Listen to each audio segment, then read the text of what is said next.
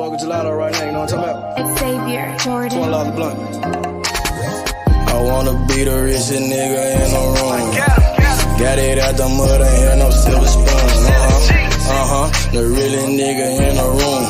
Got it off the block, I came a long way from a goon. The richest nigga in the room. The realest nigga in the room. My shit. The realest nigga in the room. The richest nigga in the room. My nigga in the room before I knew where I was at. We were catching Noble, I was on the block chasing stacks. I was in the schoolhouse, had that scrap in my backpack. Teacher get on the nigga ass, fuck it, I'm skipping class. Ayy, back to the block, I'm back to the hood, it's back to the bacon, nigga. Back to the bacon. Now I ain't playing, I ride with the K, and it's all safety, nigga. The richest nigga in the room without a bank account. The realest nigga when I move, X said battery. I ain't gotta shout, ain't gotta make no noise. I just make one phone call and hit on my boy. You know yo come through in that 2-seat. He got Vino with him, that boy got 2 hits. I just hit Lil Savage up, he blowing reefers. City got a new plug and he cheap. This Sosa just shot me a test, got what I wanted. Told him pull up, I got cash, don't do no front. I wanna be the richest nigga in the room. Got it out the mud, ain't had no silver spoon. The realest nigga in the room. Got it off the block, I came a long way from a goon. The richest nigga in the room. The realest nigga in the room. My shit. The realest nigga in the room. The richest nigga in the room. My move. The realest nigga in the room and I ain't gotta lie. Nigga crawl a can, he gotta die. Put that on Mom Deuce, you know that I'm talking. Shout out to that Deuce, my little nigga bloody. Still in the mound with some folks, nigga. In my crib, niggas cut throat, nigga. You know what the bid, come and get a boat. I got gas, I got Reggie, I got blow. In the summertime, still serving snow. DJ for the high, I don't do the low. Can with the move if it make a profit. That boy coming brown, so we call it block. State props, ABM, but the team's the rock. I'm like Shaq to these youngins, I still get the blocks. All these bitches jocking, whole team fly like choppers. And we came with choppers, these big legs just like whoppers. I wanna be the richest nigga in the room. Got it out the mud, ain't had no silver spoon. The realest nigga in the room. Got it off the block, I came a long way from a goon. The richest nigga in the room. The realest nigga in the room. My shit. The realest nigga in the room. The richest nigga in the room. My move.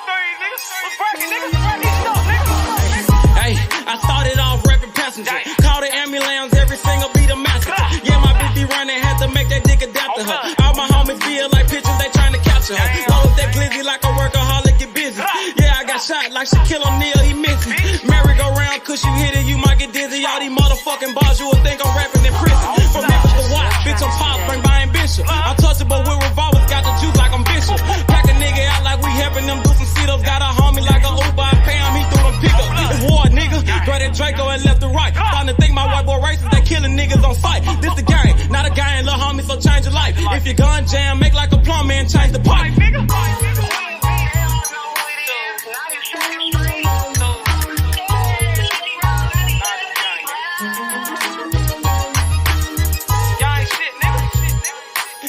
I love it.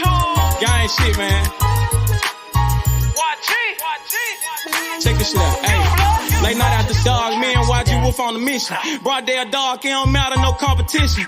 Joey J. Hen, that's some shooters, but they ain't in it. Crucial said it best, your bitch ain't the only one with extension. No, I'm not a cook, but I'm cooking shit in the kitchen. Then they broke my hands like that bitch for testing my pimping.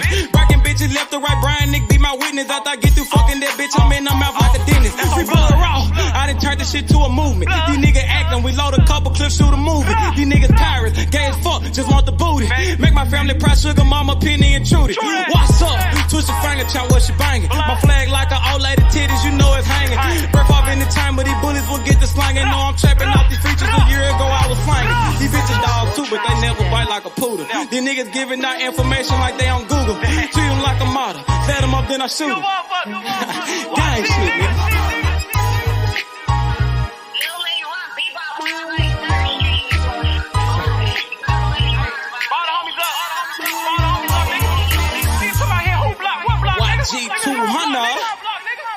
Hey man, YG Cable, man. Don't bring your ass to Memphis, nigga. Gang. Nigga don't watch it and watch. I'm all over this motherfucker on blood. Damn fools, nigga. Y'all talking that stupid ass shit, nigga. Pull up on my motherfucking block, nigga. Unloading them 30 rounds, bitch. Like my nigga Cruz said, man. Your bitch ain't the only one with extensions, nigga. Nigga, I got pulled out in Cali, nigga. That's about me, nigga. Straight tools, nigga. Come on, man. Y'all know what's going on, nigga. I done been out there on the motherfucking block, nigga. Nigga, I done took shots for this shit, nigga. I ain't had to go to the doctor for this shit, nigga. Stay in your line, little nigga. Gang bang shit ain't what y'all want, nigga. Tools. What's up, nigga? Fuck. Purchase your tracks today.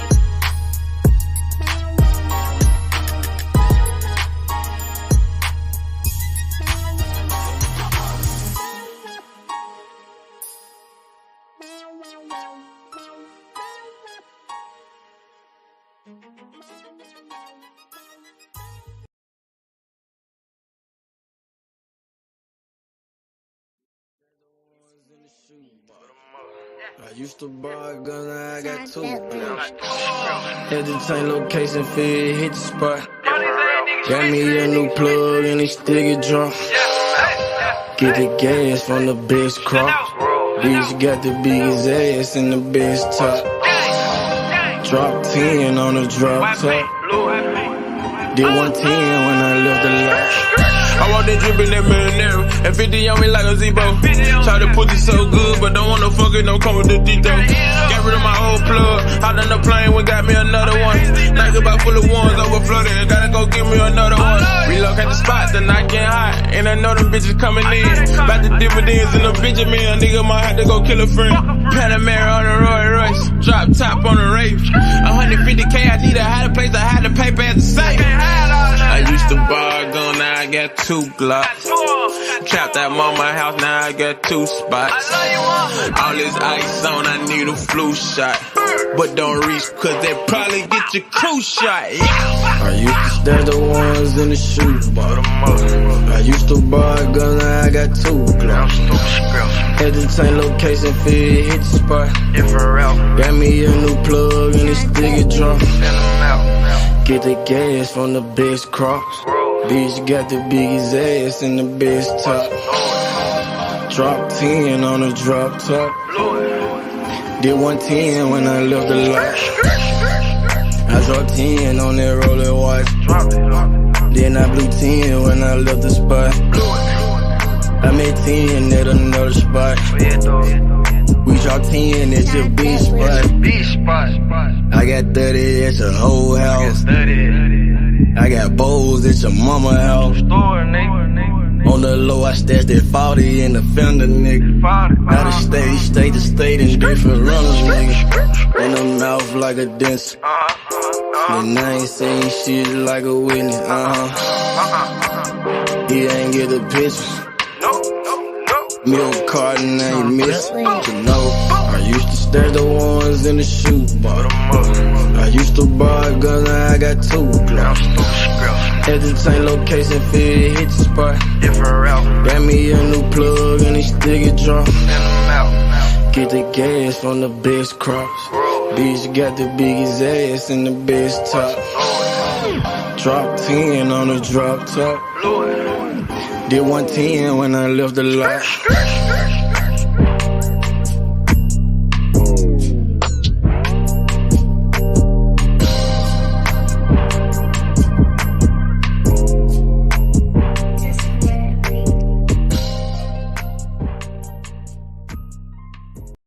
Stop a nigga like me, nigga. Nah.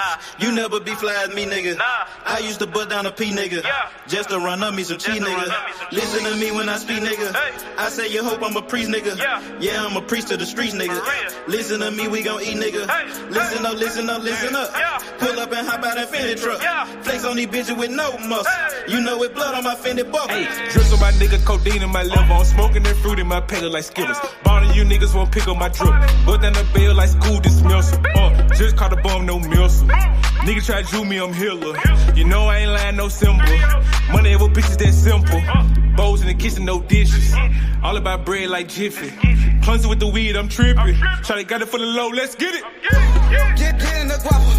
Nigga, we pass it like Rondo. OJ in that Bronco. We smoking gelato. We smoking that game. The bitch with the ass. She ride like 6 Flames. We counting the K. Nigga, I fuck them, you love them. My nigga, I'm a hustler. Get cake like a muffin. Hot in the oven. Ace money got brains. Nigga, we popping them tabs. Nigga, pull up in that chain. She in love with the swag. Thank God for the blessing. Blue sheets, salad dressing. Juggy finessing. Fucked her in second. Don't shit stop a nigga like me, nigga. You never be fly as me, nigga. I used to bust down a P, nigga. Just to run up me some cheese, nigga. Listen to me when I speak, nigga. I say you hope I'm a priest, nigga. Yeah, I'm a priest to the streets, nigga. Listen to me, we gon' eat, nigga. Listen up, listen up, listen up. Pull up and hop out that Fendi truck. Flex on these bitches with no muscle.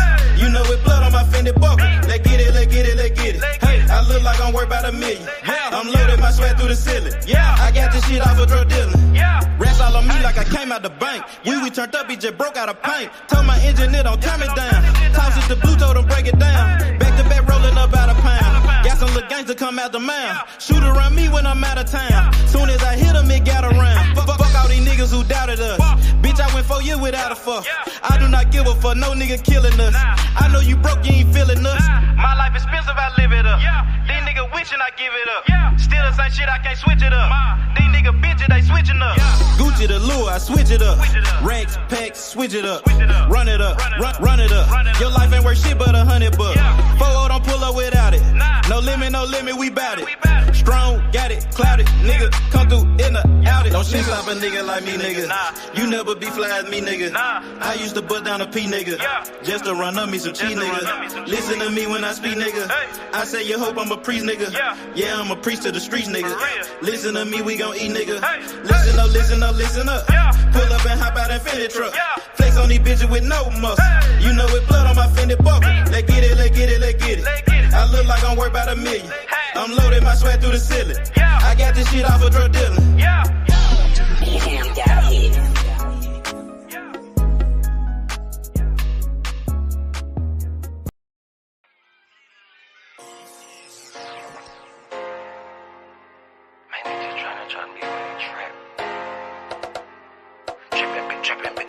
I love my nigga, been trippin'. Trippin', see, I love my nigga, been trippin'. So your ass off and trippin', so your ass without the plastic. Man, I got a house to store, damn, my niggas been trippin'. Got a 9 to 5, nigga, what you call that shit, that's trappin'. Trappin', see, all of my niggas been trappin'. So your ass off and trappin', so your ass without the plastic.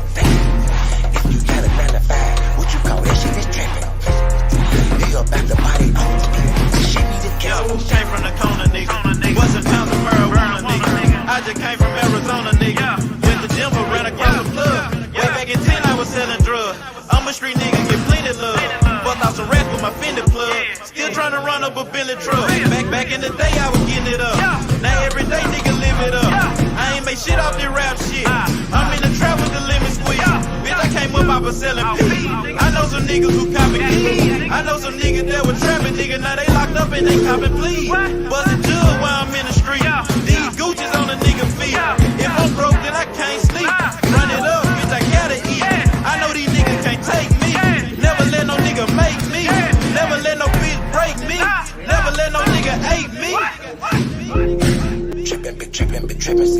my niggas been trapping. Serve your ass off in traffic. Serve your ass without the plastic. Man, I got a house, a store. Damn, my niggas been trapping. Got a 9 to 5, nigga. What you call that shit? That's trapping. Trapping. See, all of my niggas been trapping. Serve your ass off in traffic. Serve your ass without the plastic. Damn. If you got a 9 to 5, what you call that shit? That's trapping. Holla Lucimo. If you need Simo. He'll make a nigga touch that junk like he Debo. You niggas saving hoes a hero, big checker. We just take money like. Yo, what up, Cam? What's up with it? My boy? Not much, Shit, man. nigga turned up, man. This Errol Spence, Terence Crawford fight, bro. Nigga, I can't wait for this shit, man. Clock that coming shit down, man. It's what, 2 months out now? Hell yeah, last bro. day of May. Ooh, hey, your city finna turn up too. Detroit, Man, Clarissa Shields, all nigga. them fights, man. Ooh, We got Clarissa Shields. Then the week after, we got Alicia Baumgartner, Andy Cruz, and Richardson Hitchens. Man, I can't. Oh, that's in Detroit too. That's in the same arena.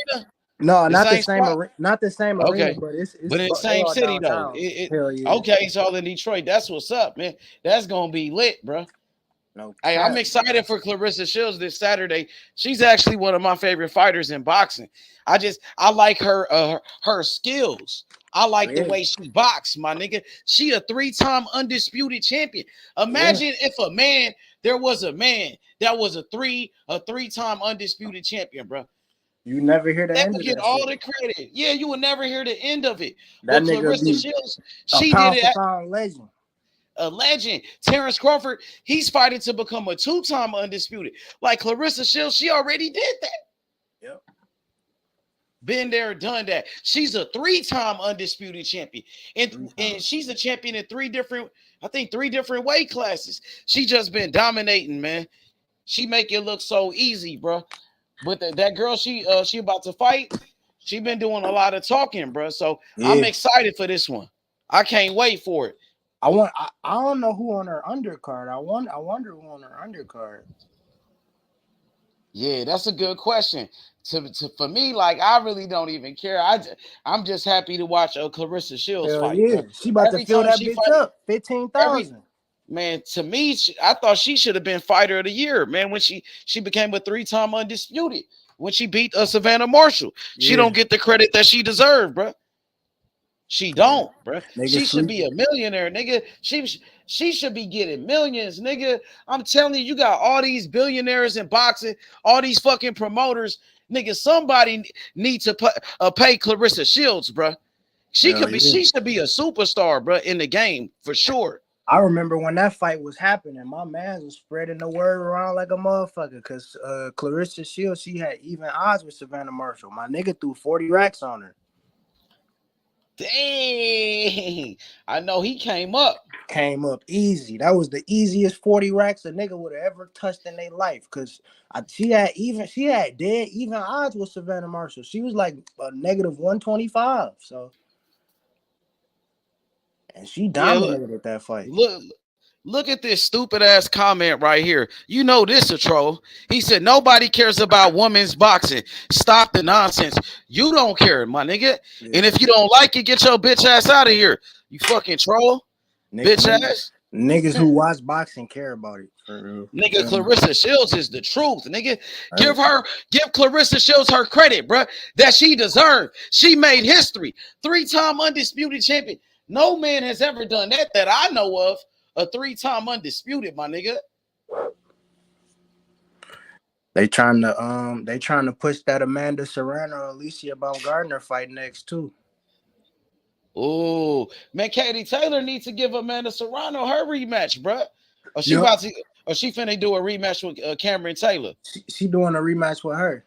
She activated an immediate rematch clause right after the fight.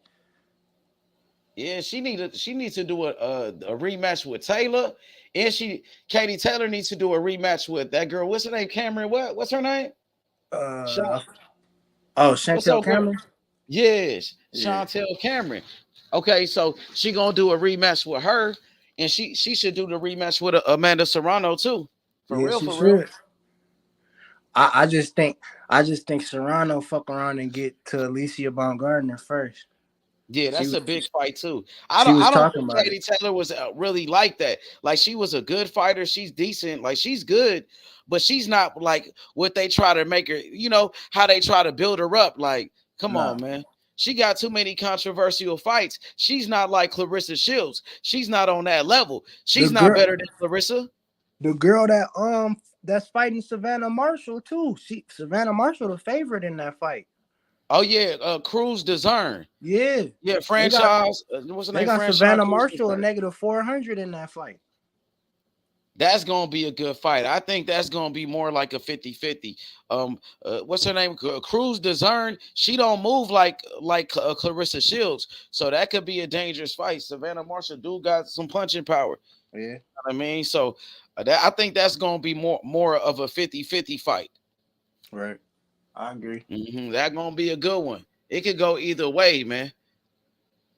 They trying to push that since Wood beat Laura, they trying to push that Alberto Lopez fight. I think Alberto Lopez fuck him up.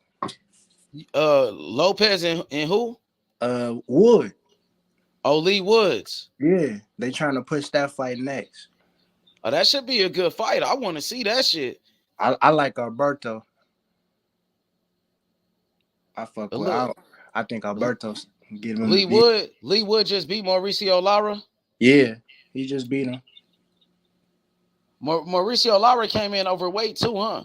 Yeah, but that's and he because still beat him. The WBA told him to come in overweight though. H. That's the thing because of his height. So he got his belt stripped on the scale because of a thing that they told him to do. They told him to come in over 128.5 pounds. So that's what he did. I don't understand why they told him to do that. Hell yeah, man. I can't wait for this shit, bro. Boxing really turning up in 2023, bro. This is one of the best years ever. They giving us all the fights we need, man. All the fights that niggas want to see. Yup, and it started off with Errol Spence and Terence Crawford. That's the fight that people been asking for that fight for years, bro. And now we finally got it, man. I can't wait, bro. Shit is just a couple of months away, 2 months away. Not even 2 months now. It's a month and some change now. Ooh, that shit finna heat up. I can't wait for the press conference, bro. Yep. I can't wait until they come, face to face, bro. That shit gonna be crazy, bro. What do you expect in a press conference with those two? I expect a similar shit to what they was on ESPN, just a little bit more. Somebody got make to it take sell a little bit charge, more. though. That's why I said they gonna sell. They gonna do what they gonna talk shit. They gonna get to talking shit, but like you said, both of these dudes respect each other, so they not gonna do nothing to disrespect another nigga. You feel me? They gonna talk that shit, but I don't think neither of them gonna do some shit that's gonna be disrespectful to the other fighter. Somebody got to take charge. You know what I mean? Who's gonna be the alpha dog? I can't wait. But I noticed in that first interview with Stephen A. Smith, it seemed like Errol Spence, he kind of took charge. Yeah, Errol Spence said, I'm gonna be stepping. He said, when that fight start, soon as the bell ring, ding, ding, ding, he said, nigga, I'm stepping. They both look. They both did it in their own way too, H. Because Terence Crawford, he was like, shit. He was like, what they always say, the last belt the hardest, and I'm gonna show them, nigga. Like, you feel me? This ain't gonna be no easy task. It ain't. I think it's gonna be a 50-50 fight. Two of the best fighters in boxing, Errol Spence Jr., undefeated, welterweight champion, unified, right? Errol Spence been dominating the welterweight division for years. Terence Crawford, he's been dominating 3 different weight classes. Started off at 135 pounds, the lightweight division. He became a world champion when he beat Ricky Burns in his hometown. You know what I mean? And then Terence Crawford moved up to 140, became an undisputed champion, and then he went up to 147, and Terence Crawford became a champion again. Terence Crawford been dominating the welterweight division. He knocked out everybody at 147. Right. I don't know if he can knock out Errol Spence Jr. though, bro. That's gonna be hard. Errol Spence, he ain't never been dropped before. Errol Spence, he's not Sean Porter. He's not Amir Khan. He's not Jeff Horn. He's not David Avenesian. He ain't none of them guys. You know what I mean? For real, for real. Like they were saying, I just wonder. I want to see what that first round gonna be like. What they do to fill each other out. I think based off when I see them that first round, that first 3 minutes, that first 100 180 seconds of that fight.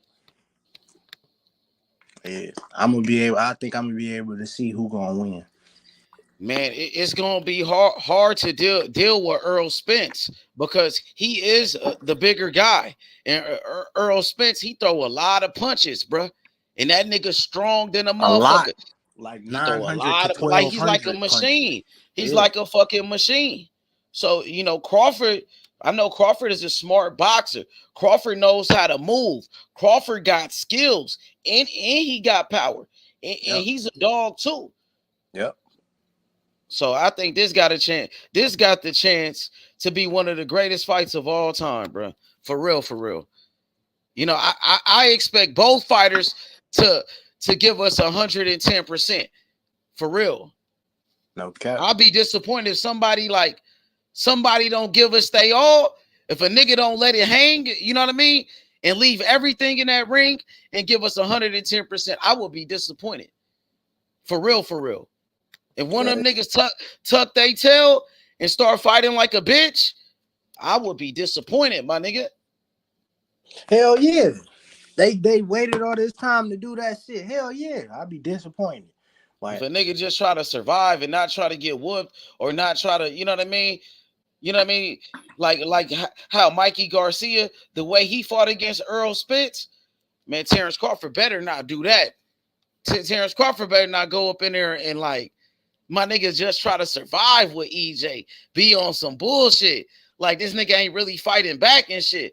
Like he ain't trying to get whooped. He better not be like that. No, he can't. He can't afford that.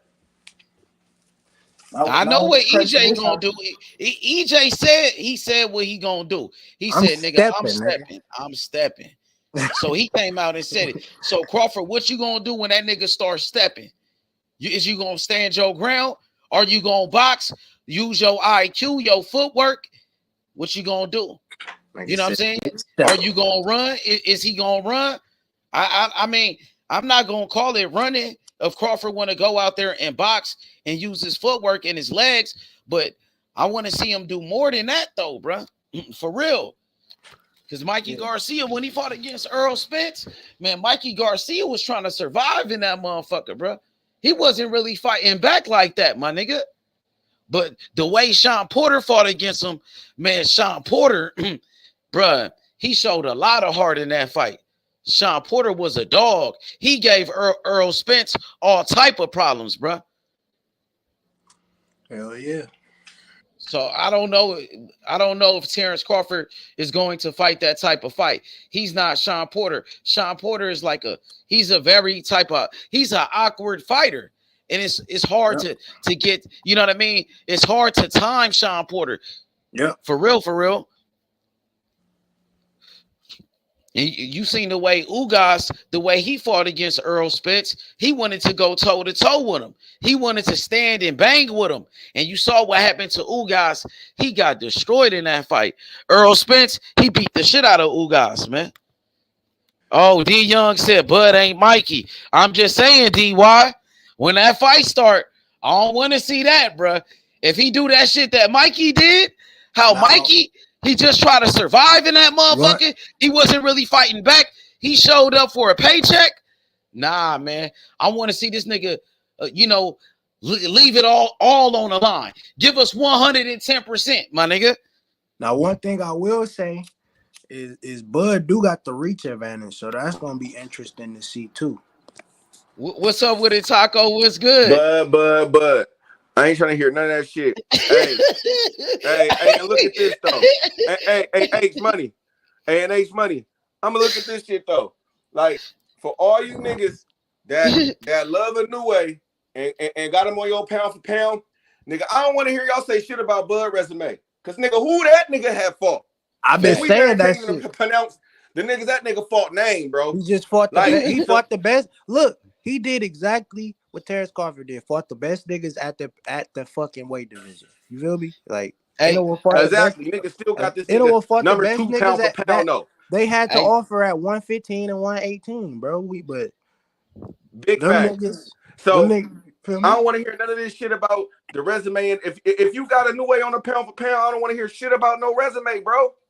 Cause you niggas can't. Especially he can be on the pound for pound, but like deep, nigga. I hear niggas say you feel me, damn near won on that bitch at times, bro. Like, bro, I'm just saying though, how he gonna be on the pound for pound when Tank Davis, Shakur Stevenson, all them niggas could beat everybody who he beat? You know what I'm saying? He pound for pound just because he was undisputed.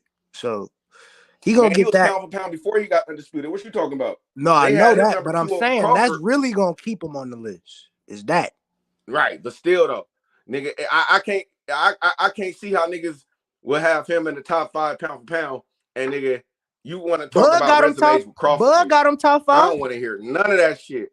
Yo, no fire got him top 5 though. Taco. Who? Bud. Oh no, I'm just talking about the detractors that want to bring up Bud resume and shit like that. Like nigga, who has he beat and all this shit? Well, I'm just saying, nigga, shit. If you gonna have a new way in the top 5, nigga, who has he beat to be up in that motherfucker? Right. This would be. I just don't want to hear that shit. You can't. You know what I mean? Because this would be his first pound for pound matchup. You know what I'm saying? Like you can't be like, oh, I got a new way top 5 pound for pound, yada yada yada. But then you want to lightweight shit on Bud. Like you can't do that. You can't do that. And then want to say who Bud beat. What nigga? Who that nigga beat?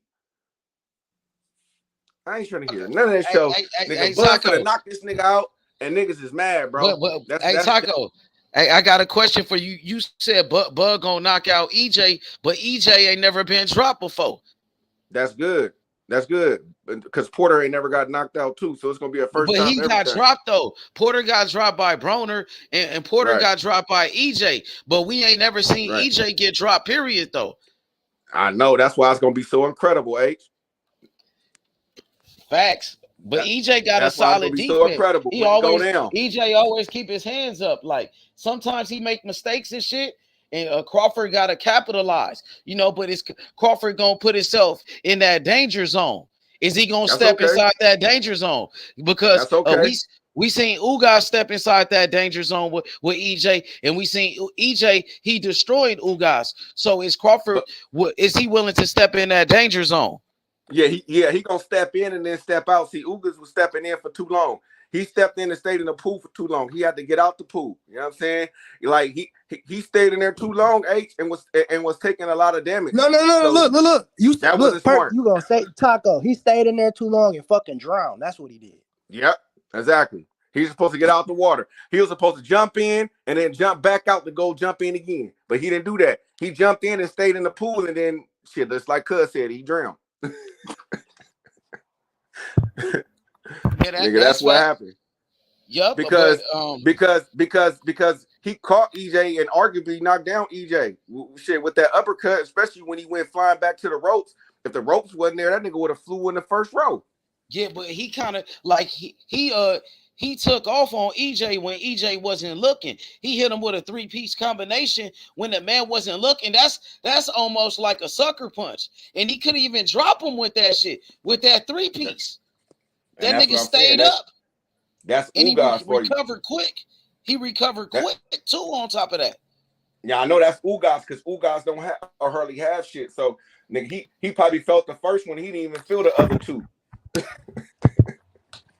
Hey, Taco, but nigga, when that's Bud coming at you with power in both hands, it's different. When they was on Smith, my bad. Go ahead, Taco. I'm sorry. Go ahead. No, I just said when Bud throwing that shit out at you is different though. You know me like. Bud got power, so nigga, if Bud hit you with that 3-piece nigga shit, he gonna be hurt.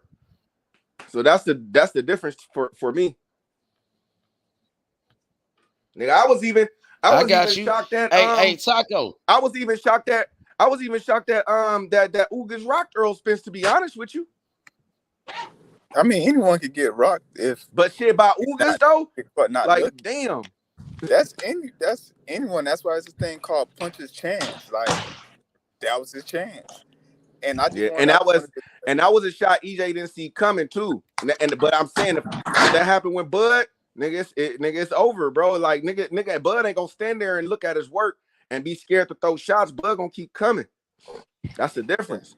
I just wanted to, throw it out in the ether that Errol demolished the nigga that beat Crawford in the amateurs. Not that it mattered. I just, people like to discredit EJ and his boxing skills. And outside of that, sucker punch, he had nothing for him. And he got shown to have better, in quotation, skills than Crawford. I just wanted to put that out there. Nah, man, EJ is a great boxer. EJ got a great jab. He's a great boxer. He's good for the sport. I like his style. He's mean and gritty. He throws a lot of punches and bunches. He goes to the body, the head. I love what EJ brings to the table, and I think that even though Bud gonna knock him out, he's still gonna be good after he knock him out. You feel me? One thing, and just because I say he gonna knock him out doesn't mean that I got a shit on EJ to say that Bud gonna knock him out. I just think that the better man is going to win. I just think that Bud got a lot of tools in the toolbox that EJ is not ready for, and I think that he's going to unleash those tools on him, and he ain't gonna really have an answer for him. Now EJ could prove me wrong and win. That can happen. You feel me? Like, I mean, I might be wrong, but that's my opinion and how I feel about it. But I don't got to shit on EJ to think that Bud gonna win. And I'm not saying you doing the same to Bud. I just want to let you know everybody on here is not finna just shit on EJ just because we going for Bud. You feel me? I'm a boxing fan. Yeah, no one has no issues on keeping, boxing. Everyone hold their ground, but like some people be taking it to some other stuff that's unrelated, person. Like I don't know these people. So like I say, just keep it boxing, man. And I'm EJ, and the way I articulate that is like Terence Crawford, he good on the back foot. I give him that. But we saw evidence of like he get wobbled, he'll get caught. And with Errol, I think Errol see that, he gonna try to finish him. He ain't gonna let him get back in the game, because when we watch the Sean Porter fight, Sean was giving it to him, but it's like it was ordered like he wasn't really trying to win, or he didn't have the confidence, like he wasn't there. Because in early rounds, like Sean was in his chest pressing forward, and once he stopped pressing forward, that's when he allowed Terence to open up, and that's when he started scoring the knockdowns. But if Errol going there and played a bully, high guard, and walking him down, getting his chest, and protect his sides, because got some good hooks. He do that and start like going in and just start beating at that body, you're gonna stop moving as much. That's just nature. I don't care, who you are, unless you have no power like Haney.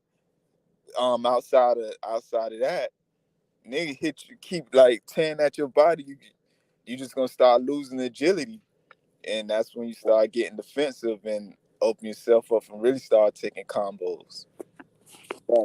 I kind of disagree with you on that Porter comment, because Porter, actually the reason why Porter got knocked down in the first time was he was rushing in on Bud, and Bud took 2 steps back and countered him with an uppercut. So I kind of like I disagree with that, but I think Porter was aggressive as he was from round 1 to when he got knocked out. In my opinion, I just think that Bud was handling the pressure better than a lot of other fighters was. I think Porter landed some punches, but he didn't land a lot of significant punches. And the one thing I asked you to go see, like the one person body Errol Spence didn't beat up was Sean Porter's. And the reason why he didn't beat up Sean Porter body like that was because Sean Porter wasn't sitting there in a high guard. and just standing there and letting them do it. Sean Porter was moving around. He was turning them. He was holding his ground at times. But what he would do is he'll let Errol come in, and then as soon as Errol started committing to the body, he would turn EJ. And that's what he was doing. That was success, that had him success in the fight. And that's what I don't think that Bud is going to be there to get hit by the body as much. Now, is EJ going to hit him with a stab to the body and shit like that with a couple? Yeah, for sure. But I'm talking about those getting down, getting mean and greedy, put that head down and dig. I don't think that Bud is going to stand there for that shit, bro. He'll be there. He'll be there for them when he decides to go on offense. That's what y'all don't understand. When Bud decides to bite down and get on offense, that's when EJ is going to dig to the body.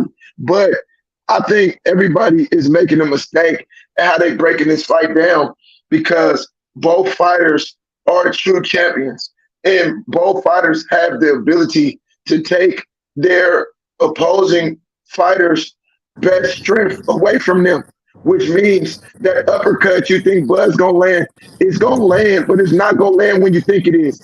Errol's jab is not going to be as effective as we think it is. It's going to be the things they do outside the lines of what they normally do.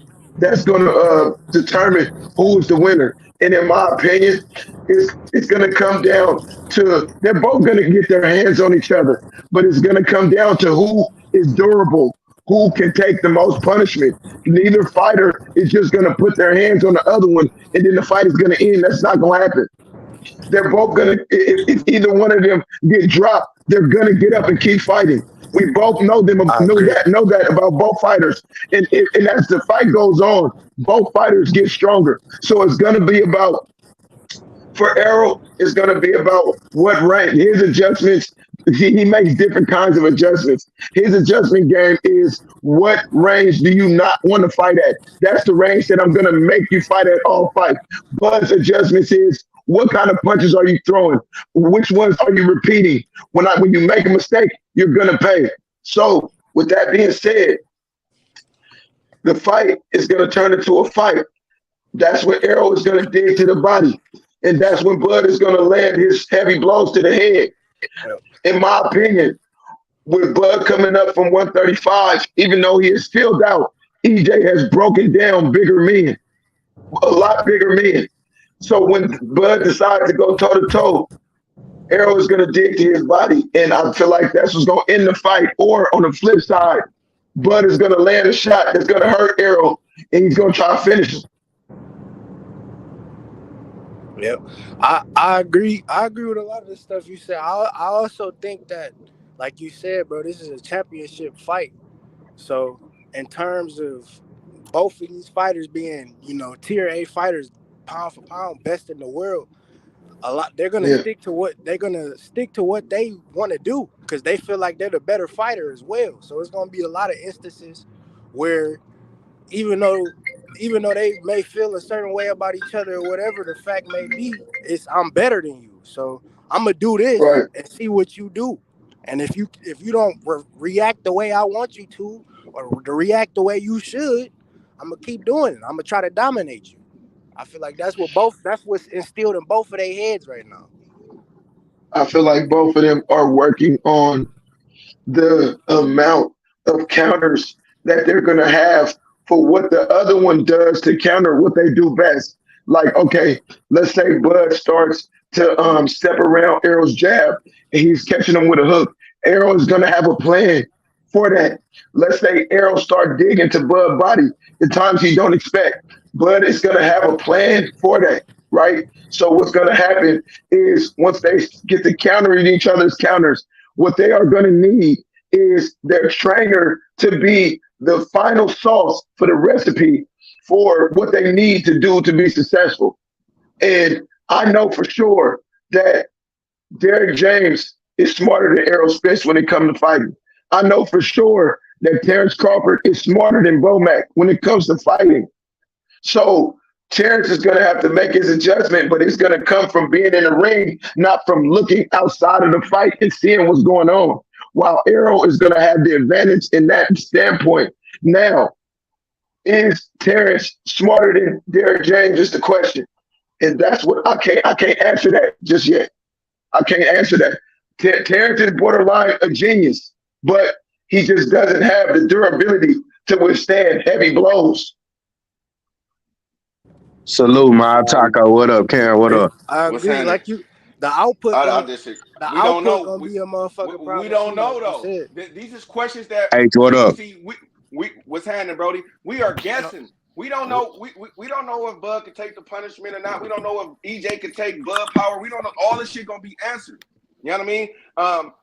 But to me, I just don't see Bud standing there for the punishment. Like I Yeah, just don't. I facts, just facts. don't see that shit.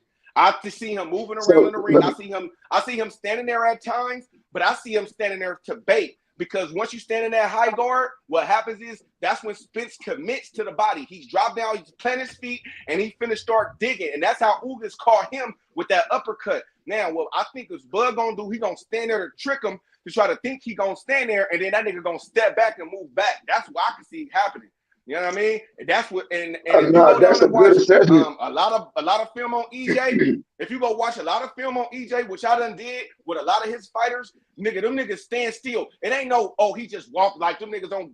Them niggas not moving to the left. They not moving to the right. These niggas backing straight up are coming to him in a high guard, just standing there and let him That's run not low. true. Bud That's is not not gonna true. do that shit. That's not true. If it's Everybody not true, turning that's what I arrow. watched. That's if Porter was The only turning one that arrow. turned Earl was Porter. Kell The Brook only was one that turning arrow. Nah, they was turning him, bro. See, what you failing to realize is arrow hooks to the body. You can move your head out of the way when you're turning somebody, but you cannot move your body unless you're jumping back. That's the downside to turning somebody unless you're moving straight back and pivoting out. Now, Bud, see, this is what I thought you was gonna say. He's gonna see what Bud is gonna do. He's not just gonna turn arrow, he's gonna pivot out and he's gonna hit arrow with shit on the way out of the pivot. You know what I'm saying? Now, what Errol is going to have to do is he's going to have to use his jab as a rhythm disruptor rather than to work his way on the inside. If Errol tries to use his jab to work on the way to the inside, Bud is going to catch him every time, every single time. This is what I'm trying to explain to y'all. This is what I'm going to pass it right after this. This is what I'm trying to explain to y'all. Nothing typical that we see from these fighters is going to happen until later in the fight. When they both come out, they're going to be doing things that we aren't normally used to seeing them do to be successful because they know if they do anything that the other one has been studying, one mistake at the beginning of a fight when the power is at full gauge, and that can cost you everything. Yeah, See, I that's just fact. wanted to. Y'all niggas cooking, bro. I also wanted to think when This is it straight comes to boxing. fighting This that is straight people. boxing. This is no shitting on Bud, no shitting on EJ. Everybody just giving their opinions, talking straight boxing. Nah, hell You know what no. I'm saying? Nah, Yeah, yeah, but I straight think box. another thing that people don't consider when it comes to fighting, it was alluding to I think the last commentator with the moving around is fatigue, and Errol Right, Spence correct. he's been proven he can go longer and that maintain that stamina to still throw them punches heavy well into late I rounds. done seen that nigga And Spence done in start 22 147 rounds and went with Charlo right after. Like he meant and stamina. Terrence been it's good he been ending the fights early, but them punches landing and you still trying to keep it together and still moving into the later round. That's why I see it's going to get dangerous. That's why I just can't just say it's going to be Crawford. I'm real confident in Spence. All Spence got to do is worry about not getting caught by nothing heavy and getting out of there, Yep, especially in yep. the early That's rounds. true. If That's he true. stays Because solid, go ahead. I want to hear what you got to say. no, finish what you're saying. You're cooking, bro. Finish what you're saying. I was going to just wrap up, and as far as that, if that doesn't happen for Terrence, because Errol gonna score them points off of the jabs and hooks throughout the fight, Hmm. regardless. So, what you call it gonna be looking for the haymaker, but taking them hits, them punches start getting weaker throughout the fight. Especially you lose more Hmm. energy not connecting. So we Right. gonna see. In 147, Terrence haven't fought a real long fight, and especially a fight where it was taking in deep waters, where he taking a respectable amount of damage as well. So that's why I'm like, it's That's a, hard for me that's to a pick That worked him. to his very, favor to very me. good assessment. That worked to his That's a favor. very good assessment. That worked to his favor to Not me. not to me. That works, but I think that people not putting a lot of emphasis on a reach advantage that Bud got too. I think he got a 1 or 2 inch reach advantage, right? Yeah, So that spin means that 72, Bud 74. Yeah. that means that Crawford actually that jab could work into his detriment because he could counter that jab and don't have to be in range. So that's what people is missing. The jab is going to be there, and if he come out with stepping like he said he's going through, trying to do that high punch rate in the beginning of the fight, to me that works in Bud's favor because that gets Bud timing down. He gets his timing down and everything like that. So I mean, I didn't see that working in his favor. But I think that when people are saying that Crawford stepping in and coming to him, people don't look at the reach advantage, and that is big, especially when you talk about a jab. Because if he throw that jab, Bud could counter over the top all night. But see, this is the thing. Errol knows for a fact, just like we do, Bud does not want to fight on the inside the whole fight. So what's gonna happen is, see, this the whole play, bro. Errol has to be strategic on the way he closes the distance. If he ever gets lazy or gets repetitive on the way he closes the distance to get to the inside, he's gonna pay. But I'm 100% positive that's what they're working on. Just like with Bud, I'm 100% positive he's working on whatever it's gonna take for his body to withstand the blows that he's gonna take. He's working on everything possible to figure out how many different ways he gonna slip the jab and make him pay. Right. So when I think about the fight, kind of piggybacking off what my man was saying, if Errol figures out a way to get to the inside, Taco, I agree with you. Bud is going to have to not be there for that. He's going to have to move. He's going to have to move. He's going to have to move. He's going to have to move, and that's where fatigue is going to kick in. Now, when you combine the body work with the punch output, with the fact that you're going to have to move around, those three things in the later rounds of the fight almost, I ain't gonna say guaranteed, but it's gonna give Errol Spence an advantage if Bud hasn't dropped him or made him get the spaghetti legs by that time. I agree with my man. Errol just has to watch out, make sure he don't get hit with nothing that's that just tear him up. And if he don't do that, I'm almost positive he's gonna fight this fight in Terence Crawford chest. All that calculating distance and punch, all that's not fit to work when a nigga is in your chest. You're either gonna have to fight or you're gonna have to run. And I know Bud, bro. That nigga's gonna fight, bro. Yeah. Bud got that pride to stand under. Hold on, one thing real quick. Don't that mean that if you're gonna do what he said you gonna do, don't that mean that his output is not gonna be the same there? His output is the same. Errol? He's going Errol Spence. If Errol Spence output is the same, he going to get counter. It's not the matter of you being careful. If his output is the same as there has been in his fights that we see throwing 100 punches around, then it's bound to happen. Like you ain't finna throw 100 straight punches and be hold on. You're not finna throw 100 and something straight punches and be perfect every time. So if Bud changes Errol Spence output in the earlier rounds, that means Bud can steal a lot of those earlier rounds because his output is not being the same. It depends. Taco, I agree with that point, but I will say it depends on how efficient he is with the punches, even though he's lacking. If he dropped down 100 punches, but he hitting the nigga 60% of the time, you feel me? It don't matter. See, that's the thing, Taco. He's gonna get counted though. There's no way around. If he do that, then yeah, but I just don't see that. Go ahead, bro. There's no way around. But I just don't see him. No, I don't see him landing 60% of his punches either. That's not realistic. But I'm saying, if that, you feel me?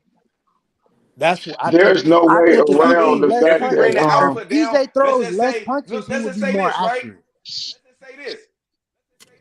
Let's just say this, right? They down there. Let's just say this. Maybe EJ is throwing maybe instead of 150, let's just say he throwing 90, right? And Bud probably threw around, 80, 70. Yeah, I But was gonna they say both 70. percentages around the same, right? Both of they percentages of landing is around the same. Who would to me? Who would you say won? Who would you get that win to? To me, I get that win to Bud. You gotta watch, but you got that's well, when it why? comes Because down to that's when it comes the down to landing actually percentage. watching the fight and see what's happening, because you still got to judge it off the 4 characteristics of a boxing match. Yeah. I can't that's just true. look at just look at the numbers and say that. I'm You feel me? I'm speaking figuratively though. No, I'm just saying. We understand. Yeah, that's figure. Yeah, that's figure. Yeah, just in general. I can see what you're saying, because you could say that could be the case, and then but say all of Terrence punches were sharper and cleaner. That would make me give him the round over that round specifically. If he had sharper and cleaner punches and controlled the ring, what is it? 4 dimensions of what you supposed to judge for real? Yeah, I think it might be 5, different, bro. I score my shit different, bro. I score the punches that I see that actually land. Yeah, the clean punches. The clean punches. No, that's how it goes. That's how it goes. Here you throwing a 5-punch combo, but you only land 2 of them. Right. Like, nah, bro. I mean, but you threw a if you throw a 5-punch combo, 2 pieces of chicken, my nigga. If you throw a 5-punch combo and 2 of them hit and they clean ass punches, that shows a lot too. That's for the other 3. I can't give you credit for the other 3 though. I mean, but they clean ass punches. You say I throw 5 punches, I give him, and 2 of them hit, but I snap your fucking head back. Man, this what niggas gotta understand, bro. I'm trying to tell y'all. Hey, look, this is what I'm trying to tell y'all, bro. Errol has this is the way he fights. If you haven't knocked him out by the 6th round, the things that he is doing to your body is going to take an effect, bro. It don't matter who he fighting. It does not matter. He really don't care if he wins them first 6 rounds. His body attack too, though. I don't think Bud. No, he gonna have to go to Errol body. But what I'm trying to explain to y'all is if he don't knock him out within 6 rounds, him being the lighter fighter is gonna take an effect, bro. Either the punch is gonna have less steam, or the stamina is not gonna be where it's supposed to be at. Now, this is how I see Crawford winning. This is how I see Crawford winning. I'm gonna be honest with y'all. They say he's a master boxer. I think Errol's a better boxer than him, but I'm gonna tell you how I feel like Crawford can win. If Crawford is that much of a better boxer than him, all he has to do is pivot out, catch him with shit, and frustrate him. When EJ gets frustrated, he bulls in, and that's gonna leave every window of opportunity later in the fight for him to get stopped. But Bud is gonna have to display a master boxing class that night. And with EJ's jab, I just don't see that happening, bro. And another thing too, the jabs don't use up as much energy as power punches. That's why power punches get more higher. If he's leading with the punch, he's not exhausted. He's not exerting as much energy as Crawford is going to be throwing power punches to counter. And if they're not landing, you exerting a lot of energy. And that shit gets crazy quick. That's why they run all those miles and stuff. They train anyone that been in a boxing match, even a street fight. If you ain't well conditioned, after 30 seconds, your heart beating fast, you sweating, you want someone to break it up then, because you can mess around and faint and die like that. So that's the type of stuff I monitor and look at. I look at it stuff economically, and I just don't see Crawford can hold up for those 12 rounds, those 36 minutes inside the ring, or however much between, because he hasn't proven himself yet. And plus, there's another thing. As Terrence Morrell, he put on more weight, so he's not you putting on more weight, so you're exerting more energy. Errol is used to fighting for 5 years. he comfortable with at the division now. To me, that's like he been in the division for But like 5 or but 6 Yeah, listen years now. though. he done grew in the He doesn't need to get 147 but No, that's already. like Yeah. that's no, like no. to Now he to been like putting like it would on. have been No, he been like putting it would on have more been muscle. earlier. Look at his Like it early would have fights. been He been earlier. putting on more Okay, muscle I would now. agree with y'all on the size and all and the weight and all that shit. If this was like 2 to 3 years ago, like you know what I'm saying, but it's not. But brother been in this division for 5 to 6. Bro, he's in this division. He's not a lightweight. If we're gonna say that he's still small like that, he's still a lightweight, then we got to get him. Even though he ain't fought the stiffest competition, we got to give him credit for being a lightweight, knocking out welterweights. No, he get credit for that for sure. But If you want to say that he's too small for the weight, then we got to give a lightweight credit for knocking no, out he's not too welterweight. So he small. should get extra credit on this shit. Okay, So I it think should you really. missing what. No, he not too small. But this is what you got to understand. Errol has broken bigger men than him. Bigger man than Errol even is. He has broken him down. Now, Okay, that's what I cool. was now what I was about to say, like, because I liked what you said about what he been doing at the welterweight division, and but that kind of go against how everybody feel like Crawford is gonna have to fight. We all feel like he's gonna have to be in and out using his feet, but since he has been at the welterweight division, he has not been doing that, bro. And due to the fact that he hasn't been doing that in none of his welterweight fights, what that means is even if he starts out doing that, eventually he's gonna go back to the way he's been fighting his last 4, 5 fights. And one thing I heard him say on $1 million worth of game, he feel like he hit harder than Errol Spence. But how do you feel like that when the two common opponents that you fought say that man hit harder than you? So it's kind of like you gotta kind of don't not be delusional, because that kind of make me feel like he gonna stand in there. If he feel like, because you gotta think about this. Because look, just think about this. This is the last thing I'm gonna say. Crawford advantage, one of the advantages he's gonna have against Errol is his combination punching. Errol don't do good against niggas with massive combos. So when he's doing that, Errol has to dig to the body. You know what I'm saying? And that will be the key to the fight. How Errol deals with when Bud bite down and try to come for him. Let me come with a rebuttal real quick. Hey, go ahead. I disagree with the boxing shit, actually. Because Jeff Horn, nigga, that was so when he came up and fought Jeff Horn for his first fight. Hey, what y'all want to say about Jeff Horn, what he is now, and all that other shit? But hey, if he lost to Pacquiao, what it was, nigga, that was some good ass boxing that he put on. You feel me? And he fucked his ass up. Amir, even though I know Amir Khan, I know he's past it. But if we go and look at that fight, bro, he was outboxing that nigga. You feel me?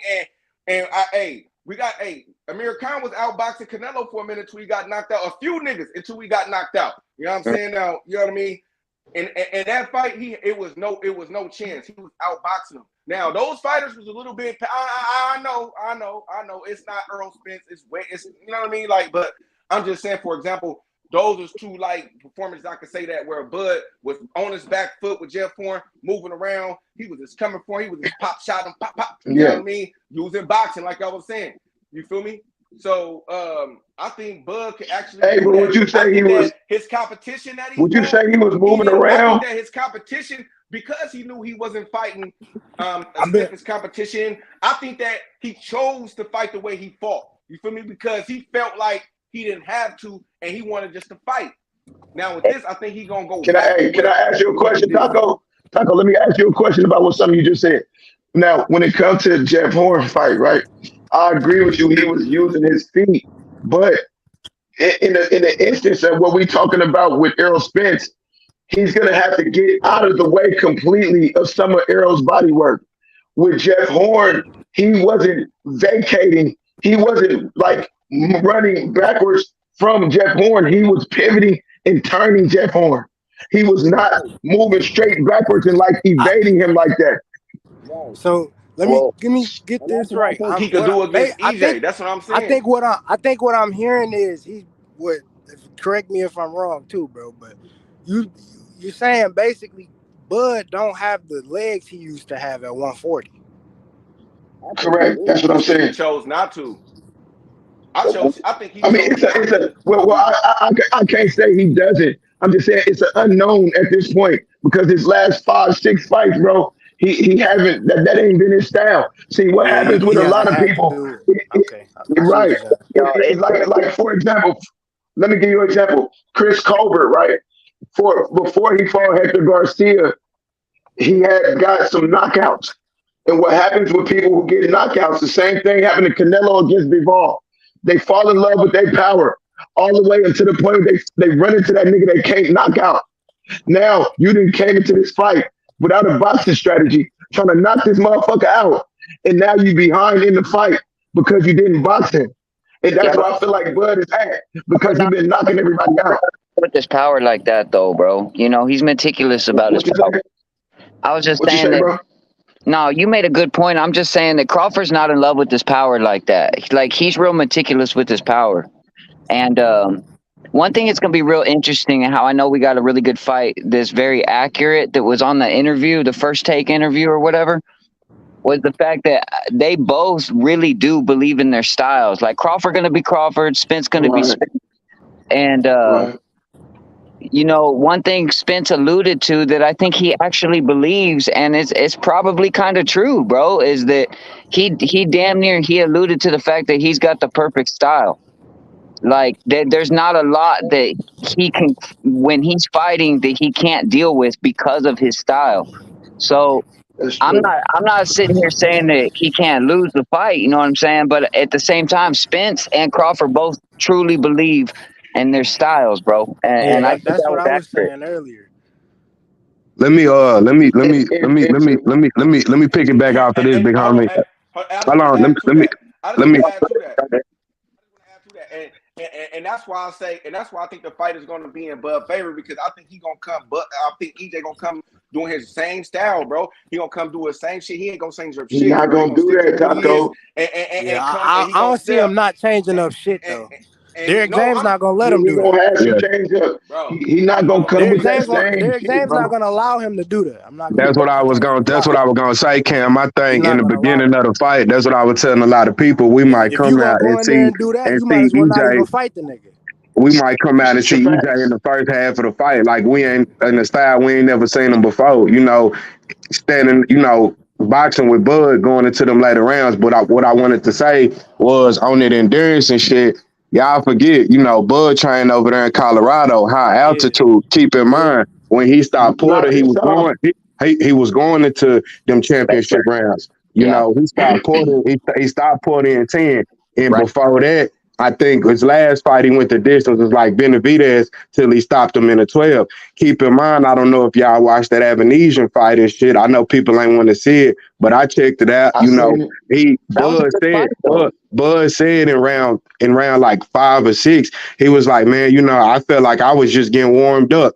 I think we know Spence gets strong as rounds go on. Spence turned into that damn dog we ain't never seen before, right? But Yeah. Bud also Make endurance, adjustments. his endurance and shit doesn't fully just, slack off like that in that second half of the fight. And Well, that's what I think a lot of people missing too. Bud Right. endurance is gonna be there. That motherfucker run miles and train to let me college, you know what ask I'm you. saying? Let me It's, ask you this. it's Okay, fair let to me say ask you that this a lot question of then. Spence fans Hey, Go don't. ahead, let me big ask y'all homie. this question.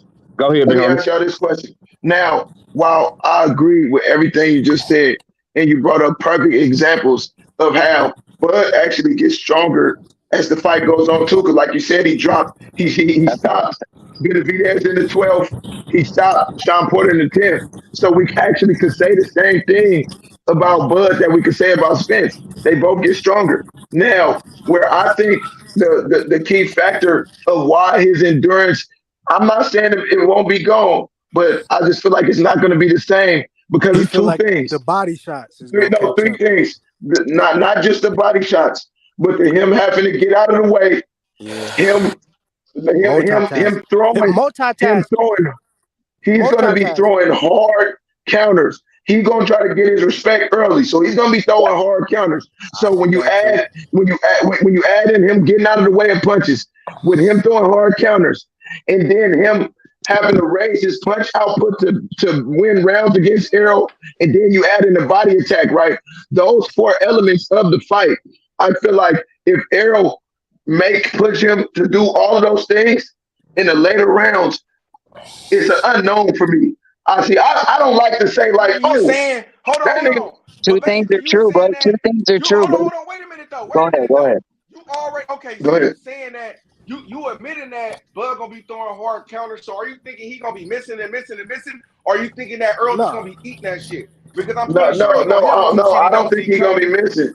No, I don't think he's gonna be missing like that, bro. I'm gonna be. I don't think neither one. You know what makes this fight to me, bro? Because both of them have holes in their defense that only the other one can exploit.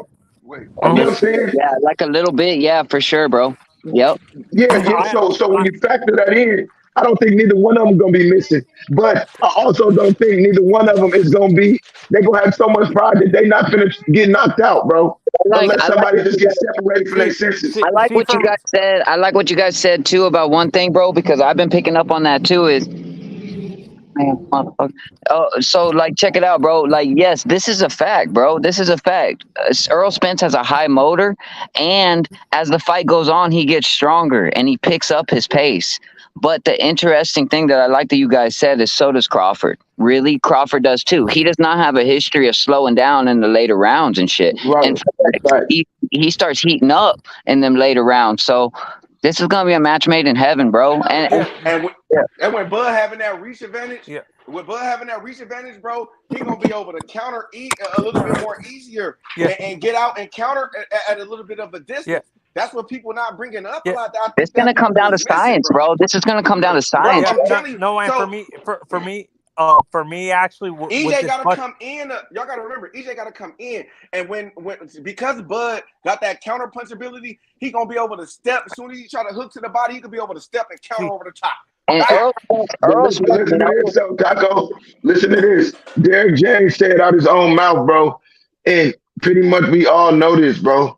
See, and this is what I was trying to break down to you. People say Spence doesn't make adjustments. He does. He fought Mikey from long range. He fought Danny from mid range. He fought Ugas from close range. And what he does is during the course of the fight, he figures out which range you don't want to fight from. Now, when he figures that out, I think y'all are sleeping on the type of athlete that Errol is and his footwork. It might not be flashy, but he can cut the ring off and he can get in your chest if he wants to.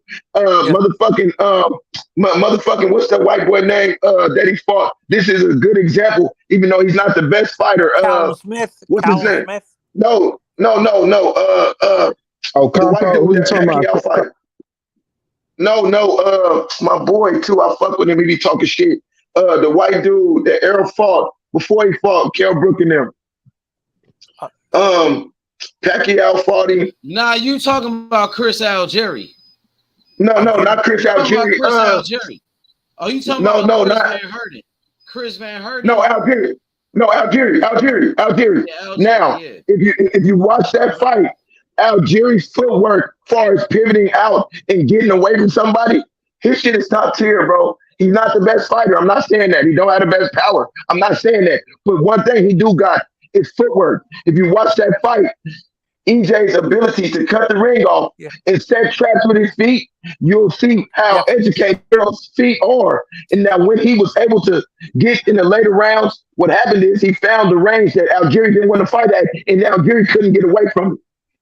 But what Nardi? What happens if a guy Bud is different? Because I think Bud is comfortable fighting out whatever range. I think he can fight at all three ranges. I don't think he necessarily has a weakness. I don't think that's going to work. That type of strategy is going to work with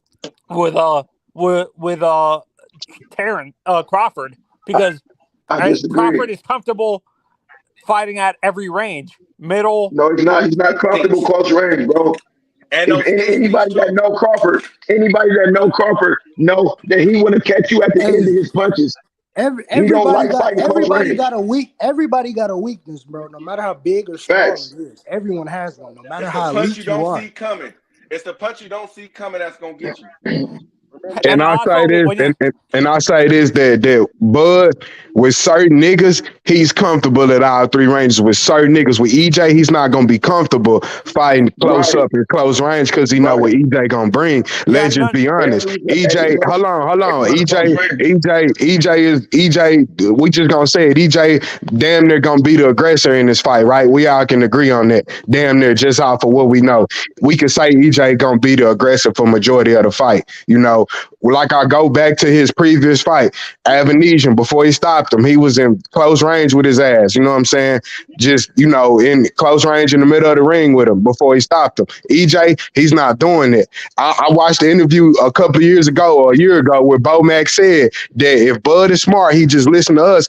With Bud Pride gonna want to fight EJ on the inside to show how much of a dog he is and this and that. But if he's smart, he'll listen to us and fight this nigga on the outside. You know what I'm saying? Pick his shots, outbox him, move him. You know what I'm saying? And move on him and outbox him and go from there and see what he could get from there instead of just fighting him on the inside and shit.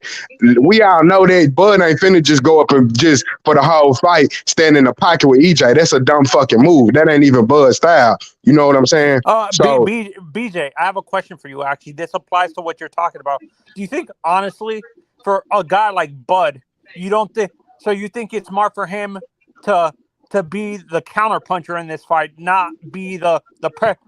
Fam, that's what Bud is. Bud is a counter puncher and shit. You know what I'm saying? Bud will wait for your ass to make them mistakes. He don't sleep from rounds 1 through 12. If your ass make a mistake fucking 4, 7, 9, 10, or fucking 11, whatever it is, just like when we knew Porter reverted back to the old Porter, started lunging in and shit, Bud did that 2 fucking step backs, boom, dropped his ass. You know what I'm saying? Now we know EJ ain't gonna do that unless what my partner said on here, unless EJ get fucking overly aggressive and frustrated and shit. But like I said, I think when on this fight, nigga, both of these niggas ain't finna sleep for rounds 1 through 12. And I got a feeling this the most technically sound that I'm gonna ever see EJ being. You know what I'm saying? For rounds 1 through 12, because he know, because he know what Crawford gonna bring. And like I said, we gonna see Crawford damn near probably on this best shit in this fight with his IQ. But trust me, trust and believe. Hold on, but listen, another thing that I wanted to say right quick. Now, let's say if Spence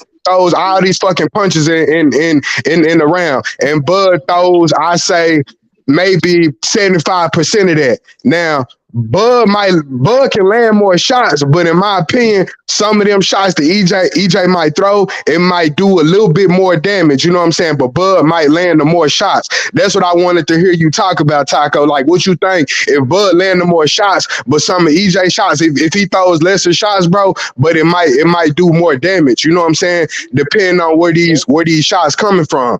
You know what I'm saying? If they coming from mid range or on the inside. But I think, and because when I say that Bud is gonna knock EJ out, people get a little bit, you know what I mean, and they feelings a little bit. But not you, not saying you, right? Not saying you. But let me explain it. And the reason why I'm saying that is because I think he's gonna hit EJ with something he don't see coming first. You know what I'm saying? That's how it's gonna get set up. It's gonna get set up by, you know what I mean? I believe that Bud's gonna be up a little bit, and I believe that EJ is going to have to apply a little bit more pressure, and I think that he's going to get caught in the exchange where he don't see the punch coming, and then from there he might get hurt, and I think that Bud going to finish him. I think Bud. Taco, you need to be in that nigga camp. Taco, I swear to God, you need to be in that nigga camp because what you just said was genius. But because I never even looked at it like that, even though I know, like I said when I was breaking it down, like he got to frustrate Errol. But we know Crawford usually give away them first few rounds, right? But like if you was in his camp and you told him that, like nigga, just win the first 4 rounds. Win 3 out of the first 4 rounds, and then that nigga gonna turn into a bull and you could be the matador, blood. That's how he could win the fight, brother. But I don't think he gonna come out and win them first 2 rounds, bro. Cause Bud he's a deceptive fighter. He like to play with his power, make you think he's not getting it hard. He gonna get it, and let me tell you why he gonna get it. Because EJ gonna come out there and step, and he's gonna be throwing out there, and I think that he's gonna be missing a couple of shots. but he's going to throw his punches and be aggressive. And then what's He's going to not happen gonna do that, Taco. and I'm telling you, what's going to happen is He's Bud not is going fit to to be able do to that. look. Listen to me. Bud is going to be able to I'm hit listening. him with the cleaner shots in the earlier rounds. He's going to be able to. Now EJ's going to land. I'm not saying now. People, please don't tell me EJ is going to land some punches. But I'm telling you, the effective punches, it's gonna be. I think Bud gonna be landing the effective punches because EJ is gonna be throwing extra punches, and then what's gonna happen is it's gonna be easier for Bud to counter over the top. But you don't think Derrick James and him is studying the fact that he was lunging against Ugas and doing certain things that would have him in trouble. This is what I keep trying to explain to you, bro. He's not going to come out and do that. Go watch the Mikey Garcia fight and the Danny Garcia fight. The way he came out disciplined, bro. He came out using his jab and getting in and out, in and out, in and out. People forget Errol is an Olympian, bro. He knows how to score points. But his scoring points, what happens is he's touching your body. And when he touches your body, by the 6th round, if you haven't hurt him or done nothing to make him respect you, he's going to start smiling and beating your ass. So, Nardi, this is what I can see happening. I think I can see Bud being the aggressor. To me, I can see Bud. I can see the role switching to me. I think I can see Errol becoming the counter puncher in the first few rounds and stuff like that, and Bud being the aggressor. I think Bud starts at orthodox, and he's going to be slugging out the. I think Errol's going to force him to lead the fight because is Bud good at being the leader of the fight, or does he have to be on the back? No, he's not. Well, let me answer that for you. Okay, Bud is not good at leading the fight, but what he is good at is figuring out the timing in which to start coming forward. If you watch the Kell Brook fight, you watch the Kaviaskis fight, and you watch the Evanesian fight, right? He was doing his normal Bud in the first few rounds, but then he turned up, he switched southpaw, and then he go get you, right? So I don't see him coming out and fighting like that off top, but I know he's going to have certain instances where he's going to come forward and see if EJ can handle his Fist of Fury style. No, that's what I'm saying, Nardi. For me, I think Bud is going to be the aggressor the first few rounds, and I think Earl's going to become the counter puncher. I think Earl's going to be the counter puncher in the first few rounds over being the aggressor. Let me explain something to you about Errol. You see Bud, I think Bud gonna come out southpaw. Let me tell y'all something about Errol. That's what I said, Taco. I don't even see Bud going to orthodox at all, bro. If somebody try to push the face on Errol, hey, hold on. Let me say this real quick. Listen to me real quick. I see him going to orthodox and set some shit up. I see him starting off on southpaw though, and he gonna go to orthodox because Bud can go. Let me tell y'all something. In the second, he don't have to start. He don't have to switch it from round to round. He can switch it from just from seconds, from a punch and this boop.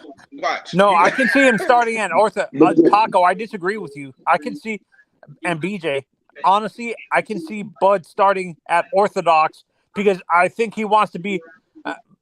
I noticed with Bud specifically, he's more of a slugger when he's in orthodox, but he's more technically sound as a southpaw. Do you guys agree with that? No, that's false. No, Bud has power in both hands, bro. It don't matter where the fuck he at, but he will be comfortable. I'm talking about the style of fighting. Right. But I mean, go ahead, bro. I'll go after you. Go ahead. When he goes southpaw, he's coming forward to beat your ass, cuz when he is in orthodox, he's calculating and he's touching you. Now, what I'm trying to explain to y'all is if he comes out and try to be the aggressor, what he's gonna do, because Errol not gonna go backwards off the rip, bro. They gonna fight in the middle opportunity to get to the inside if he's coming forward. I don't think neither one of them gonna do that. I think they gonna come out and box a little bit, try to see who can get it in and out quicker, who's doing repetitive stuff that we already know that they do. They're going to size each other up. Yeah, both fighters are going to want to gauge with either other. Yo, y'all can hear me? Yeah, go ahead, Ace. Why everybody quiet? We got you. Go ahead. Yo, Yeah, H, we got you. Yo, Go what's ahead, up with the nigga. panel? Yo. We can hear you. H, that's your shit messing Yo, up, bro. Jonathan Simon, you can hear me? Oh yeah, I hear You're you going in clear. and out. You're going in and out. H, a little bit. No, yeah, but what I'm saying, honestly, so Nardi and DJ, BJ, you guys think it's the opposite way around. You think Bud is a slugger when he's in southpaw, but he's a more technically sound fighter when he's orthodox. So he's more of a timing fighter when he's an orthodox fighter. So you think he's more of a traditional boxer when he's in orthodox, and he's more of a slugger in southpaw? Yeah, but here got the thing though, Anthony. Like Nardi said, when Bud and Orthodox, he calculates some shit and to just touch you up, and then shit. As soon as he get done with his punches, bro, he could turn and make that transition in a split second, bro, and go back to southpaw. You know what I'm saying? And go back to what he doing or finish you. In my opinion, it would be best for him to stay at southpaw, but even if he had orthodox, he can still, get what he need to get done, by landing out the jabs and figure you out and shit and doing certain things. But like I said, in my opinion, in that fight, I kind of just really don't see him coming out in orthodox. I kind of see him staying at southpaw. But I mean, to what you said, I mean, yeah, I feel you a little bit. Yeah, that might be true. But when I seen him at orthodox, it ain't never, been nothing too crazy, bro. But when as soon as he make, in that snap, he make that transition to southpaw, bro. Yeah. It's when he come do his thing. You see what I'm saying? And I noticed with the switching too, and Nardi, I've noticed this with the switching with Bud too. Sometimes his defense gets lapsed. His defense is his defense lapses a little bit when he switches, and that's what I think. That's when. Oh, sorry, my dog just started barking. That's when Errol can catch him in the middle of him switching and stuff like that. Well, Bud ain't one of them niggas that be taking, take fucking long to switching while they close to him in the mid range and close range and shit. Even if Bud could switch and we'll never even see it on the inside. Bud could run up and go on the inside and, throw a combo, bro, and come back out and already be back being southpaw coming from orthodox. Unless he switches like when they got distance from each other on the outside, bro. But you know what I'm saying? We'll see it. But if he inside, bro, we won't even be able to tell at the time when he getting ready to switch, bro. We'll see it once he backing up, coming back on the outside. Now let me explain to y'all why he is gonna give Errol orthodox look. Because if you watch the Ugas fight, before Errol got clipped with the right hand, when he was looking for a mouthpiece, what happened is Ugas, when Errol dug to the body with the left hand, Ugas hit Errol with the right hand over the top, and then he did it again, and Ugas hit him again with the right hand, and his mouthpiece flew out.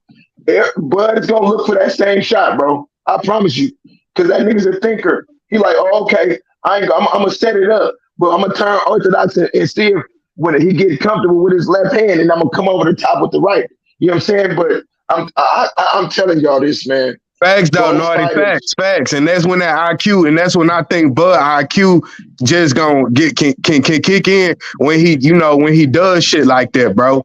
Yeah, I agree. So you think Earl's gonna be the leader in this fight? You don't think Errol is gonna have to be the leader in the fight because Bud is not really comfortable doing that. Like EJ will be the aggressor. EJ will come forward. EJ will more than likely be the aggressor for majority of the fight, not the whole fight, but majority of the fight. EJ knows. Go ahead, bro. Nah, you got it, Nardi. Go ahead, bro. EJ has two styles with the aggression, though. If you go watch the Danny Garcia fight, right, he come out immediately applying pressure. But what he does in certain instances is he'll apply pressure. He'll use his jab to make you show what kind of offense you're gonna bring, and then he'll back up. He'll back up. As soon as you decide to start coming forward, he'll back up and make you miss them punches so he can see what you're doing. Now he has that style. Then he has the style where he's coming forward and he's catching and shooting, trying to work your body and land the overhand left. You know what I'm saying? So I think when he come out against Bud, what he gonna do is he gonna use the jab and make Bud. He gonna use a lot of feints, bro, and he gonna try to get Bud to expose his game plan to stop him from jabbing and going to the body. Now, after that happens, him and Derrick James gonna sit down in between the rounds, and they gonna say we gonna use either plan B, C, D, or E, and then they gonna start going through their shit. And I'm telling you, then Bud Crawford and Bomac playing C, D, E. It's gonna be a chess match all the way until both fighters say fuck this shit, because it's gonna happen at the same time. It's gonna be too many people watching. I have children. I have three boys. When your sons are watching you, you will die before you let another man impose his will on you.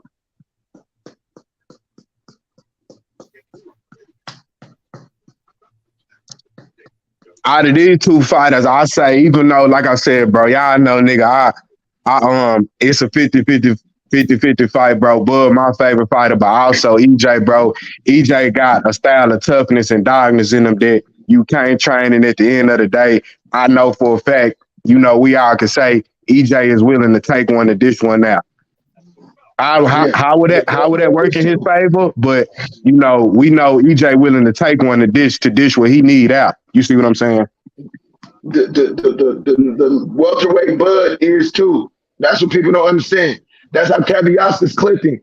That's how motherfucking Benavidez was hitting him with them right hands over the top, because he's willing to let you get comfortable. So he like a snake, bro. Like he waiting for one shot because he know that's all he need. All right, I'm gonna let you get these jabs off. I'm gonna let you get some 1-2s off.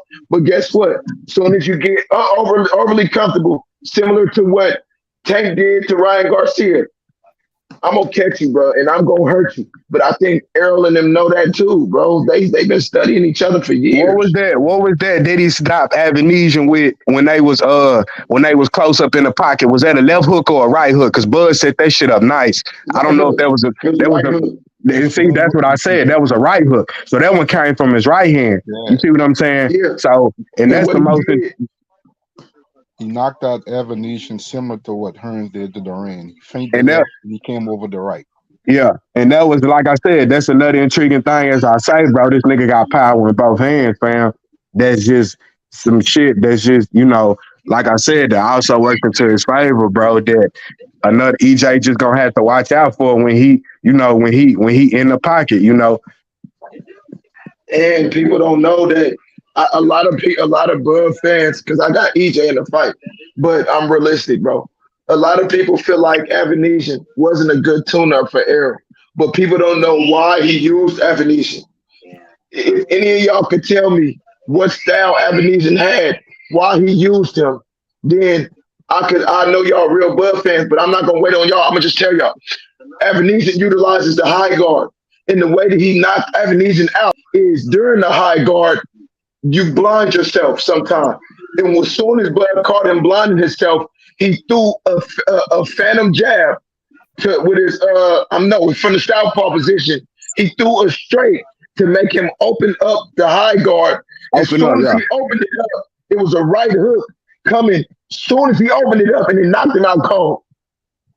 So that was him practicing on how he gonna deal with EJ high guard too.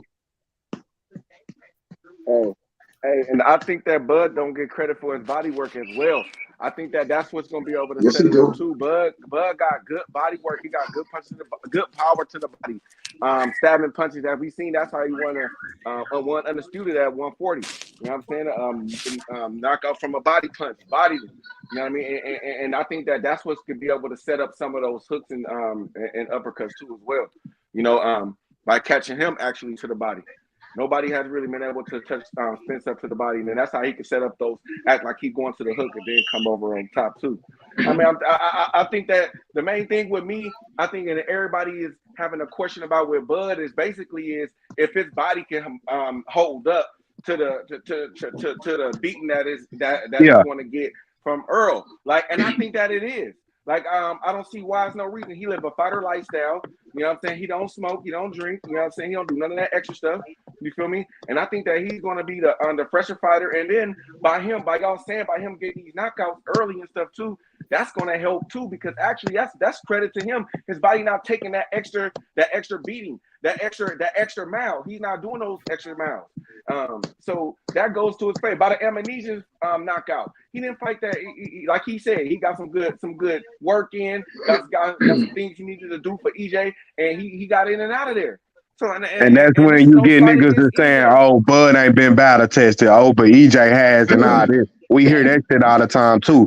And this is no slight against EJ though. Like, he's a great fighter in his own right. You feel me? Because I want both of the fighters to get credit for whoever win. I want EJ to get his credit. Yeah, definitely. No excuses. I want Bud to get his credit when he wins. So, but EJ is for sure. Like, I had EJ in my top 2 pound for pound. You know what I'm saying? Even though he haven't been up in 2 weight divisions, I still had him, Bud number 1 and him number 2 in my pound for pound. So I think highly of the kid. I like him, but I just think that Bud is just gonna be the better man, the better boxer. Taco, when you see EJ, let's say EJ, and he ain't even got to be in close range. If he somewhat in close mid range, reaching out, going to the body, how you see Crawford responding? You know what I'm saying? If he in southpaw, bro. How do you see him countering that if EJ, because EJ gonna go to the body all fight, bro? How do you see Bud in the early of the fight, you know what I'm saying, dealing with that shit? I can tell you. Watch the Danny Garcia fight. From the beginning of the fight, when Errol would go to his body, Danny Garcia was quick enough to catch him to the head. Now, if Danny Garcia is quick enough to catch him to the head, so is Terence Crawford. Yeah, for sure. But I don't think either guy is going to make it obvious. Everybody I think, and this is where the reach advantage goes into my favor, and this is why I think what's going to happen too. I think Bud gonna be able to slightly move either laterally or back or whatever to get a little distance from it. And be able to come over the top with it, and probably not get hit, or maybe take one. They all gonna have to take some punches, so he might he might give at that one at a distance, but I can see him countering that coming over the top. He gonna have to. He got the reach advantage, and I'm gonna be honest with you. Hey Taco, that's the only. If he not coming over the top of that, he gonna get his ass whooped bad. So I don't even think it's an if, and, or but. He is going to be countering the jab and the body shots. That's his only way to stay in the fight. I agree. But I know Errol gonna make adjustments too, though. Both of them gonna have to take some, bro. And that's the thing. And that's how I think EJ can win. Shit, if he catch Bud with some shit and break him down, and Bud allow him to break him down to the body and catch him with some shit, he could fuck Bud up, and it's gonna be all that shit to happen, bro. I just don't think he's gonna allow it to happen. Hey, I've been trying to figure out.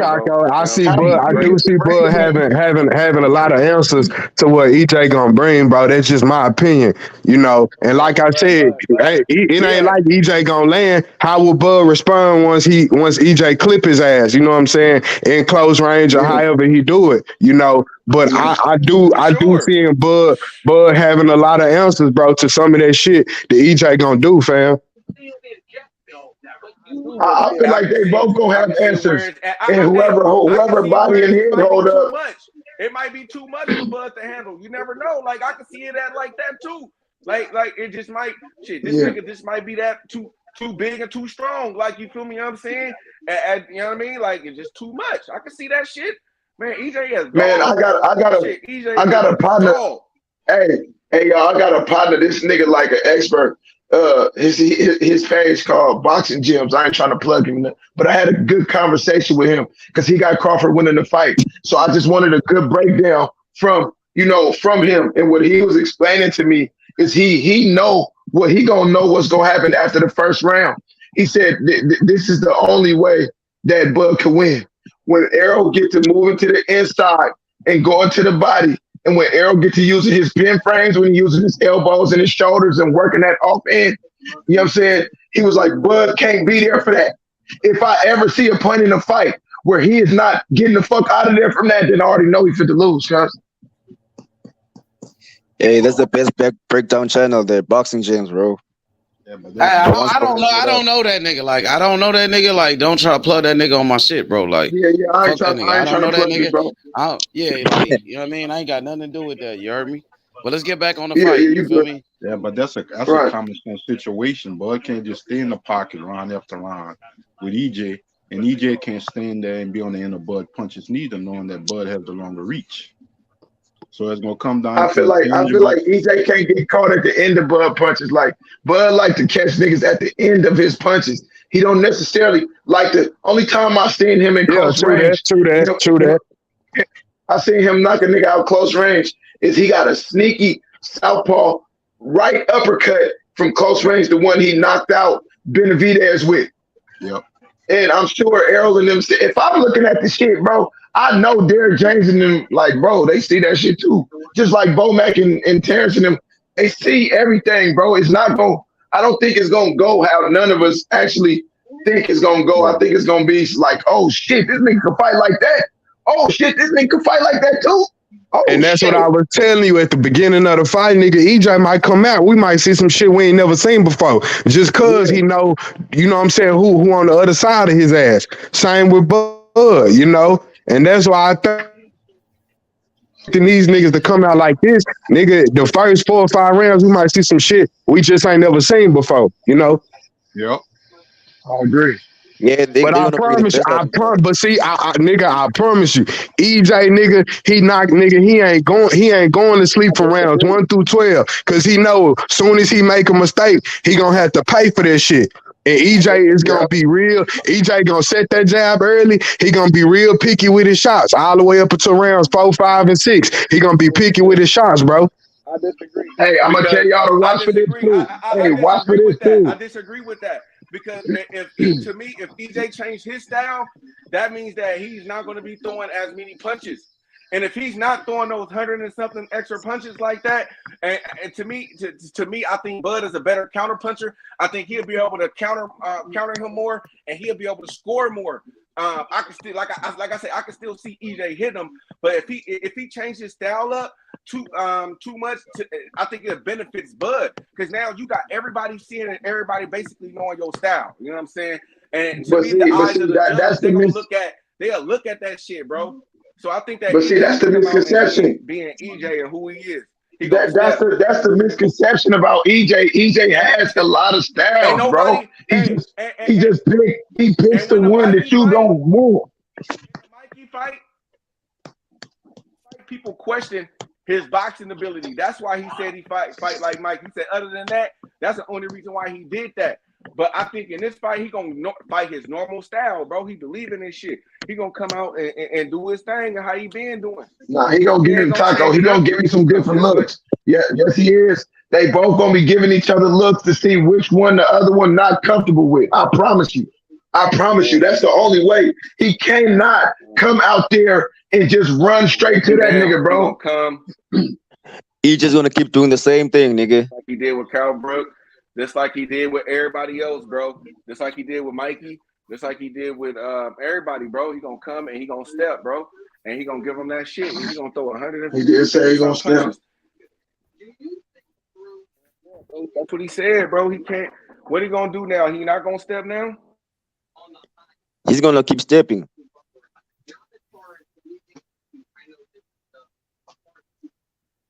Nigga, I got EJ by late stoppage.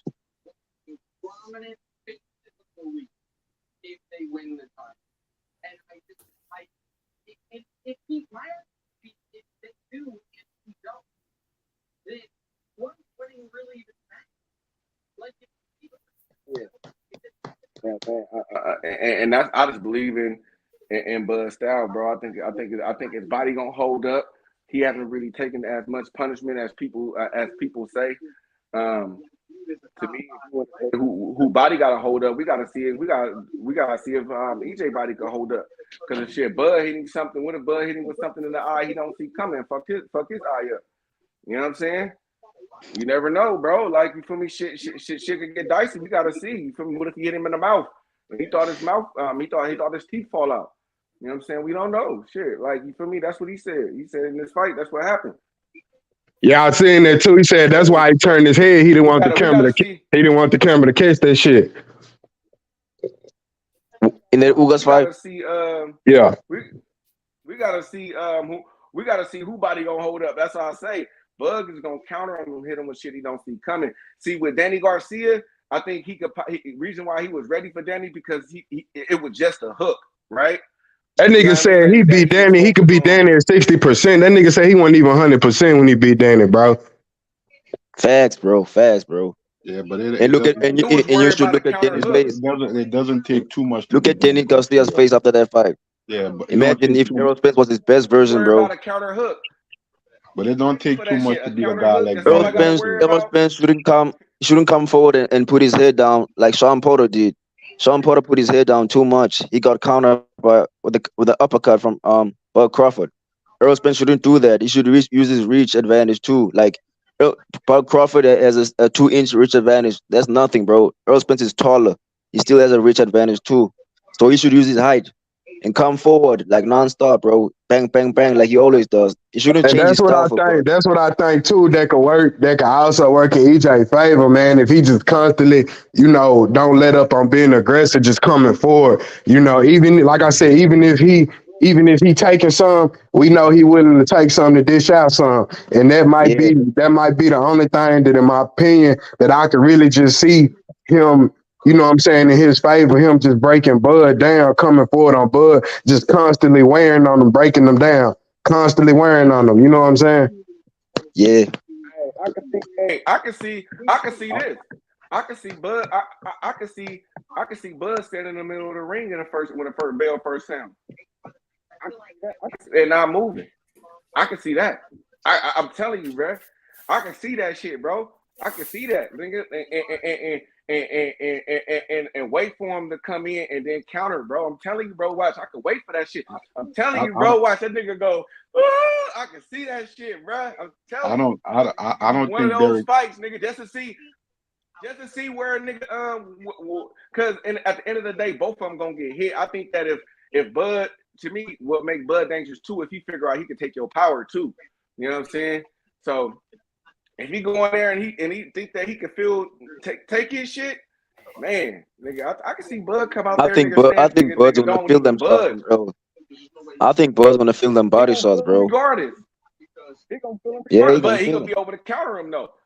He And gonna be see, able to that's what I'm counter him though. saying. He gonna be That's what stopped. I'm saying. That's what I'm saying, though, Taco. The way niggas don't be understanding the way Bud set shit up, and the way Bud pick his shots and how he set shit up, and when when he throw his combos, bro, that shit is nice, bro. Like how he set his shit up for knockout, for them knockout punches, bro. How he do shit. Bud just real got a high IQ when it comes to how how he throwing his punches. He ain't just in there just, slugging it out and just going till you dig it to the body, going upstairs and out, just basic shit. Bud does shit, bro, that nigga only a high level fighter with a high ass IQ can do, bro. You know what I'm saying? And that's what a lot of people don't realize too.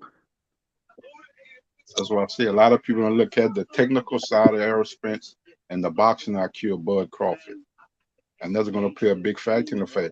I think That's Spence why is going to pressure. That's why It's this going fight to be gonna be incredible. smart That's pressure. why I can't see. It's going to be More people smart is not talking pressure. about this shit, bro. It's not going to be. It's not going to Like be this for either guy. It's not going to be a typical fight. Both guys going to have to make adjustments on the fly in this fight because you're looking at two elite level type of fighters. This is the creme of the creme. Yeah. Stuff like that. I don't think Derek straight off James. the back foot too I much. don't think Derek James and Errol Spence are going to go into the fight. Well, you know what? I'm going to just go into the fight, bringing a lot of pressure and body shots. I think everything's going to have to be calculated because Bud don't want to get hit with nothing that EJ brings, and EJ don't want to get hit with nothing Bud brings. That's the kind of fight it's going to be.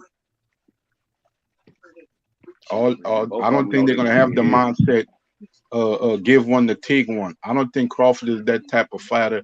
Nah, You want to he fight is, with bro. that mindset. Bud is that guy. You don't want to take that kind of mindset. You don't want to go into, I'm going to take one to give one, and vice versa. Not with a guy like Bud. Bud is the difference with I think Bud Crawford is willing to take a punch to give you one. That's if he knows he can take your hard shot. The difference with any other guy Bud fought. None of them they didn't bring none to the table that EJ brought. And all the guys Fact. that EJ fought doesn't punch as sharp as Terence Crawford. It's a different kind of punch. Danny Garcia was a counter puncher with a left hook. And neither guy fought Keith Thurman. Sean Porter was an athletic slugger type of fight, but he never was a big puncher. The same thing with Ugas and stuff like that. So each guy is bringing something strong to the table as who can make the adjustments on the fly, who's the smaller guy, and stuff like that. But Ugas was a counter puncher though. Those guys going to be in shape. I think Ugas was a counter puncher though. Yeah, he was a counter puncher. I still kind of looked at Ugas because I've seen a lot of his fights even though he's been a pro for a long time and stuff like that. And I can't say for all Cubans, but he still fought like an amateur style as a professional. And to me, that showed in the Spence fight. That's why I say he would not beat Spence, because the simple fact, you're not going to bring that style that he has in beating the Errol Spence, because at some point he's going to have to fight. It ain't going to just be a technical thing where he's going to be on the outside and EJ going to want to figure him out. And no, he's going to have to fight. Who you talking about, John? Who you talking about? Ugas. I say EJ is the better fighter than Ugas. He's the better fighter than Ugas. The thing with Sean Porter was he fell straight into Ugas' hands. He tried to make it a technical fight. And that's why he looked the way he looked. If he'd have fought his typical style with Ugas, he might have had a clear-cut victory in that fight. He might have had a clear-cut victory and stuff like that. Because you can't. I just said that Ugas is one of the better counter punchers at 147. Well, I'm gonna say Danny Garcia is a good counter puncher. Bud is a good counter puncher. Yeah, I know when before Spence fight Porter, Spence came on and said that I'm gonna beat him at his own game, and then we seen what happened. They was down there on the inside the whole night. Spence said I'm gonna beat him at his own game. Yeah, but I think Spence wasn't able to land those ruling body punches to Porter like that too, because of Porter's style though. You know, Porter got that rough, rugged. You know, he brings the pressure. But then the movement too, Porter was not there to be getting hit to the body like that, standing the high guard. Like Porter slowed down though, Taco. As the rounds went on 9-10 and let Porter slow down and shit too. Yeah, down with that fucking with that hook. Porter slowed down. Hook slowed his ass. Yeah, he just dropped him in round 11, right? He just dropped him in round 11, right? Yeah, Porter slowed down. His ass down, bro. And the thing with Sean Porter and stuff, it showed in the Kell Brook fight. He was lucky he wasn't knocked out by that punch, bro. Yeah. Real talk. He really should have been knocked out by that punch. Sean Porter has a tendency of doing that. He just had the will to stand up. You know what I'm saying? To not go down, bro. Yeah, Sean Porter had hard, bro.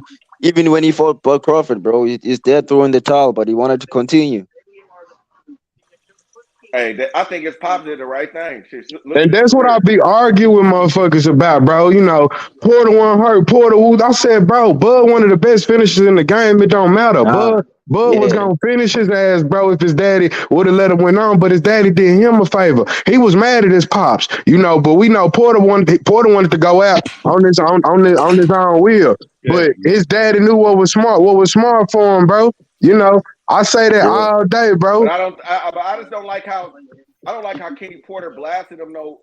And the thing to me, because you didn't do a favor for his son or Bud Crawford. Like, you feel me? Like, you didn't have to because he didn't do what you wanted to do in training and all this shit, bro. Like, come on, bro. Like, you taking away from the fighter victory and stuff like that. Come on, bro. That ain't right. And the thing about that, Taco, right. I think that shit was out of line. Crawford never really wanted that fight. And I said that leading up to the fight, I said it's not going to be tantalizing like everybody think. You know what I'm saying? This is going to probably be Sean Porter's last fight. It was Porter who ain't wanted to fight John. Remember, he said that I ain't see this coming or something, but the work starts now. It was Bob and them who went to go set that shit up to get Bud a fight to where he could, Well, they have were on his resume and his name and shit that the WBO order. But Porter didn't want that fight. Al told Porter don't even take that fight. But shit, Al want, you know what I'm saying? They couldn't set Porter up with nothing to go get some bread in a good fight. So Porter was like, fuck that. I'm finna go over here and take the fight. You feel me? but after the fight, Bud said good. He said, I didn't want this fight. Sean Porter is like a brother to me. We've been knowing each other since kid. He said, I didn't want to fight him. Hey, he didn't want the Brooks fight. I didn't want to fight him. He didn't And want he was saying that when the notion had came up in conversations, when we wanted to see Spence and Bud fight and it never came to fruition, Bud said that in a bunch of different interviews when they brought up Sean Porter. We're like, nah, that's not a fight that I'm high on because we like brothers. He said his dad is like my dad. He never really wanted that fight, you know. And I'm gonna say something that like I said that I done bought up before. I don't know if y'all heard at the end of round through. It seemed like Bud was somewhat, I ain't gonna say playing with him, bro, but it seemed like Bud wasn't like on full throttle gas because he remember at the end of the round, going into round 10 when he was in the corner, he thought he was down. And he asked somebody, he was like, how? They told him to turn that shit on. And as soon as around 10 came, the first mistake Porter made, he dropped him, bro. And I feel like this is my opinion. Bud wasn't even going full throttle, bro, in them, you know what I'm saying, in that fight. Oh, that's what I'm saying. He wasn't engaged like he was winning the fight easy. I thought he was winning the fight too. I don't think he was engaged in the Evanescence fight. The difference was the talent gap. And Evanescence made a big mistake. I don't even think Bud was engaged for that fight. Now, this fight, he's going to have to be engaged because this is some serious stuff. But that's what I said, John. They need a fighter finna go to sleep rounds 1 through 12, bro. Porter fight. I didn't see what everybody else saw in the Porter fight. I didn't see winning. I see Porter being aggressive and landing a couple of shots and being aggressive. But I just didn't have Porter winning. You know what I'm saying? Like, winning at that time. You know what I mean? Like I just, and then going back to Washington too, like I'm like, what? Like he barely even landed. Like, you feel me? Like this the same shit when you go back and watch him in the EJ fight. He was barely hit. Like when you go back and watch the fight, it's like, damn, EJ did win a lot of those rounds. Cause I ain't gonna lie, EJ was missing too like a motherfucker too though. But EJ was hitting him with the more effective punches at the same time. When you go back and watch the fight. You talking about that dog fight he had with Porter, huh? Yeah. Yeah. And go back and watch it. Both of them was missing though.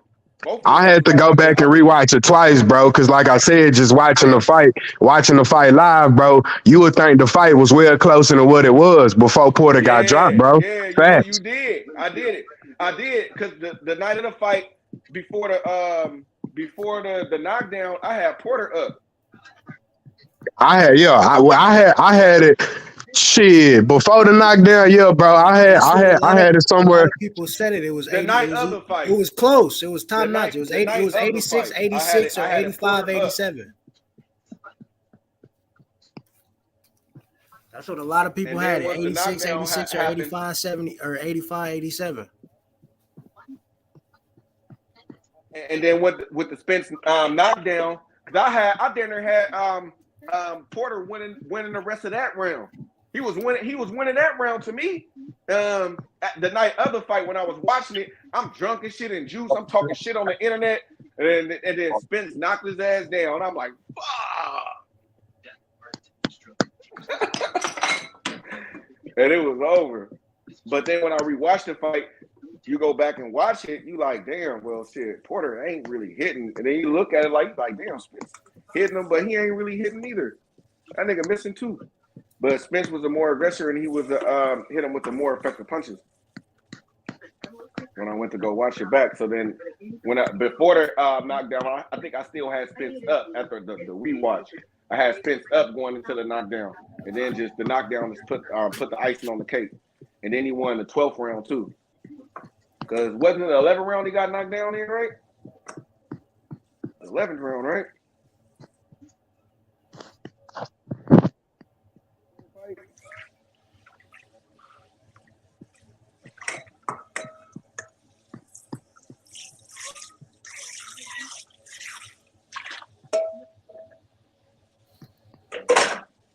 Yo, Brick City, what's up with it? Yo, Brick City, I appreciate the super chat. Good looking out, Yeah. Brick City. Thank you, bro, for the super chat. Brick City said, the man, the myth, the legend. H. Moolah. Good looking out, Brick City. Thank you. What's up with it, Soul Rebel? What's up with it? What up, H Money, man? Thanks for keeping this boxing alive, bro. I We gonna love your keep this channel, shit bro. going, man. And make sure y'all go check out my brother Taco channel too. Taco Okay, got him a Taco channel. got a He be channel. Hey, playing. Taco got a channel, Yeah, bro. y'all go Hell check yeah, out bro. his channel ASAP, man. Yeah, I'm gonna Absolutely, have to bro. I'll check be that checking out. that out. Yeah, I'm gonna have to Man, I just be subscribe. on the game and shit. Hell I just be yeah. on the game Yeah, and shit. salute to everybody on the chat, bro. I be breaking down some shit. I did the Raiders draft. I did the breakdowns of the Raiders draft on my shit. I was gonna do a Bud and EJ. I don't know. I was thinking about doing a Yeah, you breakdown on should. there. Yeah, you should. But One of them little shorts and shit. That shit gonna hell hit. yeah. You feel me? That shit gonna do numbers. Just try one of them little short videos and put it out there. I be doing my Man, shit off I'm my game. excited Like I though, be cheating. Taco, man. Hey, I be cheating on going on live because you gotta have a certain amount of subscribers and shit. You gotta be like using the game, nigga cheat. Yeah, but Taco, you gonna get your it makes Taco, it won't take long, bro. Keep it going, bro. You'll get a good following real quick. Yeah, check him out. You know what I mean? That's my brother. So, if y'all support me, make sure y'all go support Taco and shit. Taco is just gonna be a boxing channel because we know you're into all kind of stuff. You're Nah, I'm into all the sports, bro. I can't just do one, bro. I would have to do them all because I like all the sports and like I would have to do like everything, like all the latest news type shit. Like, Yeah, you know what I'm because I saying? know you like your football. I know that. Oh yeah, for sure. Like man, I had to do the breakdown of the draft because I like our draft. A lot of people was talking a lot of shit. Hey, Like, bro, man, as a Titans fan, bro, as a Tennessee Titans fan, we got a good quarterback, bro. We got rid of Tannehill. We got a new quarterback, and we still got our running back. So we're going to be in good shape. But I think that y'all, I don't know why. Yeah, but y'all shouldn't have got rid I of would have tried AJ that Brown, rookie man. quarterback though that y'all had. I know, bro. When we lost A.J. Brown, we lost everything, bro. Hey, For I want to real. make it go two left. I want to get back to boxing a little bit. I don't want Here's my everybody thing. to run off. H-Money. We don't give enough credit. We don't talk about this Inouye Fulton fight neither. I know Bud and Spence is the big thing, but that's a week before that one and stuff like that. We don't discuss enough of that fight because that's a big fight too.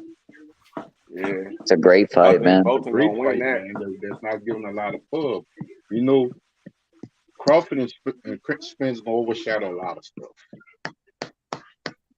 They're gonna overshadow because that's a fight that's been.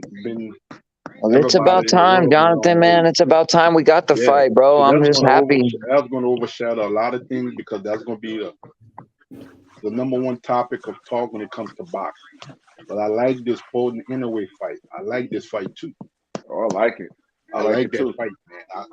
I like that Fulton gonna be able to get the recognition that he deserves right after he beat Inouye. Hey, y'all, I like the Tio Josh Taylor fight too, bro. I ain't gonna lie, bro. That's gonna be a good fight. Like, what do y'all think about that fight, bro? Like, I feel like Josh Taylor could beat Teofimo, bro. Yeah, it can go either way, bro. What up, David, bro? How you doing, bro? I'm doing good, bro. That's good, so. Chilling, bro. I'm excited, man. We getting a lot of fights, bro. We got Josh Taylor, Teofimo. We just got freaking we just got Loma and Haney. We just got Tank and we just got Tank and Ryan Garcia. Now we're getting Crawford and Spence, bro. I couldn't be happier. I could not be happier, bro. I just all I want now is Plant to keep fighting the best. Yeah, we got that Plant fight, and I want to see Anthony Joshua versus Deontay Wilder too. That'd be a good one. Yeah, they say they got that one in December. Yep. Not just that. If Morrell don't fight Benavidez, Canelo have to fight it. Ooh. Or Canelo have to fight Morrell and stuff like that because there's a whole lot of smoke. If I was Morrell, I put in for the mandatory challenge. If I was Morrell, like fuck it, bro. Canelo got to get in the mix with either one of those guys. He has to, or he I got to don't be know one about of you the guys, best. but I got a lot of faith in Morrell, bro. Like I got a lot of faith in Morrell. What I think right now is Morrell want to take care of the nigga who hit close to him, David Benavidez. Then go fuck with Canelo. Because if I beat David Benavidez, Canelo ain't gonna have no choice but to fight me. What do Man, if y'all I'm think? Morrell What do shit, if y'all I can think get about Canelo, I'll go Morrell after versus go after the top Boo dog. Boo? He beats Boo Boo. That's nice He too. might stop Boo Boo. I Boo don't Boo I think, think got he it. stops him. I don't give I think he predictions. I stops him. give breakdowns, but I just think Boo Boo as the older fighter, the smaller guy, Morrell, the natural big, young, athletic, talented, strong, hungry, mean. I think he's gonna destroy Boo Boo. Caleb Plant about to fight somebody.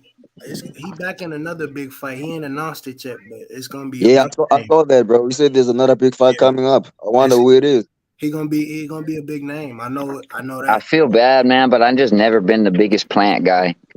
What I mean, happened in I that Plant respect him. He taking Benavidez the fight did challenge. not surprise me, bro. Don't tell It me it's just gonna be didn't surprise Charlo. me. But I bro, think in the earlier rounds, Don't tell Caleb me it's Plant, gonna be bro, Charlo. he held his own, bro. I think David Morrell is the wrong style for Boo Boo. Plant's a good boxer, bro, but there's just something there, bro. I can't bite onto. Yeah, Like there's bro. something there I can't really attach myself to, bro, with Caleb Plant. I think B that would have plus been a boxer better with a low fight. oxygen tank. That's exactly I what think it'd Caleb have been a Plant is. good fight with Boo Boo and Plant because they're both technical type of fighters.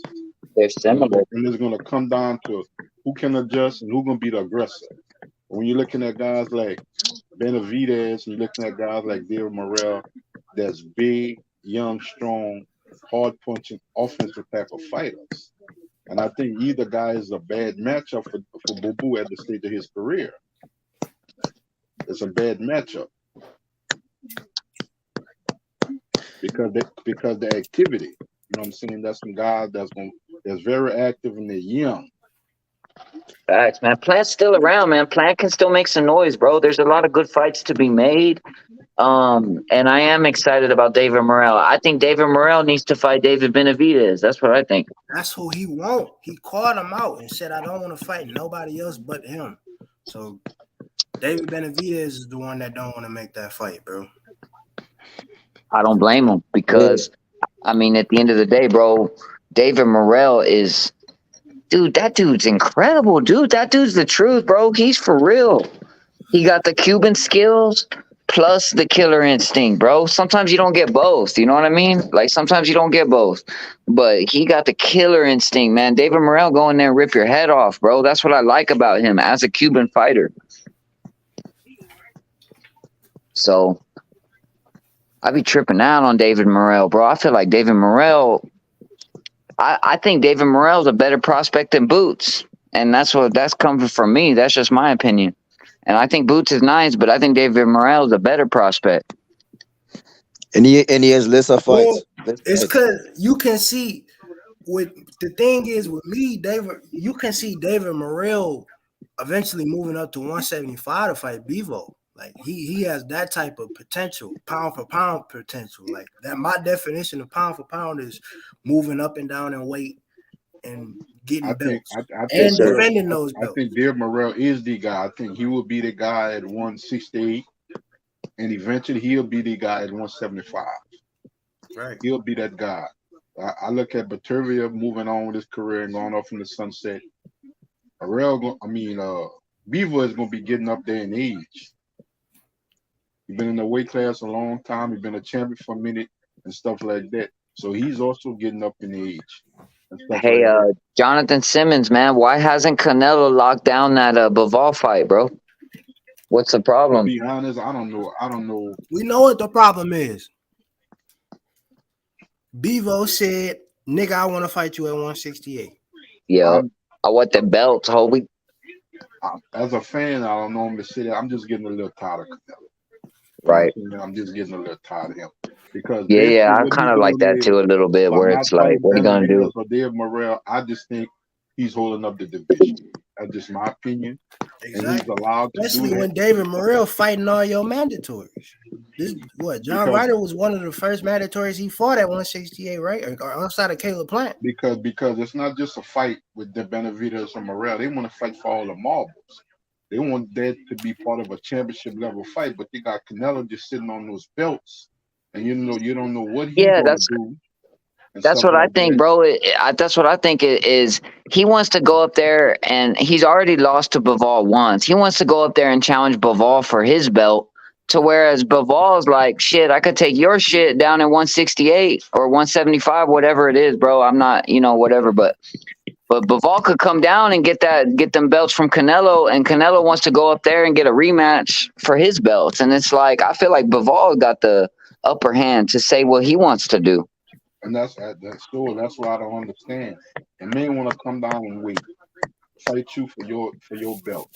You don't want that. I can understand. You want to go up there and fight for his belt and You stuff trying like to prove that. yourself, and he trying to prove himself. You done already proved this and tested this. At the same time, Bivol gave him a shot at his belts. So now Canelo needs, if you want that fight bad enough, you got to let me come down and fight for your belts. You know what I'm saying? Canelo don't want to give Bivol the same opportunity he gave him. That's right. He don't want to relinquish that status of being undisputed. He don't want to relinquish it.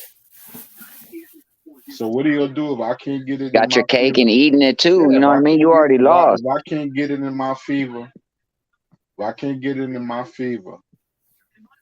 with the Dimitri Bivol, I'm gonna just pull anything I do when it's gonna come to my. And that's why I say if I'm Morrell, because David Benavidez is not gonna take, he ain't gonna get in there with him. If I'm Morrell, I probably would just say fuck it and this activated mandatory spot. You feel me? I'm saying, if I Canelo. That way, shit, at least we got somebody, you know what I mean? One of the organizations is going to have to do something. You know what I'm saying? At least they're going to have to do something to try to make the fight. So that way, either he going to drop the belt, nigga, or he going to fight. Yeah, because the WBC and the WBA spot is Morrell and David Benavidez. Those two is up there in that sanctioning body. That's the two guys.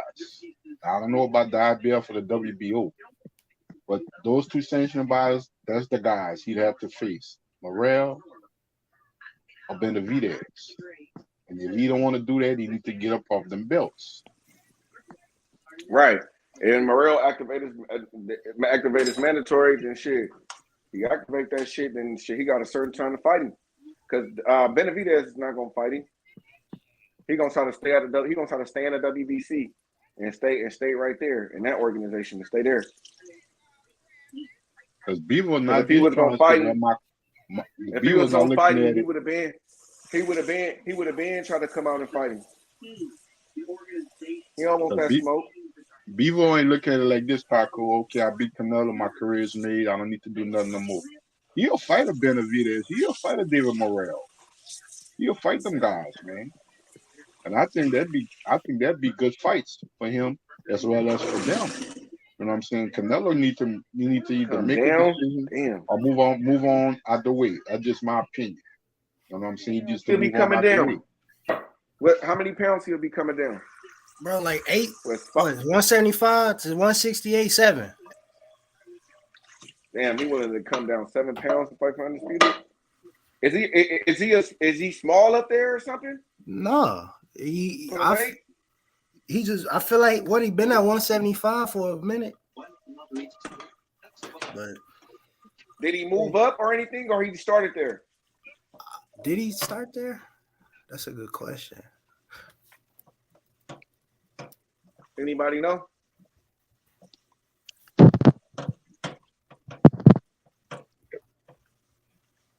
Page Money, you know? He might have fought like a couple fights at 168, but eventually moved up. But you feel me? Because light heavyweight goes from 168 to 175 if you're talking about boxing, you feel me? So he probably feel comfortable at both weights. Like, shit. Especially now that I done already beat you. I would have told that nigga you can have it in Mexico too, nigga. With your 50,000 people, nigga, I'm still gonna beat you.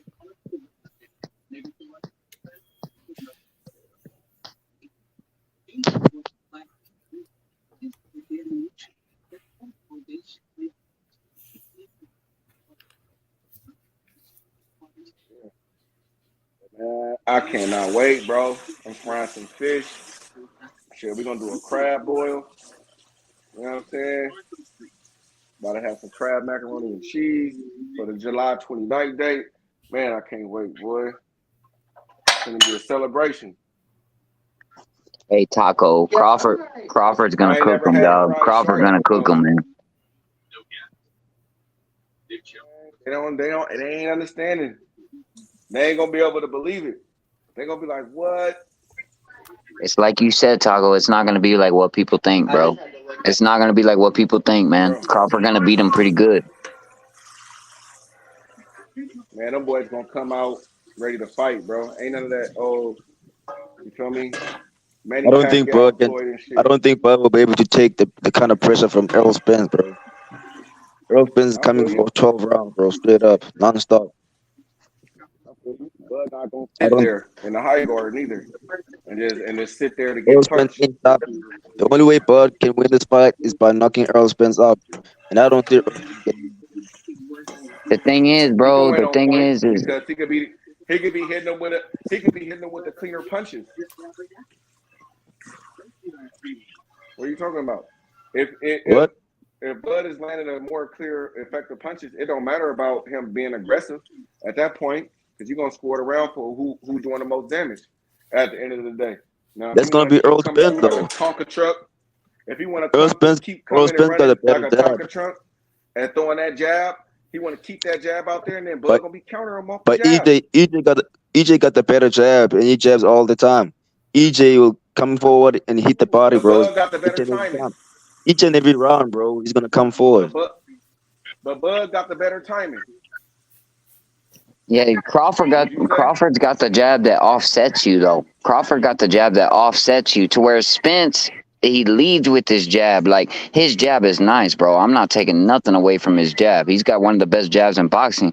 But his jab, you know what's coming behind it to whereas Crawford gonna use that jab, Crawford gonna use that jab to set up a lot of different things, bro. And that's what I think. Y'all talking like Earl Spence is too predictable, bro. I kind of think so, though, a little bit. Like, I think he's I better would than kind of everybody agree he's too. faced, but I do think, like, when it comes to predictability, who's more predictable, Crawford or Spence? I have to lean towards Spence to be the more predictable. And that's not hate. I just feel like if I had to weigh out who's more predictable, I feel like Spence is more predictable. Hey, you ain't shit. That's the truth. But bro, a guy who's not predictable, is a guy that throws a lot of punches, who goes down and up. That's what Shakur Stevenson does. That's what Earl Spence does. Those guys are unpredictable, bro.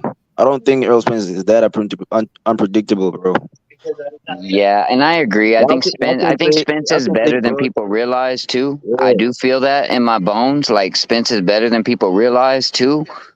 But he has more of a like you know what you get when you get Spence. Crawford could beat you in a few different ways, bro, and that's why I kind of lean towards Bud in this fight.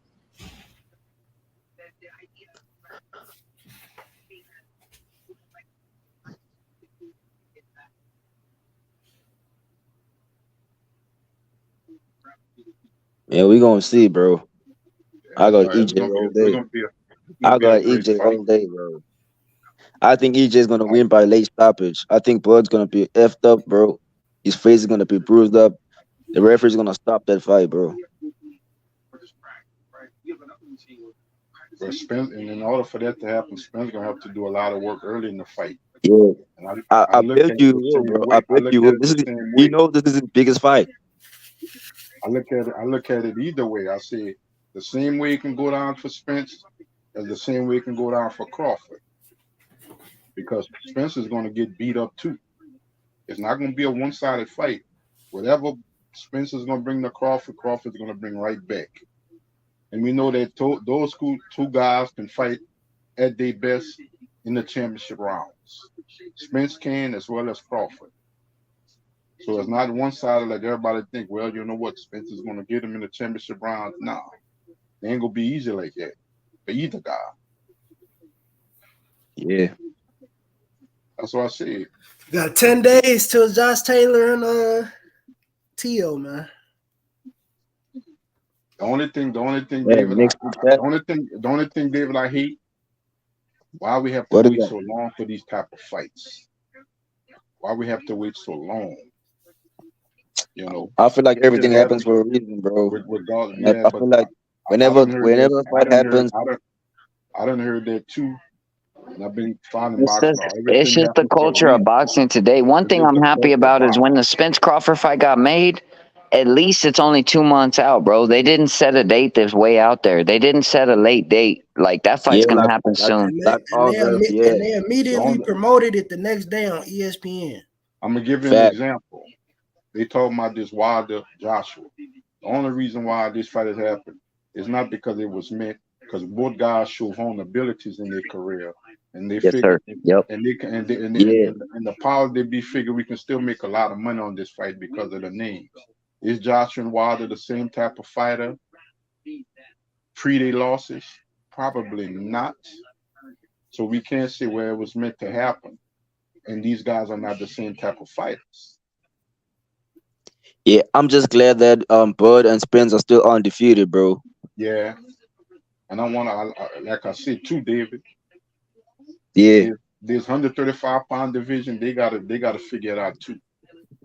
Whether Devin Haney stays or goes and stuff like that, they gotta figure it out because we don't want the same case with this guy, that guy ain't gonna fight each other, or this guy, that guy gonna fight The, each other 2 weight classes. the only No, bro. I mean, the only bro. thing that's good about it I feel like at no, the Devin lightweight Haney. division is Devin that Haney got a chip on it's your a lot shoulder. more. You see, You got a Jonathan, lot bro. more.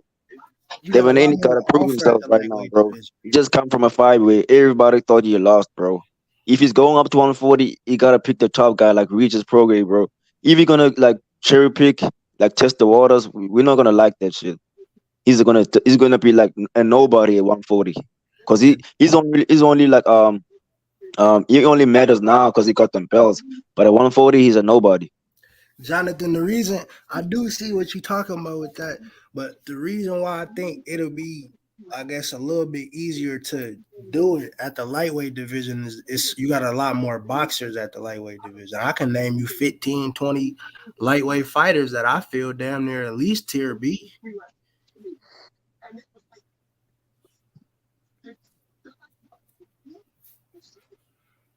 Like at the welterweight division, you don't really have that much to offer. You got 4 or 5 fighters at best that I can name that's Yeah. clear tier A fighters. Hey, Tank Davis' team, bro, they want all the smoke, bro.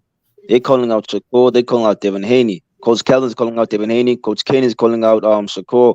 So yeah, bro. I mean, if Tank Davis fights Devin Haney next, bro, I believe that he's gonna get them belts, and then Shakur is gonna be forced to fight Tank because Shakur's gonna want them belts, and he's gonna want to beat Tank. So that's gonna be the biggest fight in boxing. Devin Haney ain't trying to fight Tank Davis, and he damn sure ain't trying to fight Shakur. So for I'm just real, saying, I'm bro. being honest. Like Shakur just was at Devin Haney fighting. He jumped in the ring to call him out, and Devin Haney ran out of it. He wasn't even trying to fight him.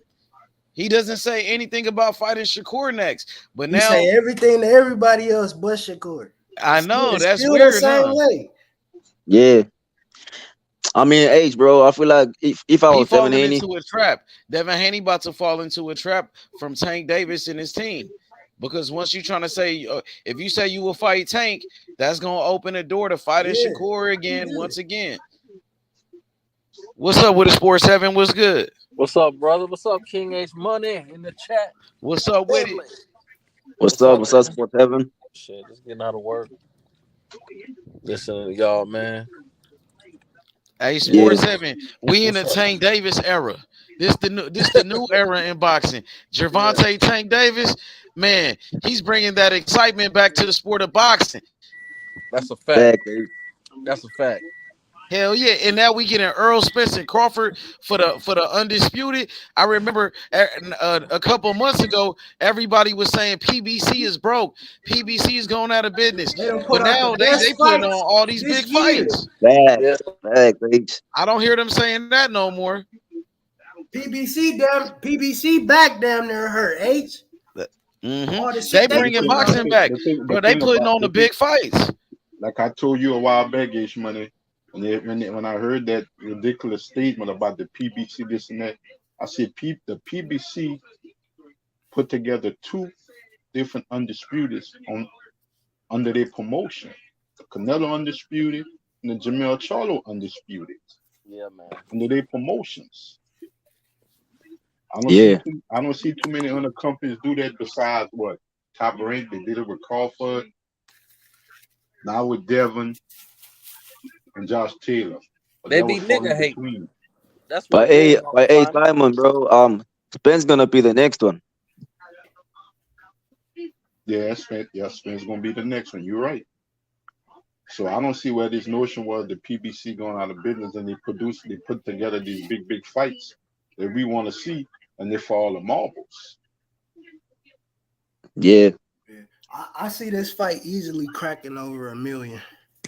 Man, I wanna see Tech knock out Devin Haney, bro. That's the fight I wanna see. High is because I wanna see Devin Haney on the canvas, you got bro. other Knock notable out faces. You got a whole Mexican war on the damn co-main with Pitbull Cruz and another undisputed fighter. It's gonna be motherfuckers there for Pitbull.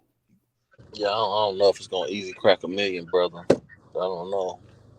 I think it will. I think it'll do about. And I don't think it'll do what Tank did, but I think it'll be at least 1.1 at most. It'll be anywhere from 900,000 to 1.1.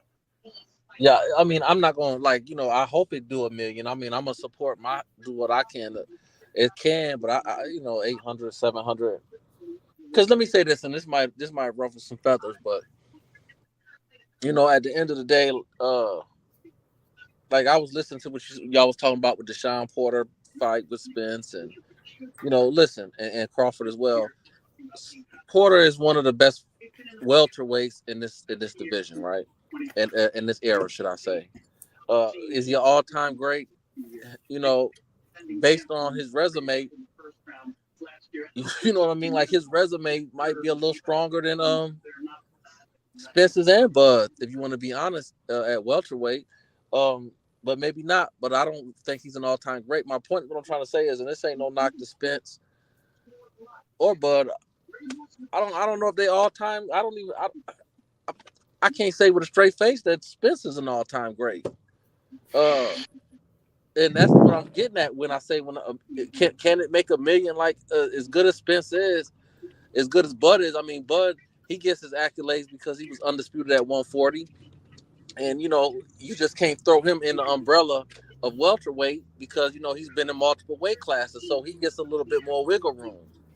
Multiple divisions. Because that's what the definition of an actual pound for pound fighter is. That's when we go back to pound for pound. They always gonna get wiggle room because they're moving up and down in weight. Yeah, so I get wiggle room when we start talking about, but Spence is a welterweight, and so I say that, and I'm gonna fall back because I don't want to overtalk, but to me, when Spence and Porter was a close fight, Porter and Crawford was a close fight. Why is that?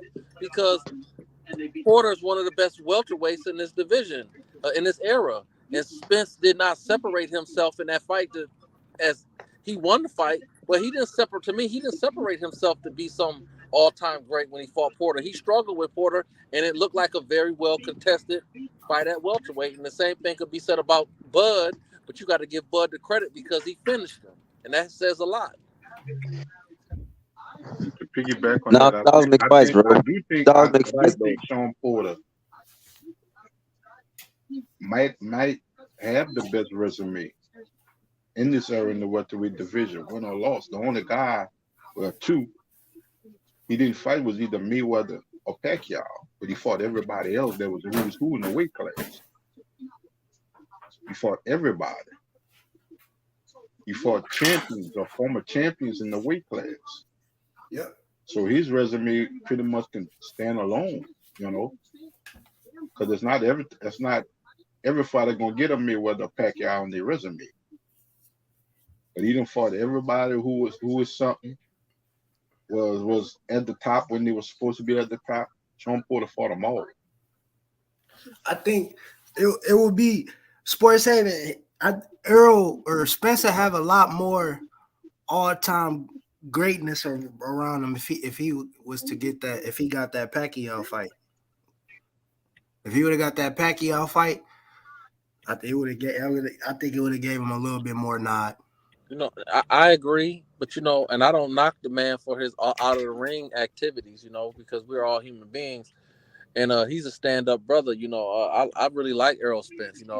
He is he's a rare individual from what I see. But the thing about it is like you said, Cam, he didn't fight Pacquiao, and based on his lifestyle, some of the things he was doing outside of the ring may have played a major effect on some of the things he could have done. I mean, if I give him credit for saying I'm gonna fight Bud, but at the end of the day, the nigga holding up the division.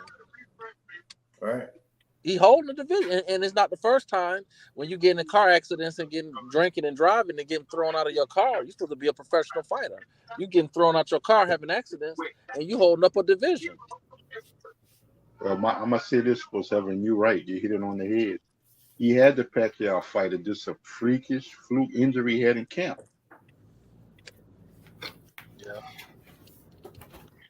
And that but when you add all the, it's kind of like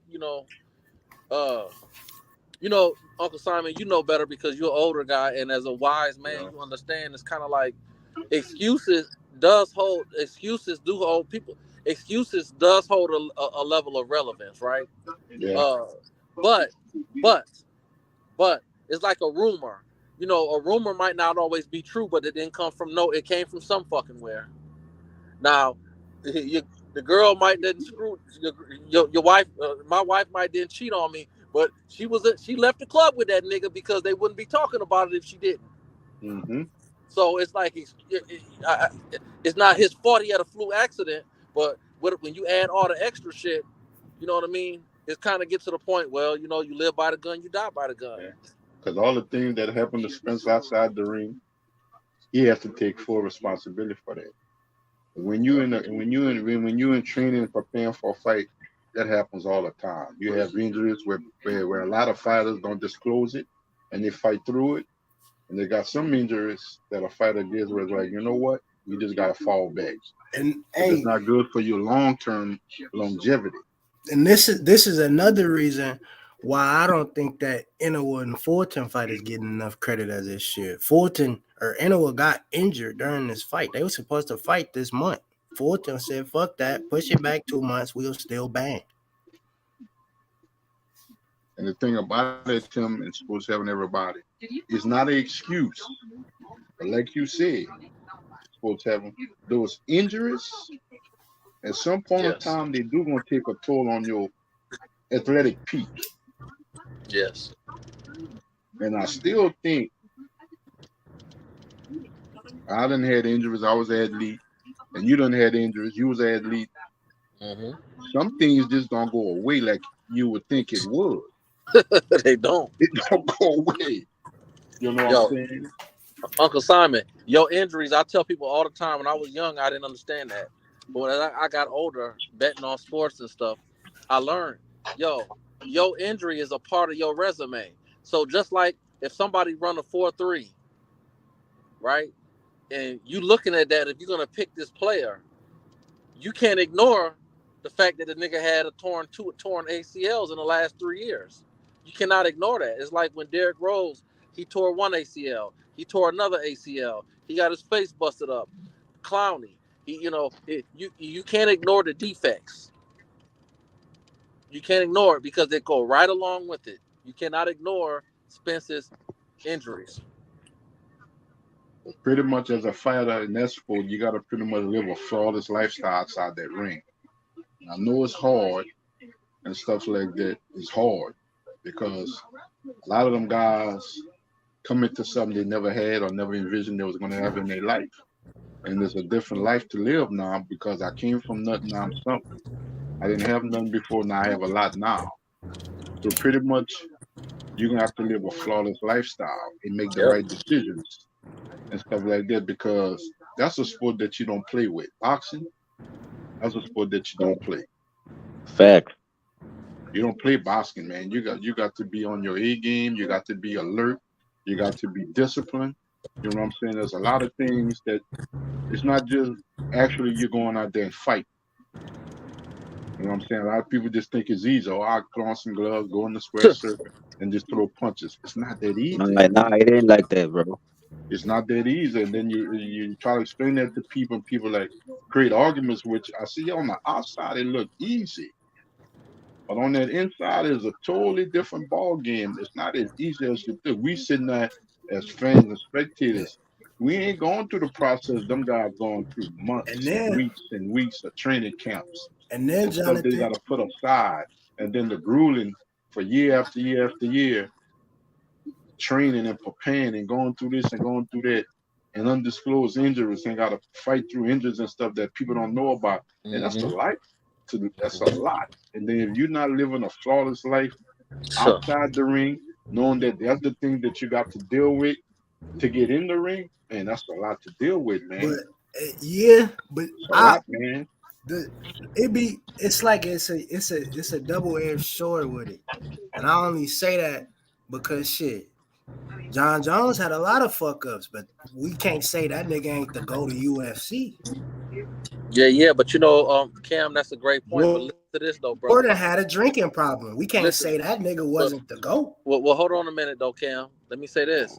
I agree with you. There's no doubt about it. But guess what though? And I felt he won, but you know what?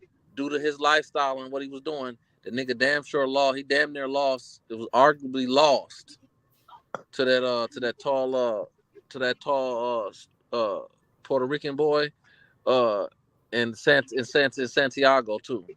Yeah. Both of those fights was questionable, and he arguably lost to the white boy. He avenged his loss, and when he was serious, he came back and avenged. Not his loss, but I'm talking about the tall Alexander Veskin. Yeah, the first time you make an argument, he lost that fight. Yeah, the first couple rounds, I don't think he lost it. I think those first 2 rounds he lost. Well, brother, let me say it like this. Yeah, it's arguable. Yeah, that's all. It ain't no different than the Haney fight. Right. If it's arguable, it's arguable. That's the thing about fighting. And people let their opinions confuse and take away from greatness. So what? It was close. But if it was close the first time around, and then you whoop their ass in the second time around, then what was going on the first time? What was you doing that stopped you from doing this the first time around? Well, yeah, that's true. Because I thought he beat what's his name? I thought that was a little bit more clearer but it was still close. But he definitely was a definite argument. Are you talking about the dude that almost broke his arm? I'm talking about Santiago was the dude with the hammer on his stomach. The dark skin. The dude that almost broke his arm. Okay, yeah. I think he put him in a triangle and pulled his arm out of his socket. No. You talking about the Victor Bell something? Okay. Yeah, he won that fight. I'm talking about the last couple fights, and I don't want to get too caught up on Roy because I don't want H coming on here and going upside my head because we talking about boxing. But I just use that as a small excuse, not excuse, but a small example of what you're saying, Cam, is that due to his lifestyle outside of the ring, it almost it ultimately affected his performance within the ring. Uh-huh. I agree. And like Jonathan was saying, I mean, when we looking inside out, we don't realize that these dudes, especially when you talking about the tier A fighters, these are the elite of the elite fighters. So when we saying why is this fighter not doing something, it's a reason why he's not doing it. It's because he doesn't see that as an advantage or doesn't see that in his favor. Right. Yeah, because I hate when I hear, Spence fought down to he fought like Porter. That's why I don't want to hear that shit. I don't want to hear that. Spence said he fought Porter's fight. That's why it was close. No bullshit. He got in there with Porter, and Porter had the strength and the physicalities. Spence fight physical, Porter physical. It created a matchup problem that Spence wasn't used to. Not give him credit for making his adjustment. Give him credit for making his adjustment. But shit, that motherfucker struggled with him because he was fighting with the best welterweight outside of himself. That fight was the best 2 welterweights in the division. It was supposed to be close. Yep. And and once again, it's a championship level fight. These are the elite of the elites. We're not just talking about dudes who contenders or even niggas top 5 in the division. We talking about the top 3, top 4 fighters in the division, the elite of the elite. The dudes who supposed to be putting themselves in different echelons of fighters. Because Sean Porter damn near beat Keith Thurman too in a similar type of fight like he had with Errol Spence. It just, in both those fights, he just let whether he was tired or he didn't have much in the tank, whatever. And that's he let his foot off the gas pedal in both those fights, because that's 2 fights he could have won. And then we'd be looking at Sean Porter in a different light right now. I agree. And then it's to the Ugas fight though. That gives Ugas a lot of respect, which that Sean Porter fight, because arguably Ugas won that fight. Yeah, that's right. And he beat Pac-Man. I thought he was just a bad matchup for Spence, and he gave Spence fits in the first quarter of that fight. He gave him fits. Yeah, a dude came on here earlier though. Nardi, I think his name was Nardi. He was saying that he was like, just the accumulation of punches as the rounds go on. Like you got to be extremely fit, because even though that body, you might not feel that body punch now. As you get to round 8 and 9, you're not throwing the same way because the accumulation of the body done caught up to you. You're not even realizing it. Oh yeah, it's like when a running back, he hitting the A gap like a motherfucker, but he getting popped. Then in the fourth quarter, you like, man, why he stutter stepping? Because that nigga hurting. That nigga said I'm human. Because he tired too. Fuck you. Too. The receiver come to the huddle. Man, don't throw that pass. No, I'm not doing that no more. Man, you not running your route right, nigga. I told you, nigga, crack my fucking head. Bro, I had to look that shit up too. One of my personally favorite like coach for football. Yeah. When in high school, he was my senior year coach. He said niggas don't realize. He said the average receiver in the NFL runs 7 miles in an NFL game. Right. You know how much fucking endurance and stamina you gotta have? Because you running deep ass routes, then you gotta run back to the huddle, then you gotta run out to get to your come on, bro. Yeah, man. And sometimes, and most times, you don't even get the ball thrown your way. Exactly. So 17 of them miles, only fucking 16 of them, out of the 16 of them, you're not even touching the ball. Right. And then you're getting popped, and when you do catch it, you're getting your damn shit rocked. Yeah, man. Yeah, people don't understand it's real out here. You know, this ain't a video game. I know when I wrestled, man, it was like clockwork. I smoked weed and drank and wild out when off season. Then when wrestling kick in, I would have a little fat camp and I would stop smoking and I would start off a little slow. But midway through the season, motherfucker couldn't fuck with me. I was knocking niggas off left and right. But because I like to shoot and do single legs, by the end of the year, it was like clockwork. It never failed. I would have bruised ribs and I would have water in my knees. Every year like clockwork. Every year. So, and it'd be the same motherfucker I done broke the brakes off of him, been upset me in the championships. Like clockwork. You can almost tell it. You can see it coming a mile away. So I know the coaches and the scouting knew it. Yeah. Clockwork. Yeah, shit is real. It's physical out there. It's real when you're playing physical sports. It's real. That's why you have to give credit to the all-time greats because, and I'm not knocking nobody. They know what it takes. I'm not knocking nobody in this generation. I don't want it to make it seem like I'm hating on the younger generation. But listen, it's hard just to be able, like Simon said, it's hard just to be able to do this shit. It's another thing when you're going in there against the best. You can't get off on your speed. You can't get off on your height. You can't get off on your size. You can't get off on nothing. You have to rely on your practice, dedication, and your God-given abilities.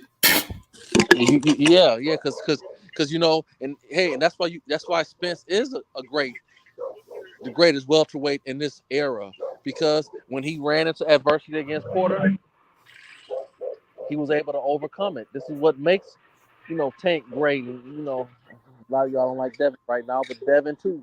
This is what Charlo. This is what make the great, even Fury. This is what make the greats great, because they overcome controversy when they get in there with somebody that that they can't have their way with. They got to figure out another way, and that's what greatness is about.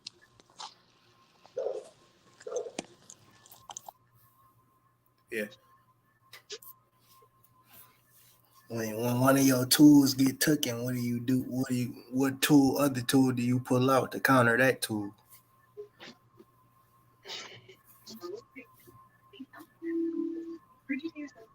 Like to be honest, you've been seeing a lot of that already this year. It's like when I had them dogs, you get the same thing with the dogs. You get them dogs and they bite super hard and they can blow through something. But one day they get in there with something that mouth ain't working. They bite just as hard, or they get on that ear and they ride that motherfucker out. And then what happened? The dog that's biting everything down usually getting out of there in 10 minutes. Now they start looking around. I tell the dogs that don't look at me, motherfucker. Don't look at me, cause shit, nigga. I'm about to do something with you. You better figure it out. Yeah. Don't look at me, doggy.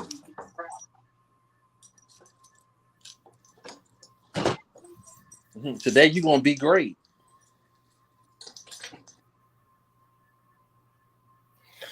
You see, that boy Kenneth Sims Jr., he said, if Rolly vacates, I'll gladly beat Davis up for that belt.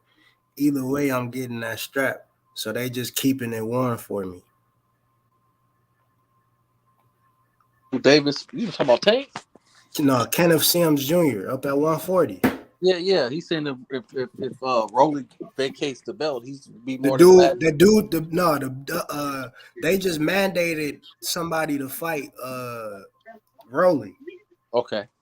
That's the dude he talking about. I forgot. David O'Harez or whatever. Okay. He fought Catterall and he fought Josh Taylor. He lost them. His only 2 losses. Okay. I'm not here. Kenneth Sims feeling good. Shit, I feel good too after that Ock fight. He proved a lot in that fight. Rolly don't got nowhere near the chin Ock got. So yeah, O'Hara Davies. Yep, that's the name.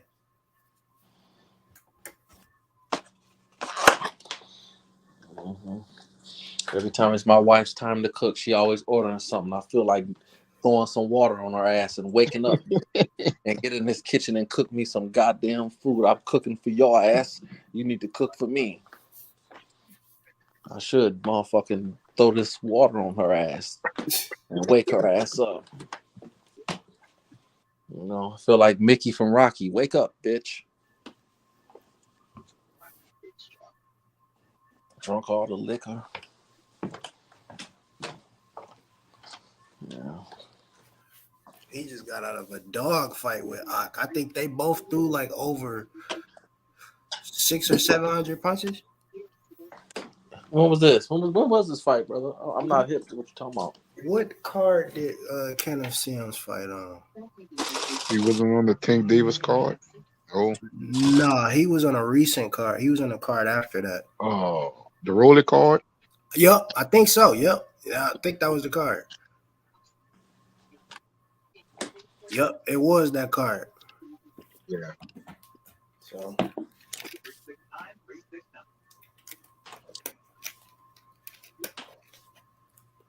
It's starting to lean to me a little bit. Wait a minute, you talking about the one that fought the white boy? No, he fought Ock. Okay. Akhmedov. You have to relook at it. He won a majority decision. The judges had it 116, 112, 113, 115, 113, and 114, 114. It was a close fight, but Sims pulled through.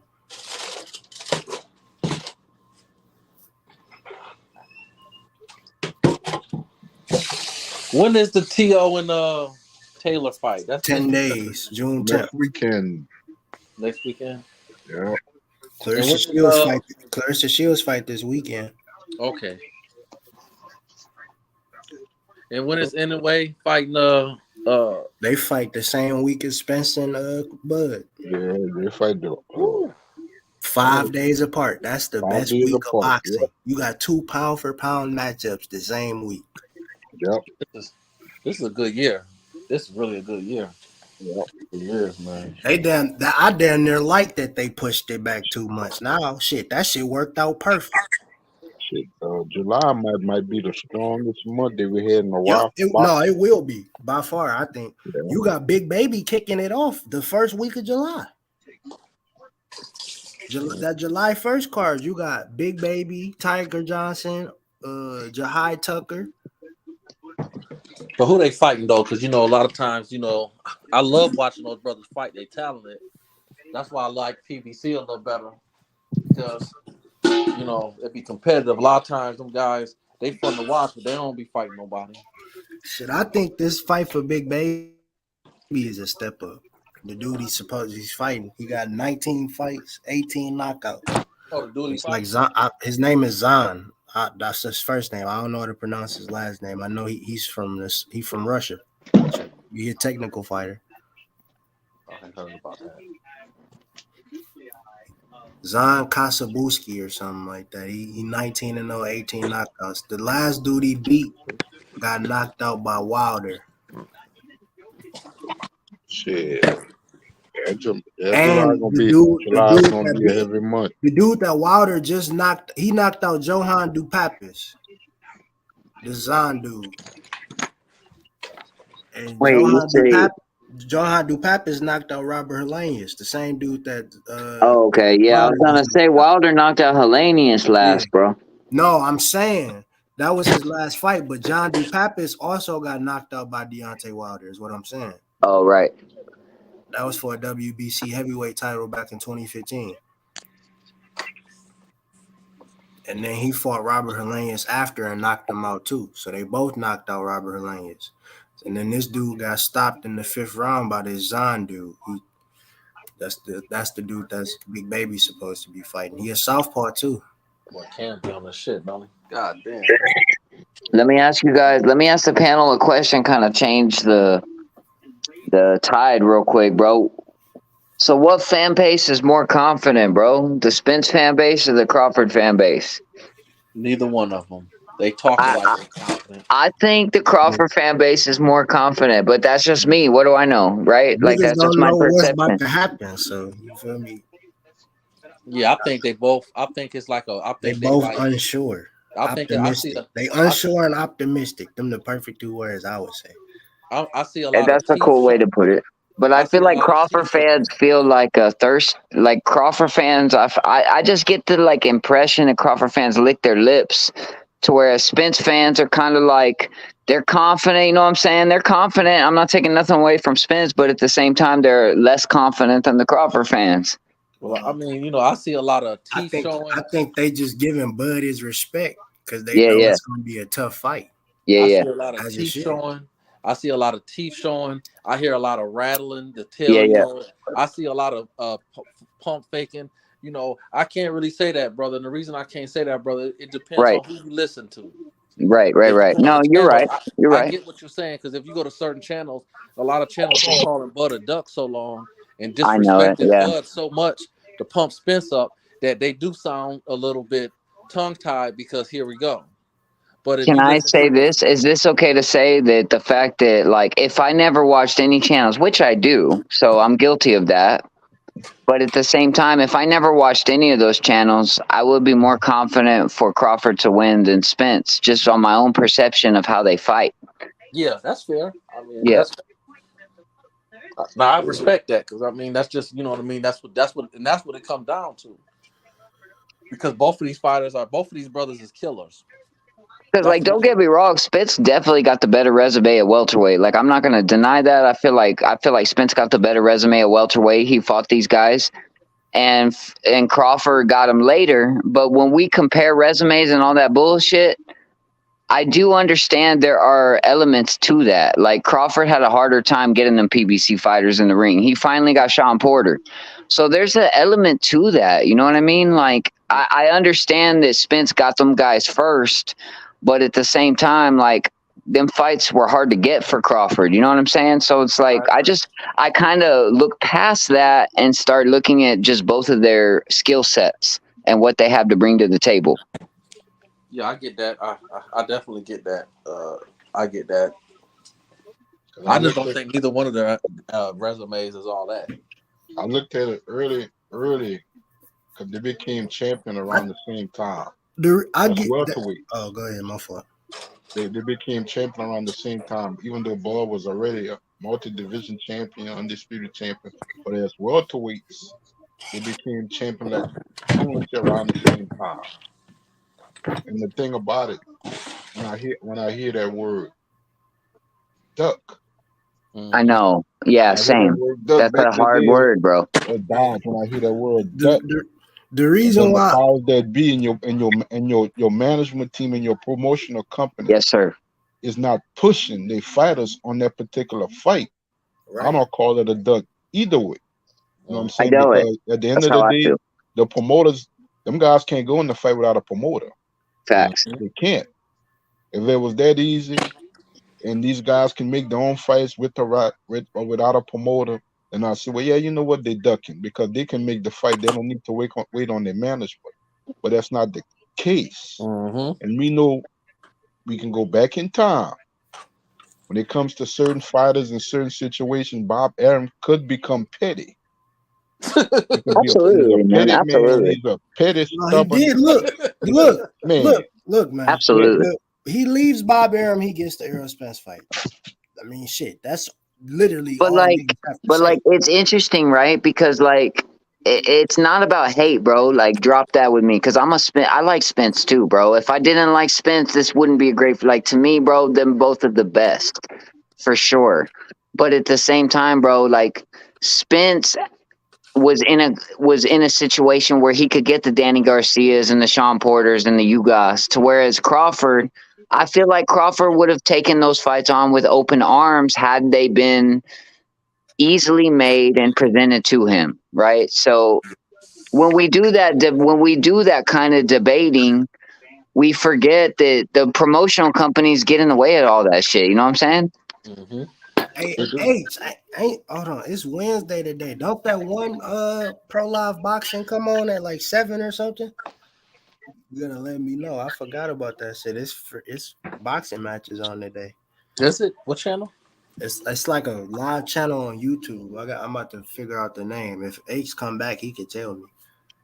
So yeah, man, like I don't put that much stock into the fact that Spence had the better welterweights, only because I feel like Crawford would have been willing to open Pro Box TV with open arms. He would have taken on a Danny Garcia or a fucking some of the opponents that Spence had. So it's like, yeah, I give credit to the fact that Spence got the better welterweight resume, but in boxing, we're not dumb to the fact that sometimes it's hard for certain fighters to get the big fights, bro. Like Crawford was under that Top Rank banner, and you get Top Rank fights when you're under the Top Rank banner. So you're not going to get the Garcia. You're not going to get the Ugas. Like them fights were harder to make. And we respect the fact that Spence dealt with those situations, bro. You know what I'm saying? Nothing but credit to Spence. Let me ask you this, brother. And this is where, and see, one thing about me is I want to be clear, and I say it over and over. I just have to keep regurgitating myself. For sure, man. All good. So I let it be known that I love Bud. Outside of Tank, I enjoy watching Bud.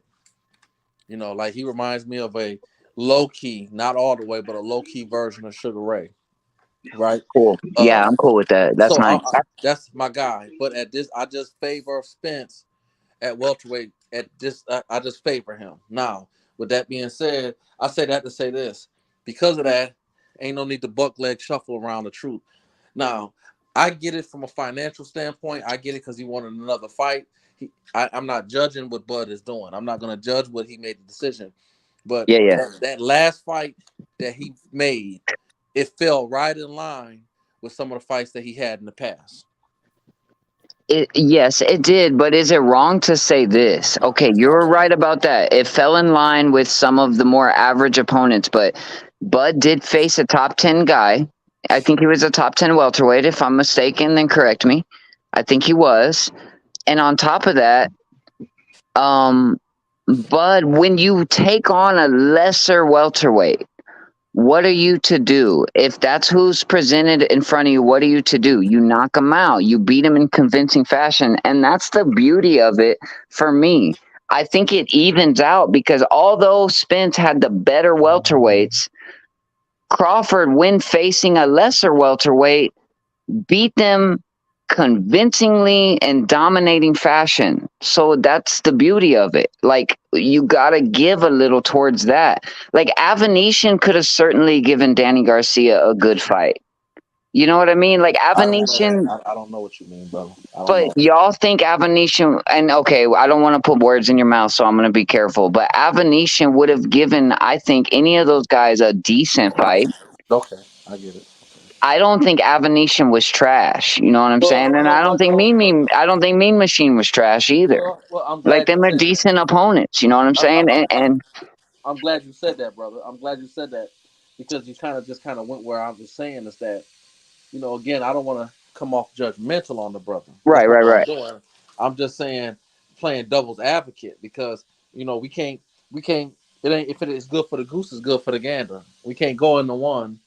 And there's the ignore money other. aspect to it, and then there's the opposition. Like, I'm saying that Crawford fought decent opposition when he couldn't get the Danny Garcias of the world or the Well, Ugals of the I world. would think, brother. Guess what? I would think that he need to be fighting at least decent. Well, of course, yeah, you're right about that. Like, yeah. I would think that. Yeah, I'm not yeah. gonna give him a pass because he fought somebody decent. Now listen too, and I don't think neither one of their resumes is all that. I don't want to discredit this generation. A lot of times it's down the line is when we find out the truth. I'm just saying in general that because Danny Garcia has resonated with you as a fan. Like, Danny Garcia has resonated with you because he's a good welterweight, but he's also taken a mostly losses in big fights. But he right? was also So, good at like, 140. He was also good what at puts 140. him miles ahead of you know what I mean? Yeah, that's a good fight to have, and he was a good fighter before he got to welterweight. So you know what I mean. Like, he's just a good fighter, period. And years from now, sometimes it takes time. It's kind of like, sometimes it takes years for us to really say, "You got me." We living in a microwave generation where everybody wants greatness now. Right. When I was a kid watching Michael Jordan was perceived the best, but he wasn't perceived the greatest till after his pretty much years, a few years after he retired. Same with Floyd, yeah. You know what I'm saying? Yeah. But see, with LeBron, I'm not saying he's not that, but LeBron was trying to be perceived as great before he even was halfway through his career. I know, and I guess I don't know if it's even worth saying, but I think it's often the way you beat an opponent. Like, if he struggled against an Avenetian, if he truly struggled against a Mean Machine. Like, I know Mean Machine was a decent fighter and he had his moment, but you got a guy that's knocking these guys out. So what's the complaint when it come to Crawford record? Because to me, he handled his business the right way, bro. You know what I'm saying? When you start talking about greatness, though, that's really what I'm looking at. I ain't looking at it as far as, because let me say this. I think their resumes, I don't get into that resume talk because I think Bud got a good resume at welterweight. I think Spence got a good resume at welterweight. I'm not going to just put it in a time capsule and say, well, we're just going to look at the welterweight and ignore. Yeah, it's like the triangle theory. Yeah. I'm just saying in general that I'm looking at both of these fighters as greatness. And the truth be told, that's how separate greatness. Even if you lose outside of Sean Porter, where is Bud or Spence's? Well, you just said it, man. Spence best opponents for me personally, just my opinion, was Brook and Porter. That's right. And although Crawford according to the fans, got a lesser Brook and Porter. He also beat Spence's best opponents. So like, I think at the end of the day, bro, we're supposed to be.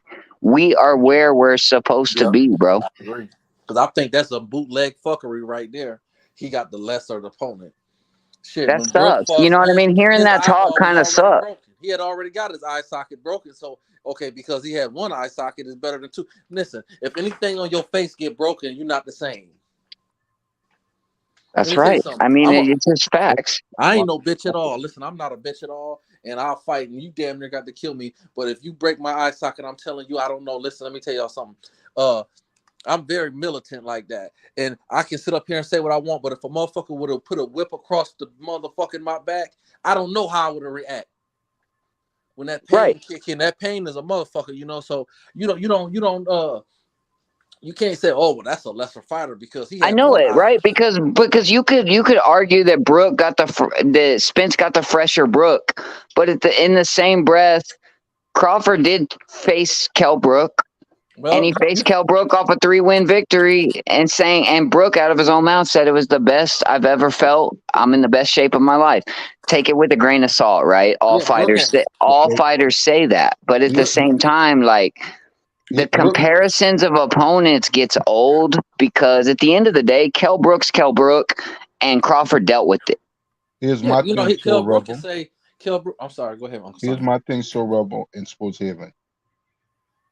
For the last I'm gonna say 2 years, what they consider the lightweight division.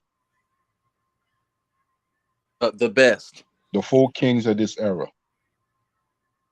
And I'm saying to myself, the 4 kings of this era. So I say that's like shitting on the welterweight division. But if you really look at it, they had more kings in that division than they had at lightweight.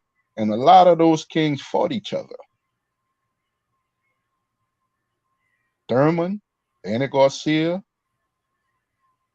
You want to mix a little bit of Ugas. Pacquiao was the long-standing. Spence. Porter. I say, if anything, that's more of a 4 kings type of subtitle than the lightweight division. That's true. Because we never got Tio in there with a Devin Haney or even a Tank Davis. Or it was considered Ryan Garcia. I don't know why, even Ryan. And vice versa. Now Shakur coming to the mix. Now we got a re-up of the 4 kings and stuff like that. I'm like, no. I'm like, man, we just overshadowing the welterweight division. Because actually, those guys actually fought each other. And they was welterweights. Porter, Thurman, Garcia, Spence, they all fought each other. And you throw in Ugas. So that's more of a 4 kings type of scenario than anything. So I just think they missed the boat on the welterweight division and stuff like that because we have had a good era of that weight class. We have. More so than the lightweight division.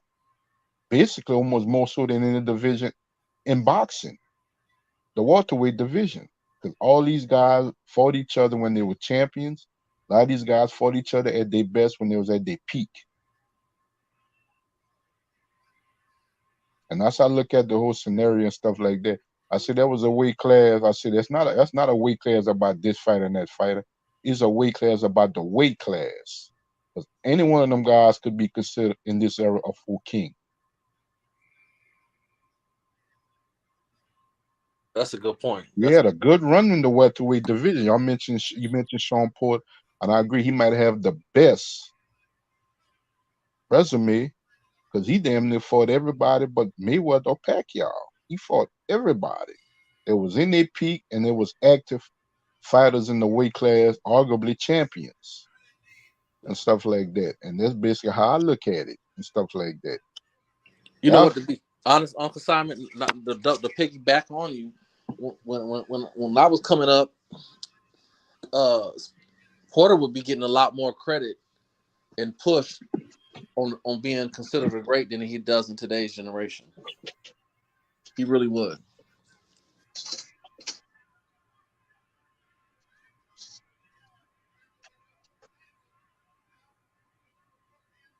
Every time you turn around, he was in a big fight. That meant something with a belt on the line or fighting for a belt. And that's a fact right there. That's a fact, Sports 7. I'll see this But for the guy Kevin. with the If belts, you know your history and you do your research, the original 4 King was in the 1980s era of the welterweights. Original but 4 King. Jonathan Simon, I think they was wrong about the four kings because they left out Aaron Pryor. Aaron Pryor should have been on there, and I believe Wilfred Benitez. Yep. Wilfred Benitez, he was world champion at 17 years old when he still was in high school. You know what I mean? So I feel like those boxing experts, they got it wrong with them four kings because it was more fighters than them. It was, Aaron Pryor. They forgot about Aaron Pryor. Sugar Ray Leonard, he never gave him an opportunity. He was scared. I think he was really scared of Aaron Pryor because he sparred with Aaron Pryor as an amateur and as a professional. And Aaron Pryor, he whooped him. Sugar Ray didn't want that smoke. Just like Devin Haney, he sparred with Shakur Stevenson. The same way.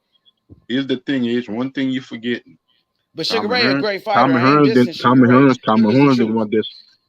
didn't want that smoke with Pryor neither. Because he used to beat up Tommy Hearns in the amateurs too. He the one that put Tommy Hearns from going to the Olympics.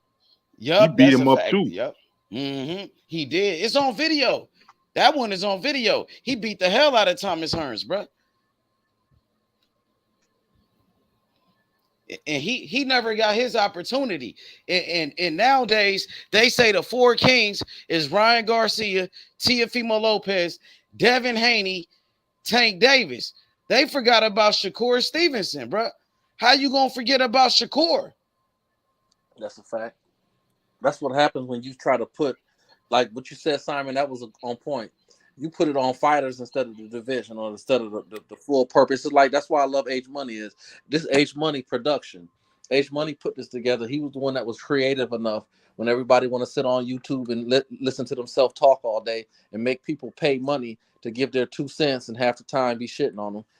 He was creative enough to create Open Smoke. You know what I'm saying? It's the same type of concept. You can't. They just you basically what you've done is you put more light on MOB or you put more on your channel instead of just about people. Same thing with the division. A lot of times, you're right, H. You couldn't leave out Aaron Pryor, but they left him out because they had. And that wasn't right. That's not right because they forgetting about one of the greatest boxers ever. He was one of the best ever.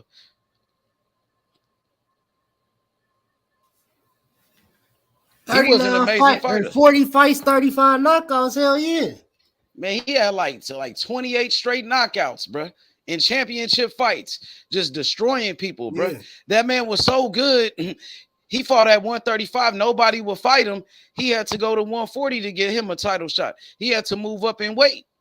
He had to move up. And then he dominated his weight class at 140. He told Sugar Ray Leonard, I'm moving up in weight, bro. I'm already the best in my weight division. I'm coming up to 147 to fight you.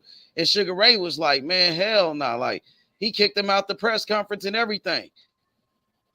Because Sugar Ray sparred with him. He knew all about him. Just like Devin Haney, he sparred with Shakur. So he know about Shakur. He don't want to fight that dude. That's why he don't want to fight him. He sparred with Shakur plenty of times. And he don't want no smoke. Pryor had the WBA and the IBF, didn't he? I believe so. I think he was unified champion at 140. To me, he's the greatest fighter in that weight division at 140 pounds. I think he was the best ever at that weight division, bro. Couldn't nobody see him. Not Chavez. You put him in there with Chavez at 140, Aaron Pryor gonna beat his ass. Mm-hmm. That's a whole different type of fight too. You're right, because he gonna fight with Chavez. He ain't gonna be no running. Ain't gonna be no running. No, nigga. He could box too. He could box. He could do it all. Aaron Pryor, but he liked to fight. You know what I mean? And sometimes, yeah, he might have got dropped, but he get right back up, bro. He the only dude I know that get dropped, get right back up and start whooping the dude after being dropped. Like it made him even better. Like it kind of woke him up. That motherfucker was dangerous, bro. He threw punches nonstop, bro. That's why he would get caught sometimes because he was so much on his offense, he would, leave himself open. But that nigga was the man, bro. Sugar Ray, he didn't want no smoke. And Sugar Ray was a great fighter, bro. Sugar Ray was an amazing fighter. He was one of the greatest, but he didn't want to see him. I think it's kind of similar to Devin Haney and Shakur. For real, to me, I think so. He got what you say, H. He like my man in Belly when he said, "Yo, this nigga out here from New York looking for you." He came out looking out the corner of his eye like him, nigga. He's standing right there. The nigga right there looking for you. Oh, okay. That's how Sugar Ray was with Aaron Pryor. Where is he at? Yeah, he said he coming up to 147. What you mean? There you go, right there. Oh, yep. Hey, that's on video. Face, nigga. He's standing right there looking at you. Hey, it's on video too. When Aaron Pryor pulled up to Sugar Ray Leonard's press conference, and he was like, "Man, I sparred with Sugar Ray." He said, "I know all about him." He said, "Sugar Ray know all about me." And Sugar Ray was like, "Man, this is my time. This is my press conference. Get up out of here." Aaron Pryor was like, "Man, I beat Thomas Hearns." He said, I'm the best fighter at my weight class." He said, "You number one at 147. I want to move up and fight you. Let's do it." And Sugar Ray wouldn't fight him. He said, "Get that Sugar Ray nigga." wouldn't fight him. He said, "Get that nigga out of here right now." He And, was and, awesome. and get say it again. No. I said he was on some shit from Django. He was like my man Samuel and Django. Get that nigga out of here. Hey, I'm telling you, bro. And when Shakur, he jumped in the ring to call out Devin Haney. Devin Haney wouldn't even face off with him. Devin Haney wouldn't even give him an opportunity, bro. Like, that's crazy. Devin Haney is the same guy that jumped in the ring and called out Lomachenko. He called out Ryan Garcia. He did all of that. Ryan Garcia gave him an opportunity. He didn't walk out and say, "Man, fuck him, I'm leaving." Nah. Devin Haney wouldn't even give Shakur that opportunity, bro. To me, I felt like that was disrespect to Shakur right there. Yeah. That's like a slap in the face. You act like he's a nobody. Man, Shakur is on a pound for pound list. He's undefeated, bro. You know who he is. He tried to walk out the ring like that, man. Come on now, bro. That's really disrespectful, bro. The man jumped in the ring. He jumped in the ring to challenge you, to make a fight. And you turn your back on him, you pretty much saying, fuck him, he's nothing. Fuck him. I'm not going to give him the time of day. He's not worth my time. What kind of shit is that, bro? He a pussy. What if Lomachenko walked out on Devin Haney like that? All the Devin Haney fans and Devin Haney would have been mad. You know what I mean? If Ryan Garcia did the same thing to Devin Haney, would Devin Haney say it again? You're right. That shit disrespectful, bro. That's like a slap in the face to Shakur, bro. He still ain't talking about Shakur. He ain't saying nothing. He was going back and forth with Regis Prograis. He won't say nothing about Loma neither. He ain't saying nothing about that Loma rematch, but he acting like he want to fight Tank Davis. Tank Davis is applying that pressure. He applying that pressure on Devin Haney. He feel like, oh, I gotta say something back to Tank. Yeah. But you sure ain't said nothing to Shakur. When Shakur jumped in that ring and called you out, you said something and ran away. Just like when he pushed Lomachenko and ran off. He's scared, man. Lomachenko, he said it. He said, Devin Haney don't want to give me a rematch. He's scared. He's scared of me. You know what I mean? That's a fact. I think he's scared of Loma. I think he's scared of Shakur. I think he's scared of Tank. He's scared, bro. He don't want no smoke. He don't want it. I thought Bill Haney said they staying at 135 the whole year, Jonathan Simon. What happened to that? That's true.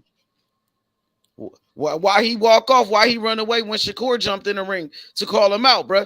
He was talking all that shit on the internet, him and his daddy. Yep. And for years, and then Bill Haney. and for years, go ahead, John. Him and his team kept saying they don't want to give him the opportunity. Fighters don't want to fight me. I'm gonna thread this and that. Okay, you're in that spot now. They got people that want to fight you. What was the problem? Where you was a couple of years ago, where nobody didn't want to fight you, nobody looked at you, nobody paid attention to you. Now the tables has turned. They are paying attention to you. They want to fight you now. Same way you was calling out these other guys, they doing the same thing to you. Roma want a rematch. Could want to fight you. Now Tank is finally being vocal and saying your name. What's the deal? Man, they scared. They scared, bro. And what turned me off about that is, and you know, H, when I first came here, you know, I was Team Tank from the rip, and I never disrespected Haney neither. I mean, I had a little joke here and there about him taking knees and shit, but it's a turnoff to me because, you know, he was calling everybody ducks because it was like he was like a little gnat. You know how a little gnat be in your face and you trying to do something, and it's like every time you get in your spotlight or you trying to do something, here he come, him and his daddy, and you know here they come. Man, I want you. You ducking me, and then you taking away from my glory. They calling me a duck, but when the shit come to you, you know, and then you fighting guys that's shorter than you, and you know I don't want to call him a weight bully, but he killing himself, literally killing his kidneys to make a weight that he's clearly outgrown. And yeah, he might have. That's why he might have fucked himself up for the future already. So he's killing himself to make his weight.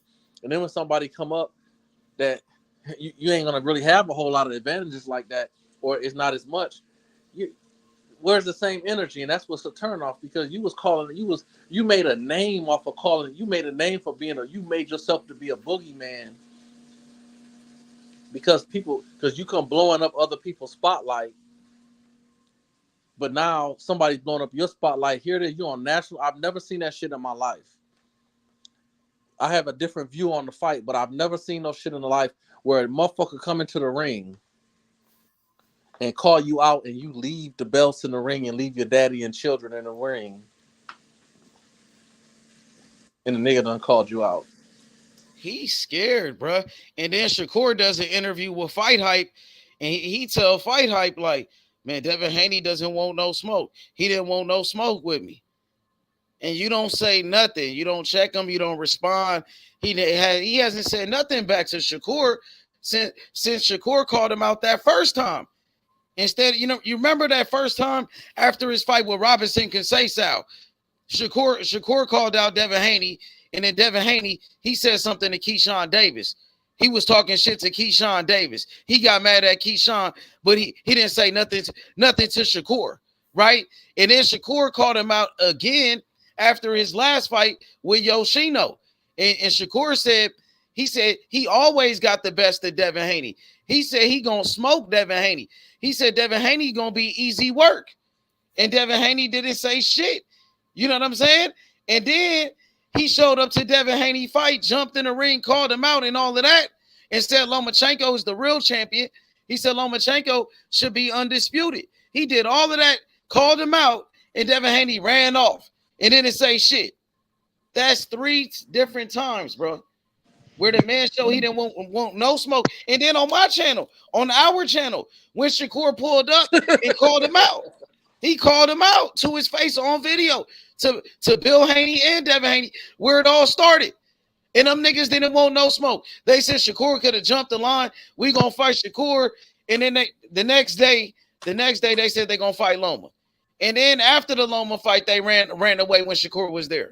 So after the fight, they still don't want no smoke with him. Come on, man. Yeah, that's some backdoor fuckery right there. And look, here's another thing, H. Here it is that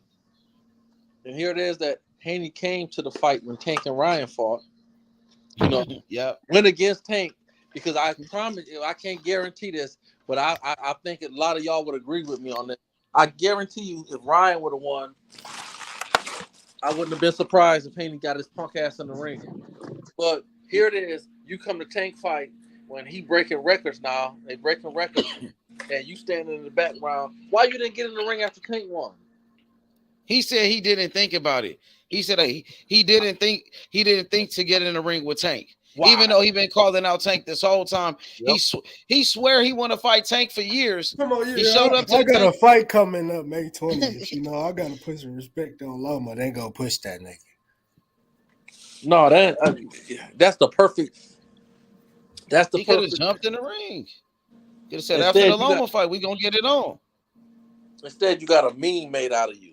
You got a meme made out of you, and then you sold 150,000 pay-per-views, which is what Tank sells when he fights low end.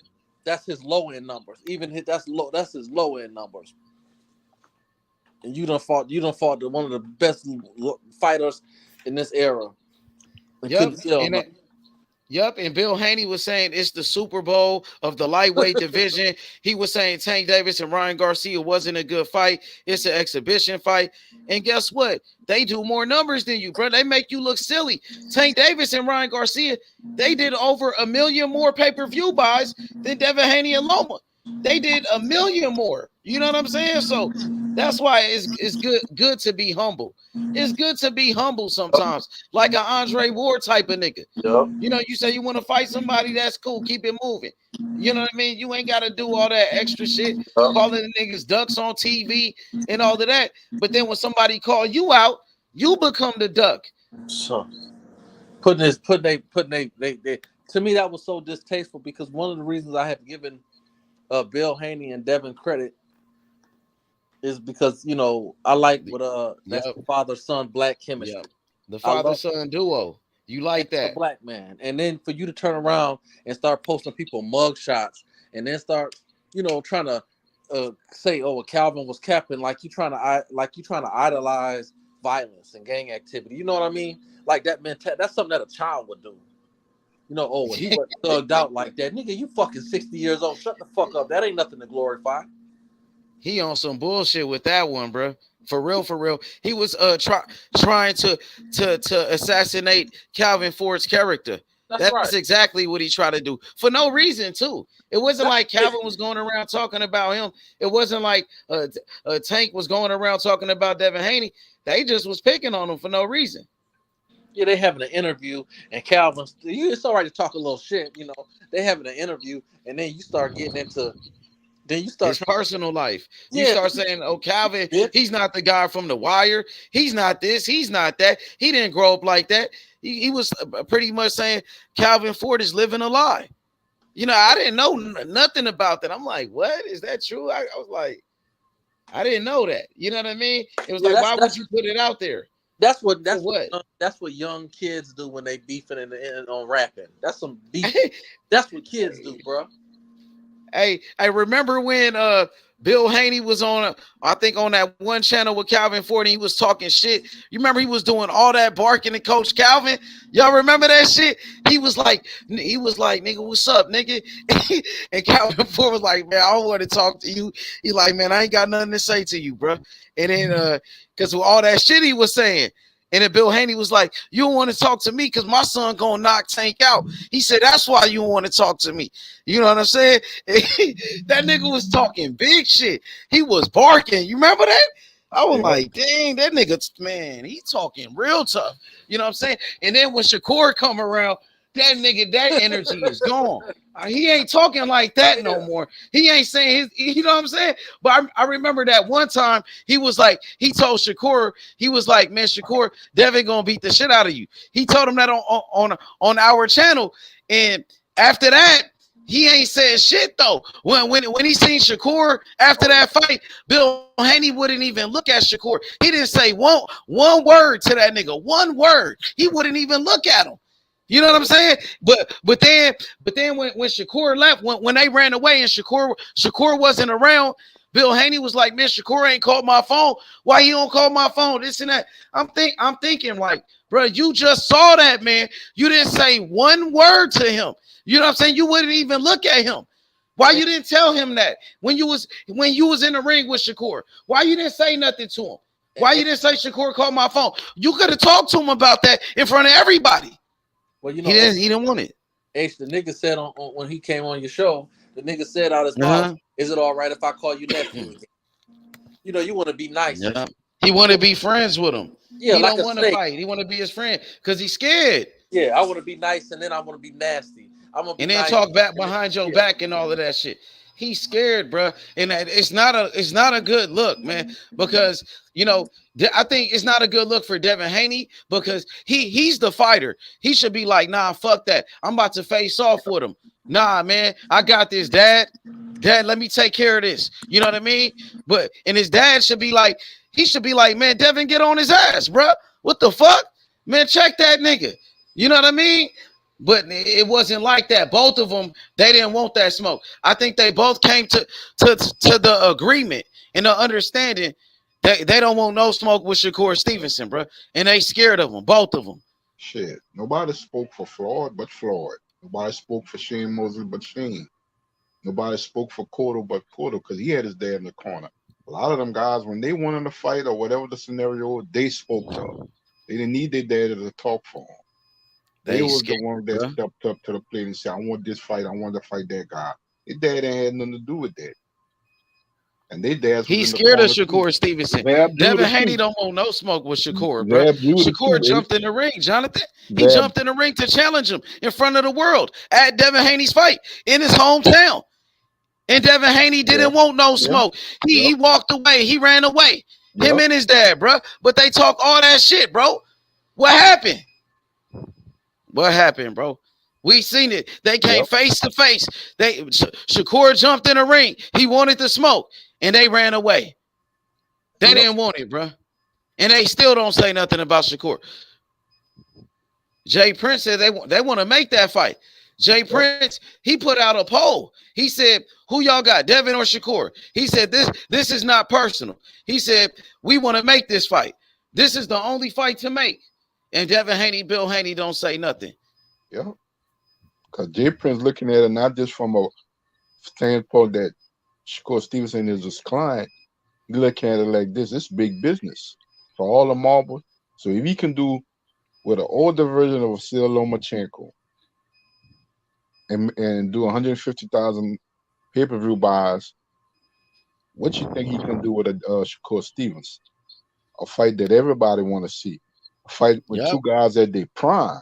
So if they did 150,000 there, just imagine what we can do. Exactly, bro. Yeah, that's a much bigger fight than Lomachenko. The Lomachenko fight, it only did 150,000, bro. The Shakur fight would do much more pay-per-view buys. Come on, and I was telling Bill Haney that we told Devin Haney that they didn't want to hear it. They said we want to fight Loma, and Loma damn near beat his ass. Yeah, you know, he got exposed in that fight. You know, and that's a great point y'all hitting on, and this is something that needs to be said so everybody understand this shit.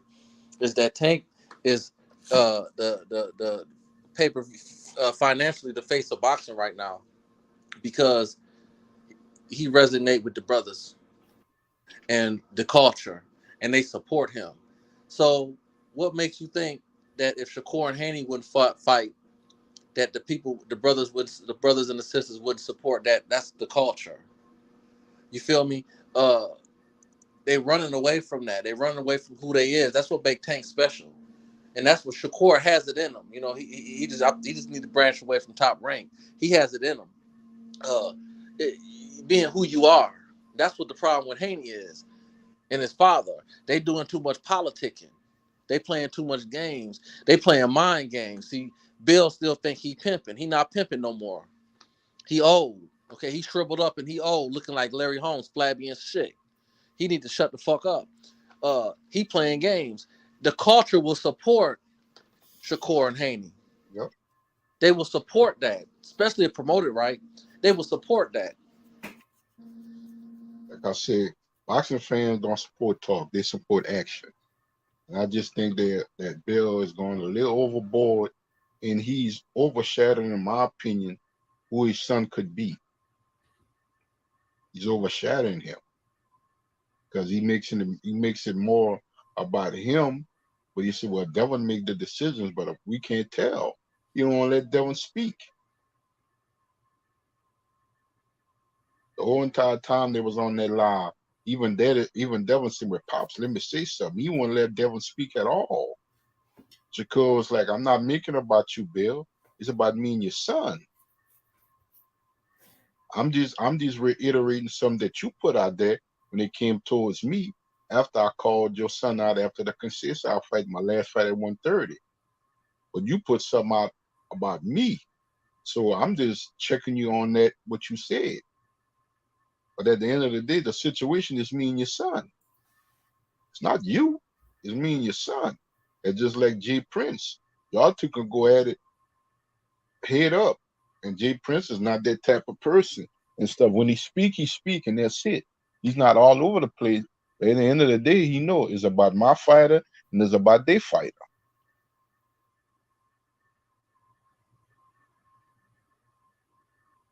When the lob was just getting good and Devon came on and stuff, as Bill with the interference. So Danny the Great, a great comment right here, Danny. I like this. He says Shakur was born and raised in the gutters of Southside, New Jersey, the bricks. You understand me? Unlike Devin Haney, who was raised in the suburbs in a white neighborhood, nigga. I mean, yeah, man, different type of mentality. Shakur comes from the gutter. He comes from the trenches. He comes from the trenches. Devin Haney, different situation. You know what I mean? He comes from the suburbs, like you say. He comes from a rich neighborhood. Facts. Shakur came up in the projects. He grew up with 9 brothers and sisters. Nigga, in a one-bedroom apartment with 9 brothers and sisters. Devin Haney grew up in a big-ass house, in a mansion. Bill Haney was rich. And not just that, H. Devin Haney's grandmother also raised them. Mm-hmm. His grandmother, He raised them. His grandmother raised them. That might have been the time when Bill was locked up, but that woman raised him. A woman. Devin Haney was in the church before Bill came out and became Muslim. Devin Haney was in the church with his grandma. He should be like He should be like a Vander Holyfield and let it be known. Bill is the one that tried to be gutter. It's not in Devin. You can see it's not in Devin. But Devin try to act like he with the shit too, though. Yeah, he be putting on that cap, though. He be, you know what I mean? Saying everybody's scared of him, everybody ducking him. He calling out all of these fighters and shit. He be talking like he be talking that tough shit. Yeah, he be talking it. But we know the real from the real. We know who's about that and who been through that and seen that and done that. We know that. Well, he'll get tired of swimming in other niggas' babies after a while. You know, when he be. You can navigate a situation so far until you got to go head up with that situation. That's life. And now he's starting to see what's going on in life. Yep. I can't navigate no more now. Why? Because I'm in that position that everybody want to be in. So you know what? Everybody's looking up at me now. I'm their target. And when all the other guys was targets for me, some same guys and others, I'm target for them now. So you talked it, you better be able to back it up and walk it now. Mm-hmm. So they think that they think Devin Haney is backing it up. They say he's the undisputed champion. He beat Lomachenko. So they bragging about Devin Haney. The Devin Haney fans, they saying, Devin Haney got the best resume. He just beat Lomachenko. He the undisputed champion. What y'all got to say to that? And here's the sad thing, H. Here's the sad thing, and I'm going to reiterate on what your statement. Here's the sad thing. If that fight was to happen, win, lose, or draw, either guy going to get major prop from us. Why? Because that's the best fighting the best. That's the fights we want to see and stuff like that. If Shakur and Devin was to fight and Devin loses, we're not going to shit on Devin. Why? You took the challenge. You took the fight that we want to see. And that's the bottom of the line. At the end of the day, you taking the fights as from a span perspective that we want to see. You know what I'm saying? And when you do all this other stuff to navigate from that situation, that's when fans has a problem. Regardless if I'm a Devin Haney fan or Shakur Stevenson fan, I'm a fan of boxing. I don't pick and choose. If Shakur was doing the same thing, we'd be on his neck too. Well, you could fight Devin Haney, stuff like that. Why you ain't talking back to him? That man done called you out and stuff like that. That man that came to your fight and came in the ring, and what you gonna do? Nothing. So we'd have give Shakur that same heat. Yep. Facts. If that was Shakur and Devin Haney was calling him out, showing up to his fights and doing all of that shit, saying he was gonna smoke him and said he was easy work, man, everybody would be on Shakur the same damn way. It'll be the same situation, bro. Everybody will keep that same energy. Adolfo says Shaq is grown-up man. He wants the smoke of any kind. Yeah, Shakur want that smoke with everybody. He said he want that smoke with Tank Davis too. Shakur is a grown-up man. He won't smoke with anybody. Big facts. You know what I mean? He do. Even with Tank Davis. Even with Tank. You know, even with Devin Haney. But he ain't pulling up on Tank the way he pulling up on Devin Haney, though. I ain't gonna lie. You know what I'm saying? It's like, I think Shakur got more respect for Tank Davis than Devin Haney.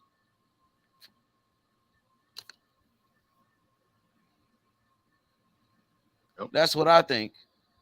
Sports Heaven left? Nah, he's here. He's on mute. Sports Heaven. I don't think that's the case. I'm gonna make y'all laugh.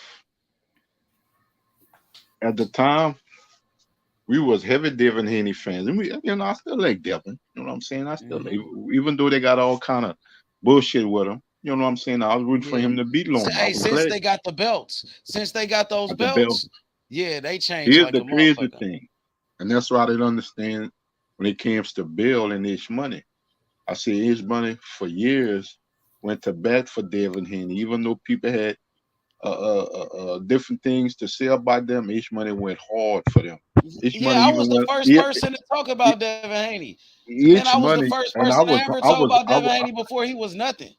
I was on that podcast. Yeah, I was the one that built up Devin Haney. Ish Money the type of but I gotta say this. He don't like to speak on other channels. Ish Money went on the Rise podcast, a channel that promote Tank Davis and his team, live, and told him straight up, when y'all gonna fight Devin Haney? You remember that, H? Yeah, I remember. Went on there and told him, when y'all gonna fight Devin Haney? So that man went above and beyond the call of duty for Devin Haney and his team. Yeah, man, for sure. The only problem I had with them was with the Shakur shit, because Shakur called out Devin Haney, and Devin Haney wasn't saying nothing, bro. He didn't say shit. He let Shakur call him out. He wouldn't respond. So I'm like, you know what I mean? I was fucking with them. I was just telling them, bro, you got to say something back. You know what I mean? You can't let that nigga call you out. What you gonna do? You know what I mean? And they didn't want no smoke. They didn't want no smoke, bro. And that's what fucked me up, bro. And that's the problem that I had, bro. He let that nigga herb him out on that in front of the world. Yup, and the whole world seen that now. You know, so this shit is not a secret. Even Regis Prograis, he said something about that. Regis Prograis, he said, man, Devin Haney, you can't beat Shakur. He said everybody know he can't beat Shakur. Even Eddie Hearn, the promoter Eddie Hearn, he said Devin Haney can't beat Shakur. He said, oh, they grew up with each other. They really know each other. That's why Devin Haney don't want no smoke with him, bro. Like, come on, bro. It's not a secret. I ain't never had a problem with Devin Haney until the Shakur shit happened. You know what I mean? I was like, damn, you gonna let that nigga call you out? You ain't gonna say nothing back? You ain't gonna do nothing? You gotta say something back. That's what I said. He still ain't said shit back. That was 8 months ago, goddamn it. Shakur done called him out 3 different times, 4 different times. So it is what it is. And when Devin Haney seen him, Devin Haney ran away. And Bill Haney ran away. They didn't say nothing to Shakur. They didn't keep that same energy. They barely beat Lomachenko, bruh. That nigga barely beat Loma, bruh. A lot of people think Lomachenko won that fight. What's up with that Lomachenko rematch? Lomachenko said Devin Haney is scared. He's scared to fight me. He said, Lomachenko said he think Devin Haney about to go to 140 and fight regular fighters, fight nobodies. Damn. That's what he said. He said he about to go to 140. He about to fight regular fighters. He said everybody know Devin Haney's level now. He said his daddy know his level now. They know. So that they not moving Devin Haney like that. He know himself. He ain't ready. Yo, Big Israel, hit that link. You know what I'm saying?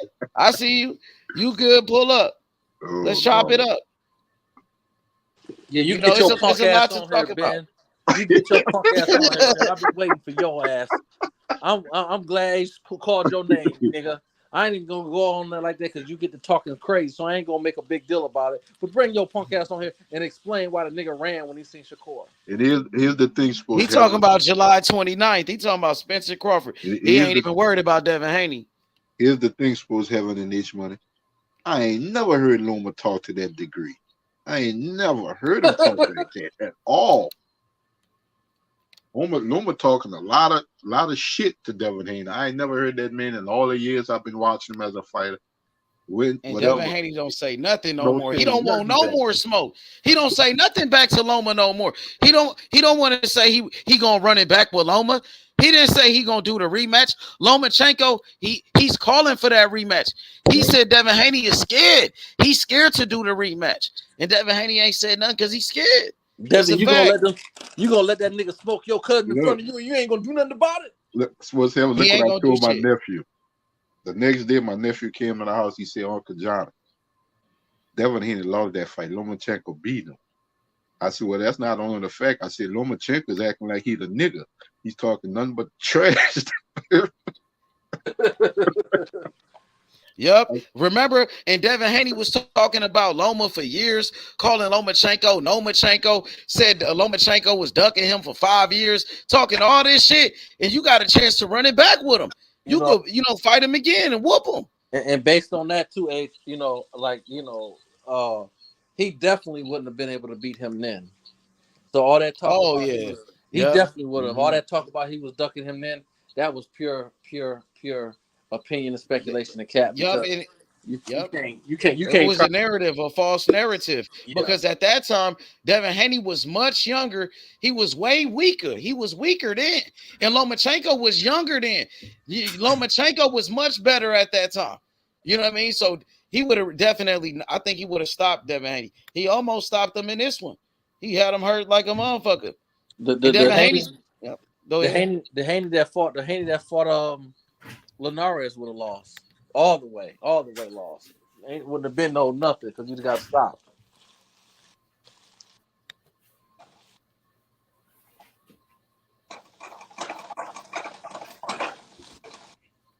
Yeah, man. He got exposed. He got exposed in that fight with Lomachenko. That's for damn sure. Because Devin Haney was supposed to smoke Lomachenko in that fight. He was saying he was going to retire Lomachenko. And what happened? Lomachenko calling for the rematch, bro. He ain't in retirement. He still want that smoke with you, bro. And you don't want it? Run it back like Floyd Mayweather did against Marcos Maidana. Run it back like Floyd Mayweather did against Jose Luis Castillo. If you really a great champion and if you care about legacy, run it back like Andre Ward did when he had that fight. You know what I'm saying, with Sergey Kovalev. Andre Ward, he ran it back. So it ain't no excuse. Ain't no excuse, bro. Devin Haney don't want no smoke with Lomachenko. Devin Haney is scared to give Lomachenko a rematch. Devin Haney, he's scared to fight Shakur Stevenson. And he's scared of Tank Davis. He ducking Tank. Tank Davis calling out Devin Haney right now. Devin Haney don't want no smoke with Tank. Devin Haney, he's scared of Tank Davis. Tank Davis, he will knock out Devin Haney. He will knock his ass out, bro. I promise you that, bro.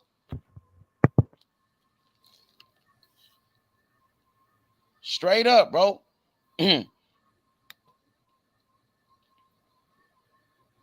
Tank Davis, he's a killer.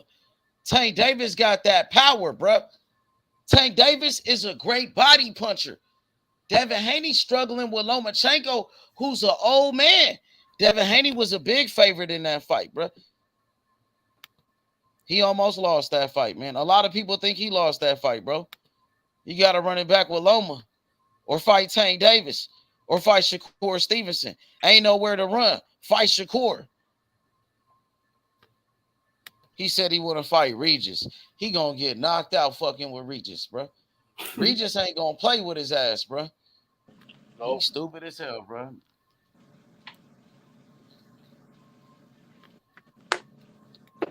No, He's trying to call out Regis to take that pressure off of, the Shakur shit. Because Shakur called him out.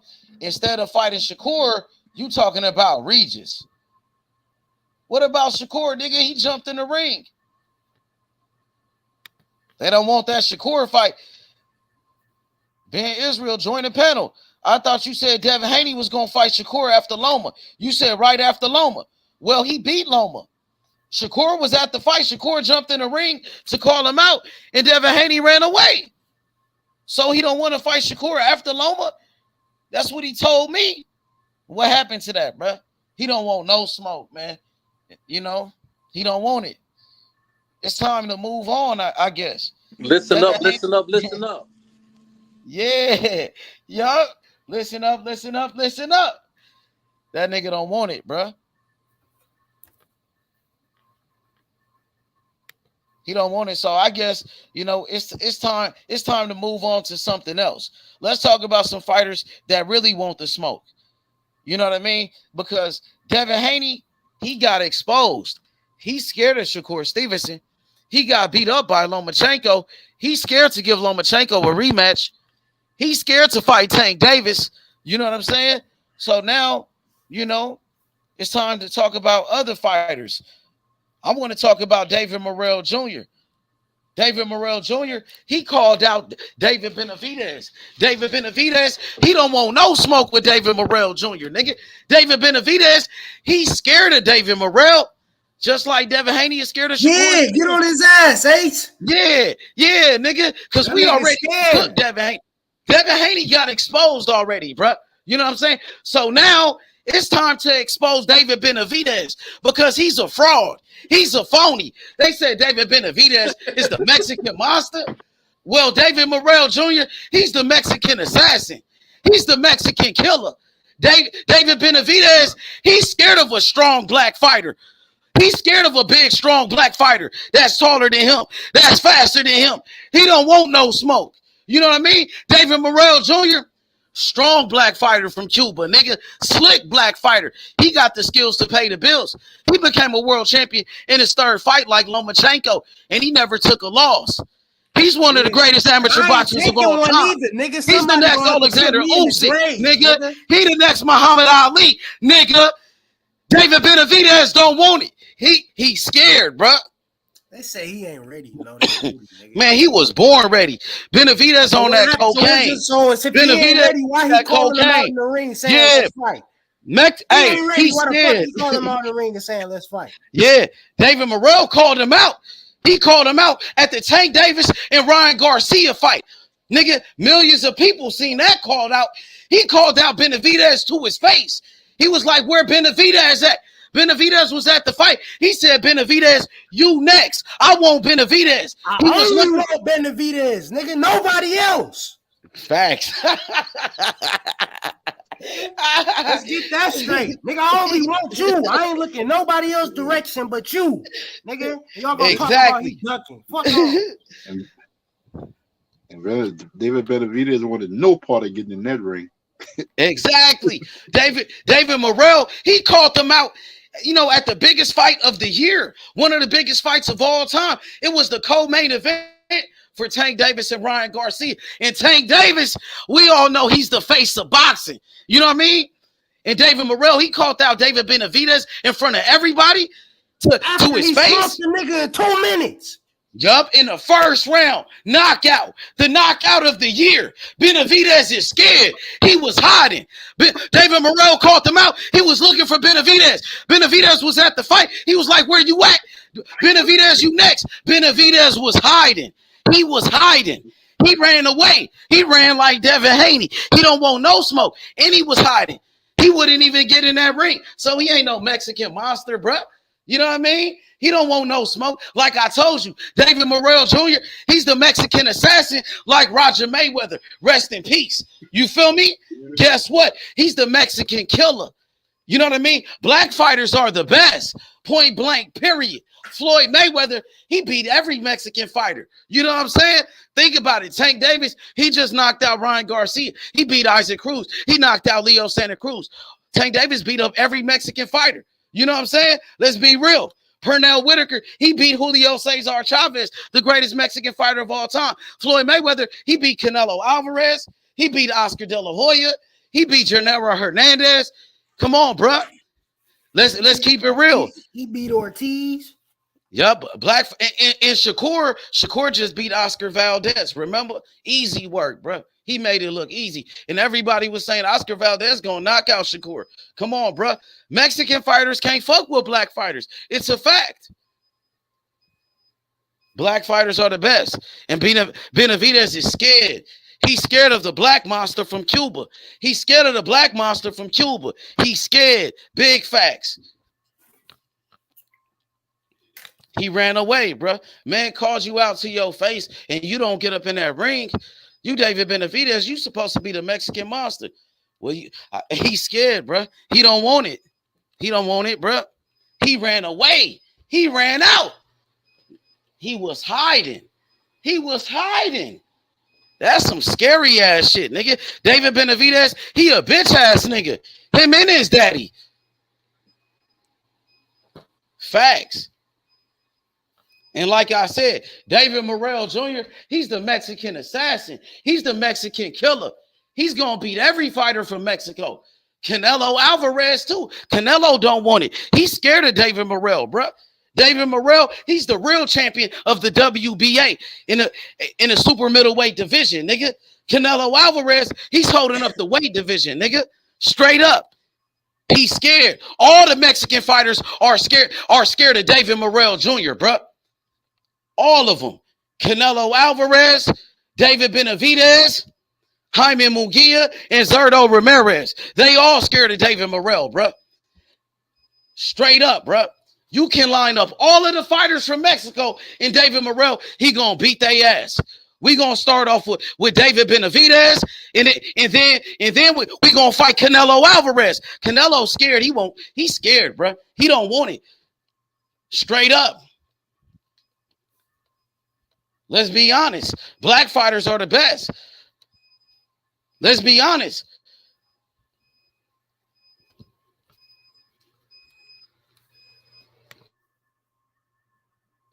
Straight up, bro. They don't want it. He don't want no smoke, bro. Benavidez is scared. He ducking David Morrell Jr.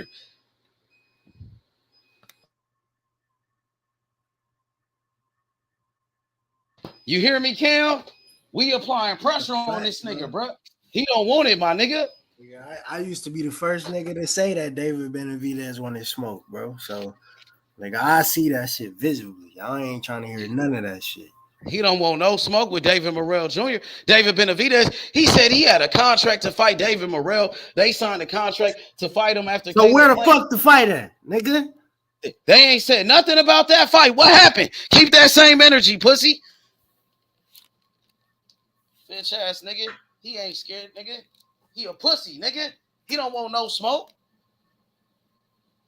None. Not that.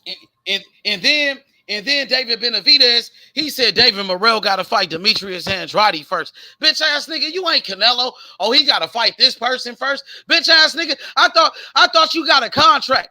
I thought you said you was gonna fight Morrell next, but now Morrell got to do this and that. He a pussy, bro. Oh, cocaine addict. He's scared of a strong black fighter like David Morrell, bro. David Benavidez. Nigga, ain't no black fighter scared of no Mexican fighter, nigga. Black fighters been dominating Mexican fighters for years, nigga, since the beginning of time. Since the beginning of time, bro. Black fighters are the best ever. Muhammad Ali, Floyd Mayweather, Sugar Ray Robinson, nigga. Come on, bro. Bernard Hopkins, Roy Jones Jr., Sugar Ray Leonard, Aaron Pryor, Marvin Hagler, nigga. Come on, bro. Andre Ward, come on, bro. And that's just a few of them. Larry Holmes, come on, bro. Lennox Lewis. Yep. Nigga, Now you can sprinkle a few other motherfuckers that ain't black in that conversation. That's it. The ones that fought the niggas. Them the only Brand, ones you can say. Sir Chavez, you could sprinkle them in there literally. Yup. And like I said, in Tank Davis, he just knocked out Ryan Garcia, who's a Mexican fighter. Shakur just beat up Oscar Valdez, the Mexican fighter. Mayweather beat up Canelo. You know what I mean? So you got Munguia, he ducking Charlo, he been ducking black fighters. Benavidez, he ducking black fighters. He ducking David Morrell. He scared. He don't want no smoke. It's the same thing. The same way Shakur beat up Oscar Valdez, that's what Morrell gonna do to Benavidez. He gonna knock his ass out. He really gonna knock him out though. You know, H, and then what they'll do is they'll throw him in there with somebody like Danny, like when they threw Canelo with Jacobs, right? A good fighter, right? A good fighter, but it was circumstances to that, and he struggled with it. And they'll sit up there and they'll use that as their trophy to say, oh, well, you see, we did fight a black fighter and we beat him, you know, or old Trout, Yeah. or you know what I mean? Yeah, but not the best. They ain't beating like the premium black fighters. You ain't beating the top black fighters. You could beat the guy, you know, you can't beat the cream of the crop. You can't beat the Shakurs. You can't beat the Mayweathers. You can't beat the Tanks. You can't beat the Sugar Ray Leonards in them. Well, Sugar Ray, he lost to one Latino fighter, Roberto Duran, but he actually beat him two other times. He beat him two. And that's another nigga that he beat. You feel me? Is in a different echelon. Yeah, well, that's a different beat, though. That's a different beat. Yeah. See, the thing is this: like, you got good Mexican fighters. You got some great Mexican fighters, and ain't no disrespect to them, but the black fighters are just better. This is the truth. You know what I mean? Like, you got great Latino fighters. You feel me? But the black fighters throughout the history, they are the best. Like, when, for example, they say Roberto Duran is the greatest Latino fighter of all time. That's what they say. You know, so you look at him against the best black fighters that he fought against. He beat some black fighters, but he went against the best black fighters. He fought Sugar Ray Leonard 3 times. He only beat him 1 time. Sugar Ray beat Roberto Duran 2 times. No mas. Yep, he made him quit. He beat him 2 other times. Roberto Duran only beat him once. And then Roberto Duran, he fought against Thomas Hearns. He got knocked out by Thomas Hearns, put to sleep. He the greatest Latino fighter ever. He got knocked out cold by Thomas Hearns. And he fought against Marvin Hagler. Hagler beat him too. You know what I mean? And what is unanimous decision? Yep, he beat him unanimous decision. It was a good fight, but Hagler beat him. You know what I mean? So he went against 3 of them, 3 of the top black fighters, and he only got 1 win. And he got how many losses? 4 losses. He got 4 losses, bro. 1 win, 2 losses to Sugar Ray, 1 loss to Thomas Hearns, 1 loss to Hagler. Yeah. So he 1-4, 1-4. Oh, you said this is the greatest. Yeah, he beat Barkley, but Barkley was good, but he wasn't no Mayweather. You know what I mean? He wasn't Ray Leonard. He was like a Sean Porter of his time. Yeah, he might have beat some black fighters. He did, but he couldn't beat the best ones. That's what I'm saying. Like, he could beat like the weaker ones. That's what I'm saying. He could beat the guys that's kind of like he could beat some low tier A black fighters, but he's not beating they could be like good fighters. They could be good, but not the best ones. Yeah, the elite. Exactly. The best of the best. Man, Thomas Hearns knocked the shit out of Roberto Duran, almost killed him, put him to sleep. Oh, yeah. But Duran was a great fighter too, though. Oh, yeah, he put him to sleep, bro. And that was like the second round knockout. But Roberto Duran was a great fighter. I respect Roberto Duran for sure. He one of the greatest. You know what I mean? Just for him beating Sugar Ray Leonard, that first fight was like, that was crazy. But Sugar Ray fought the wrong fight. That was Sugar Ray a big mistake. He had fought the wrong fight and lost that fight. But I don't want to get off of what you're saying, H, because what you're saying still holds true. But I just for the cook on it. He was coming up from a smaller weight class, you know. Duran, he gave Hagler. He did, he did come from a smaller weight class, and he didn't live the boxing life. And and he did give Hagler a good fight. But the He problem did. is when you no mask, when you sitting on your seat, and then you let Hearns knock your ass out in the second round, that is a bad look on you, though. Yep. Yeah, he fought a good fight against Marvin Hagler, but it wasn't good enough. Like Hagler took it. He took that fight. You know what I mean? For sure. But he put up a good effort. He put up a good fight. It showed that he still had a lot left in the tank. He still had a lot left, but it wasn't good enough to beat a Marvin Hagler. Yeah. And I thought low-key he lost to Barkley, but everybody don't agree with me, you know what I mean? But that's just my personal opinion. But I still, because he came up from that smaller weight class, and he was able to still compete. But that don't go against what you're saying, so I don't want to overshadow that. Yeah, you got great fighters from everywhere, though. You know what I mean? But I'm just saying the black fighters are definitely the best. You got like, for example, Tyson Fury. He's white. He could fight. Motherfucking Lomachenko, great fighter. He's white. Alexander Usyk, another great fighter who's white. You know what I mean? Josh Taylor, he's a good fighter, a great fighter. I mean, good fighter. I don't know if he's great, but he good. He a hell of a fighter. He beat Tio. He beat Tio. I think I classify him as great. Yeah, he's a hell of a fighter. You got to for sure. at that point. Who else? You Who got was that? Who was talking about Josh Taylor? Yeah. Yeah, he beat Regis. He beat Regis. And I thought he won the fight against Regis. I don't believe it was a bullshit. Yeah, he did for sure. He beat Regis. Yeah, and then you got Japanese fighters like Inoue doing their thing. You know what I mean? So you got fighters everywhere, no doubt about it. Nakatani, shit. Junto Nakatani, he's a good fighter from Japan. Another one. You got fighters from everywhere, bro. But they still sprinkled in though. They sprinkled in. So you got one or two good here, and then you got about 5 or 6 niggas. You got one or two non-blacks. Then you got 2 or 3 niggas in there. You know what I mean? Like the biggest fights of this year.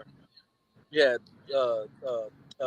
Loma and Devin, that's a brother. Then you had Brian, that's a brother. You got Terence, and you got Spence. Them 2 brothers. So like if you go up and down, let me just roll this window up. If you go up and down I think if you go up and down the championship, the champions in the world, I think you'll see like 70% of them is black. Yep. And this is in an era of nigga hating. And people don't want to hear that, but they hate niggas now. They showed in boxing, brothers got more love in the 80s and the 90s than they getting today. Because in the 70s, 80s, and 90s, the brothers was accepted as the best. There was no argument about who was the best boxers, who was the best fighters. In 2023, because they was fighting each other at that point. They were fighting each other a lot more at that point too. So they were classified as the best. So they was the best, and they was accepted to be the best. You know what I mean? Right. Like when Mike Tyson and Holyfield and Lennox Lewis. I mean, George Foreman, Ray Mercer. Then you had Tommy Morrison in the mix, which he was good. Tommy was all right, but the point I'm trying to say is that's just one motherfucker. So it ain't like today when you look at the pound for pound, and you out of 10 people, they trying to throw, half the motherfuckers in the pound for pound ain't black. They hating on niggas. This is the day of hating niggas because I guess they tired of niggas reigning supreme in sports. And that's why I'm not a big fan of Top Rank, If you look at Top Rank, and somebody correct me if I'm wrong, but out of the top 10, I think only 2 or 3 fighters in top 10 that's in the pound for pound is not a part of Top Rank. Spence is the only brother from PBC that's in the pound for pound. Like, what part of the fucking game is that? Yeah, outside of Crawford. Yeah, but he's a top rank, Well, no, I think they got what they got. Well, yeah, Ring Magazine wise, I don't. Which one are you going off of? Well, I'm just going off. I mean, there's different ones, but if you understand that the pound for pound list was created by ESPN, right? You know what I mean? And it's just funny to me. The PBC top rank, they do have some good recruits. They do got some talent. Don't get me wrong, but PBC is flooded with flooded with competitive fighters. The same talent, right? And you're telling me that you only got one motherfucker from PBC in there? Right. And the pound for pound, and if you go through the list of who's the champions, from 130 up to 168 is 160 is niggas. I mean, you got a mix of sprinkles of other people in there, but you know the best fighters, and you can even go down to 126 because it's you know, you got Fulton, right? So it's just like when I was a kid growing up, the big fight was Terry Norris and Michael Nunn. You feel me? Yeah. Like it was no argument about blacks being considered, you know, the upper echelon of boxing. That's not to say that other people or other races or other ethnicities or whatever word you want to use, that's not to say that they're not good. But this mentality of nigga hating, it was more nigga love going on in the 80s than it is today.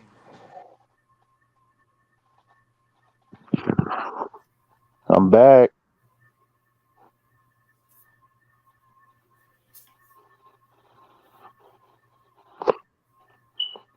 You said Pryor versus her? I don't think so. And the amateur, not at pro.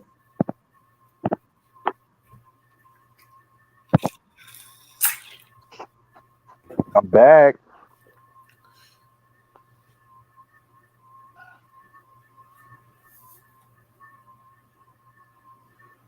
Yeah, they only fought in the amateurs.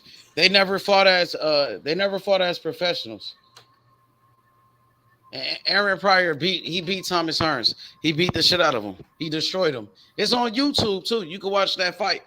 The full fight is on YouTube.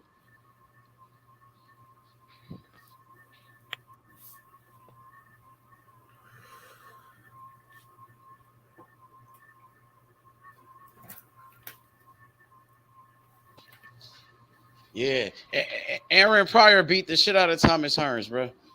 Man, he destroyed him. It's on YouTube. I think he broke his nose and everything. He beat his ass. Aaron Pryor was a killer, bro. He actually one of the greatest fighters of all time, bro. He passed away too, so rest in peace to him. That's a true legend. Back then, them dudes was going 15 rounds. Championship boxing, nigga. That shit was different, nigga.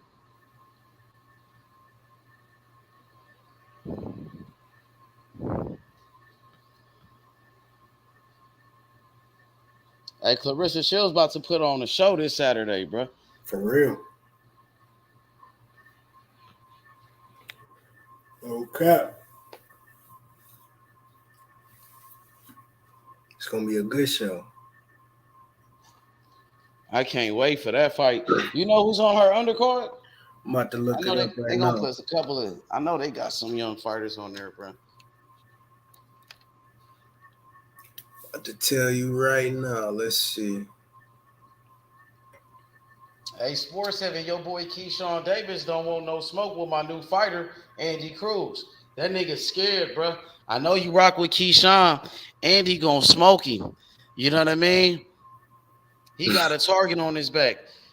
I know you might be busy right now, Sports 7, but yeah, man, I can't wait for that one. Andrell Holmes Jr. versus Wendy Toussaint. That's the co-main? Yeah, that's the co-main. They some ladies? I think so. Ladies, huh? Yeah. She from Flint too.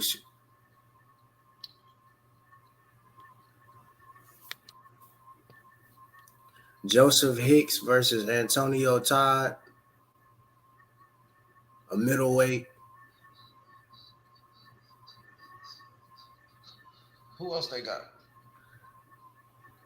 Joshua Pagan versus Renell Burnett. That's a super lightweight matchup. They both undefeated.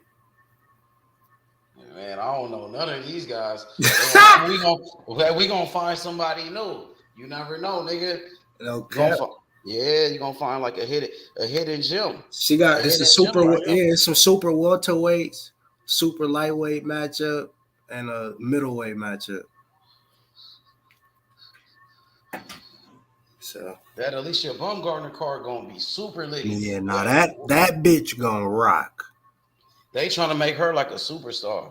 That bitch gonna rock that card, and she fighting a girl. She took a L2 back in the, you feel me, a couple while back.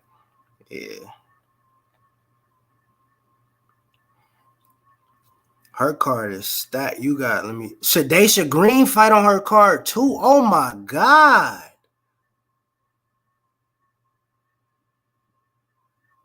You heard me, H?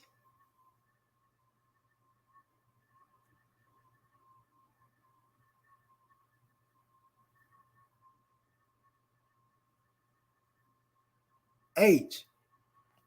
Yeah, I heard you. You said they got Shadaysha Green. Yeah. I've been hearing some good things about her. Like they hyping her up and shit. But we gonna see what she all about though. You know what I mean? Hell yeah, that shit gonna be super litty. Eddie Hearn put that together.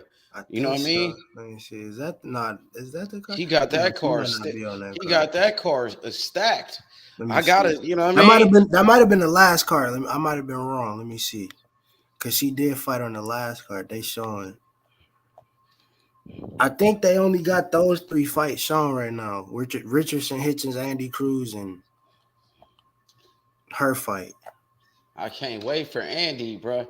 Andy ready to put on a show, bro. Andy gonna dominate, man. This the same guy that went 10 rounds with Keyshawn Davis. He went a distance with Keyshawn, and Andy gonna fight him in his first fight. Andy Cruz, Olympic gold medalist from Cuba, undefeated boxing phenom. He's the next Floyd Mayweather. He's the next Lomachenko. He's the new Pernell Whitaker. Keyshawn Davis is scared, bro. He don't want no smoke with Andy, nigga. That nigga duck it. Come on, bro. What's up with it, Tim?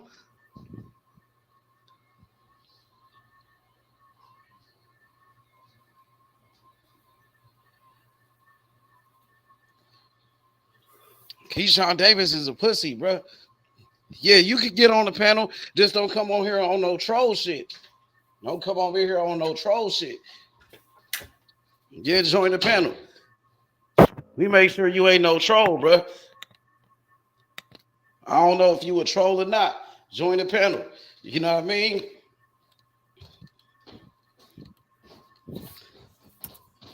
Keyshawn Davis, he's scared of Andy Cruz, though. Andy gonna beat the shit out of Keyshawn. He beat him 4 times already. He beat him for the Olympic gold medal, nigga. You know what I mean? I can't wait for that one.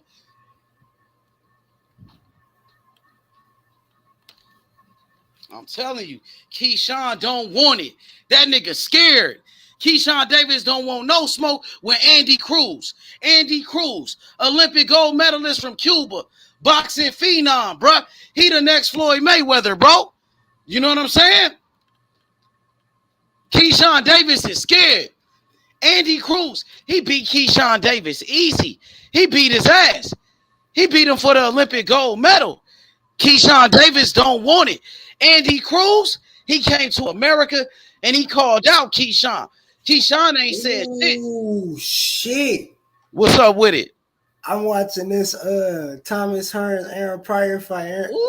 Aaron Pryor just dropped this nigga. He bringing that smoke, ain't it? You see, that's how we fought. He throw punches nonstop, but he could also box. You know what I mean? Hell yeah. Exactly, bro. What's up, Warren G? What's good? What's up with it? H Money, what's good with you, bro? Man, we ready, man. Hey, the kid's back. They not don't say other champions. Just speak for Katie, because Amanda Serrano said she'll fight Alicia Baumgartner. I seen that the other day. She said the money got to be right. That's it. She'll fight her. Oh, that money? She talking money though. I don't know. When they start You right, talking that but money, I like mean, that, shit. She done been in the game for 14 years, bro. You gotta respect. Yeah, I her. respect that. Yeah, we do respect it, but that's money talk though. What's up with it, Tim? Hey, Money, what it do, my nigga? You already know, man. Shit, we ready. July 29th. Errol Spence and Terence Crawford.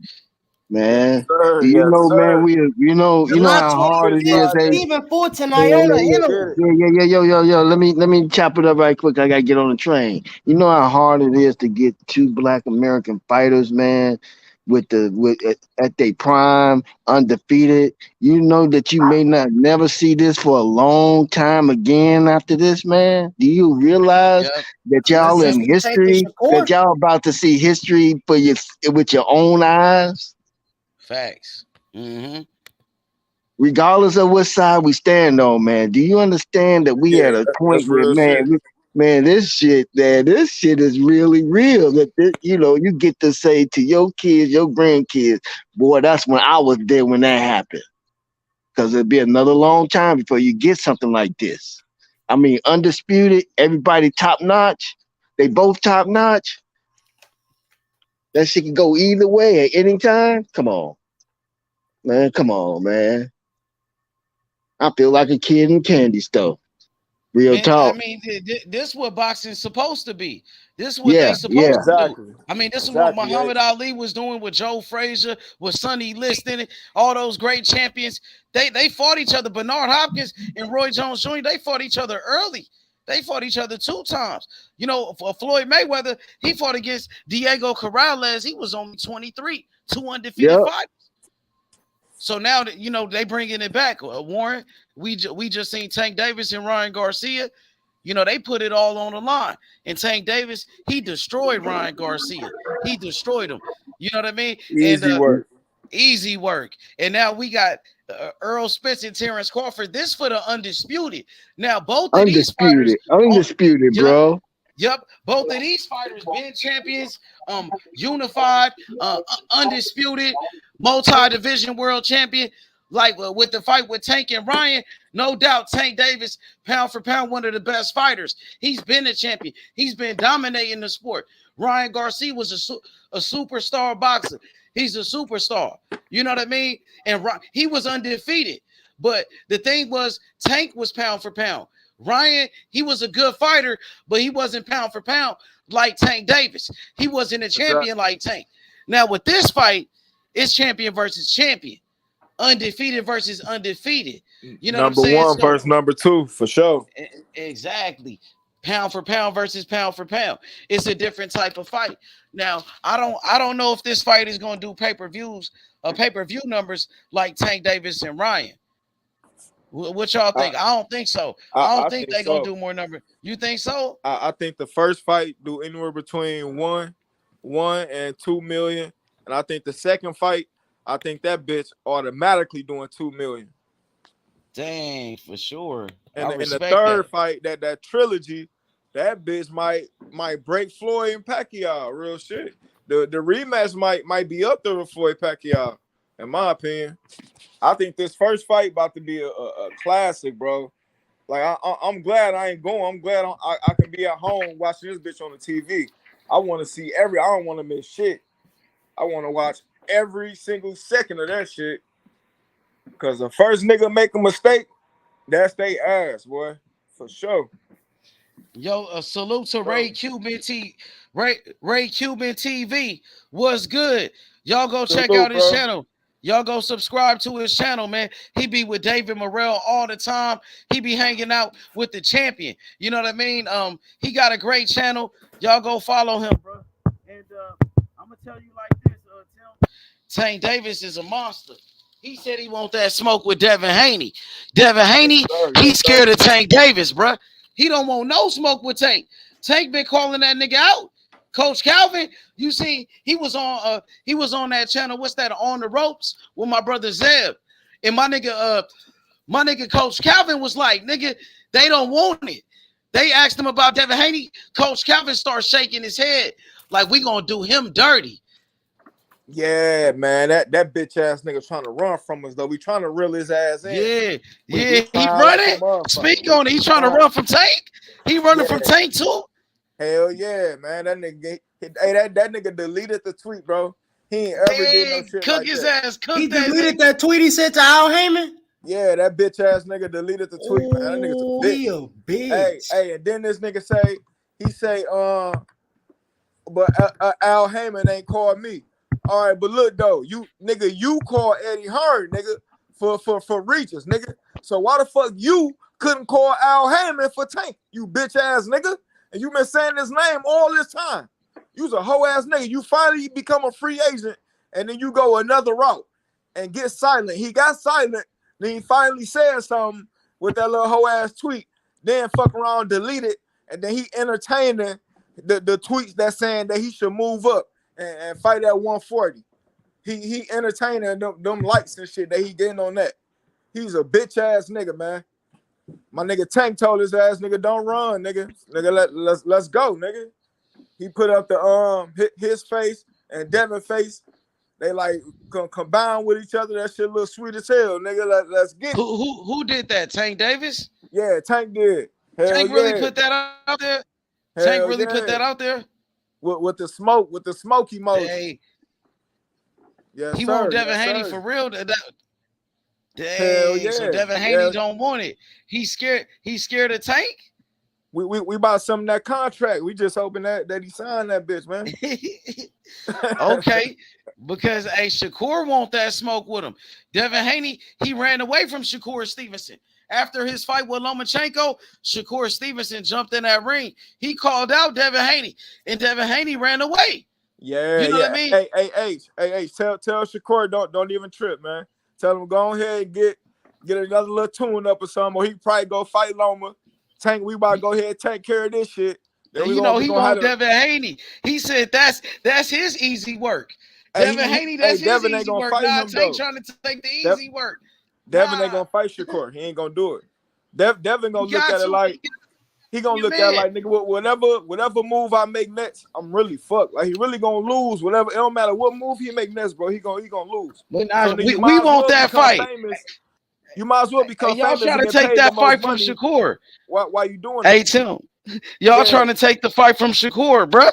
Shakur want that fight. He want the belts. Nah, nigga. Hey, He trying to get I the want that fight too. I want that fight more. I want Shakur and Devin more than Tank and Devin on some real shit.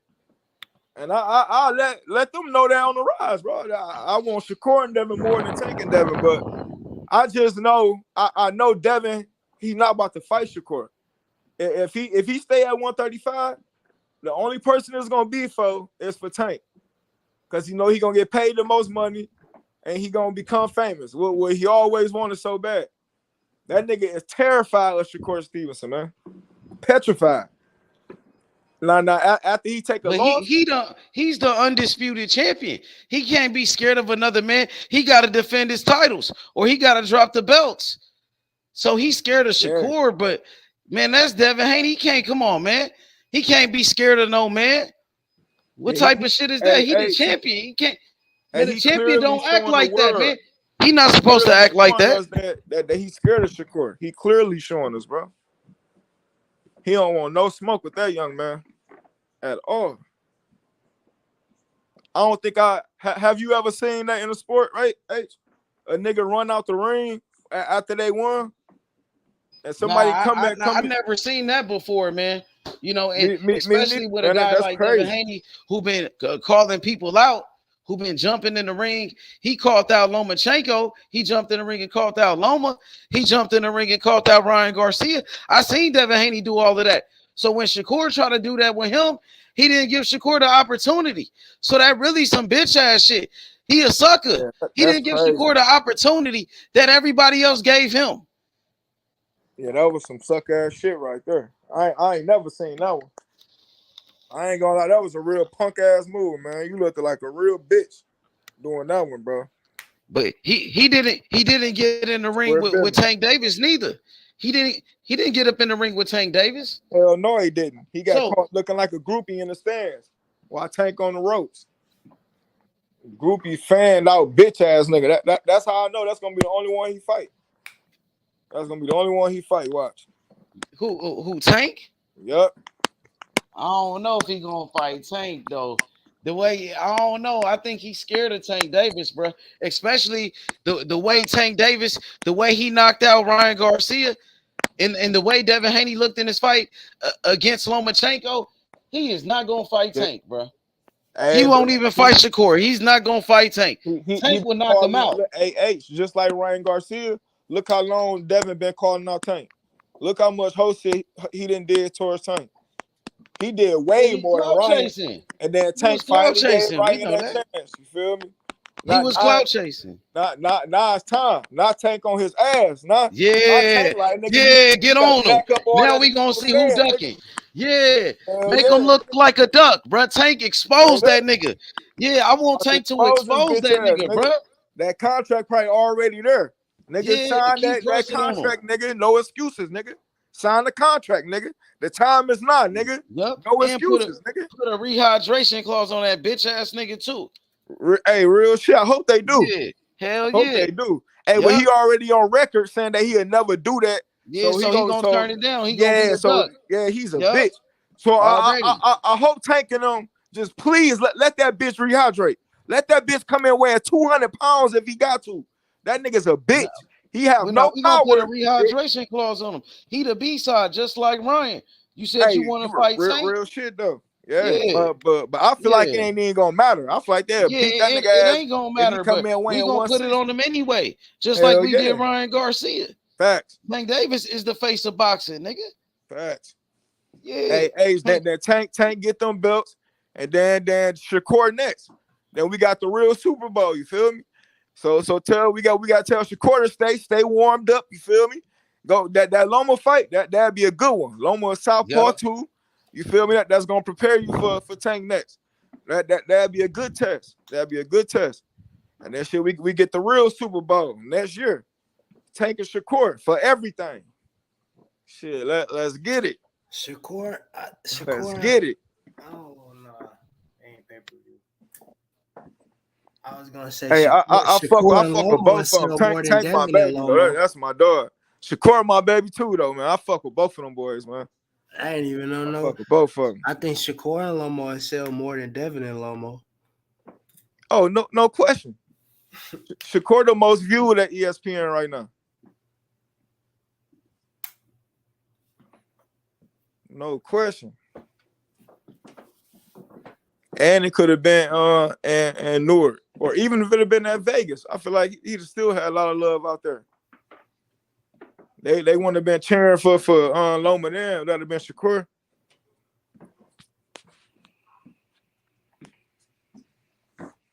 Well, there's a lot of people that want to fight Devin Haney right now. You got Tank Davis calling him out, Lomachenko calling him out. Lomachenko want that rematch. He said Devin Haney is scared.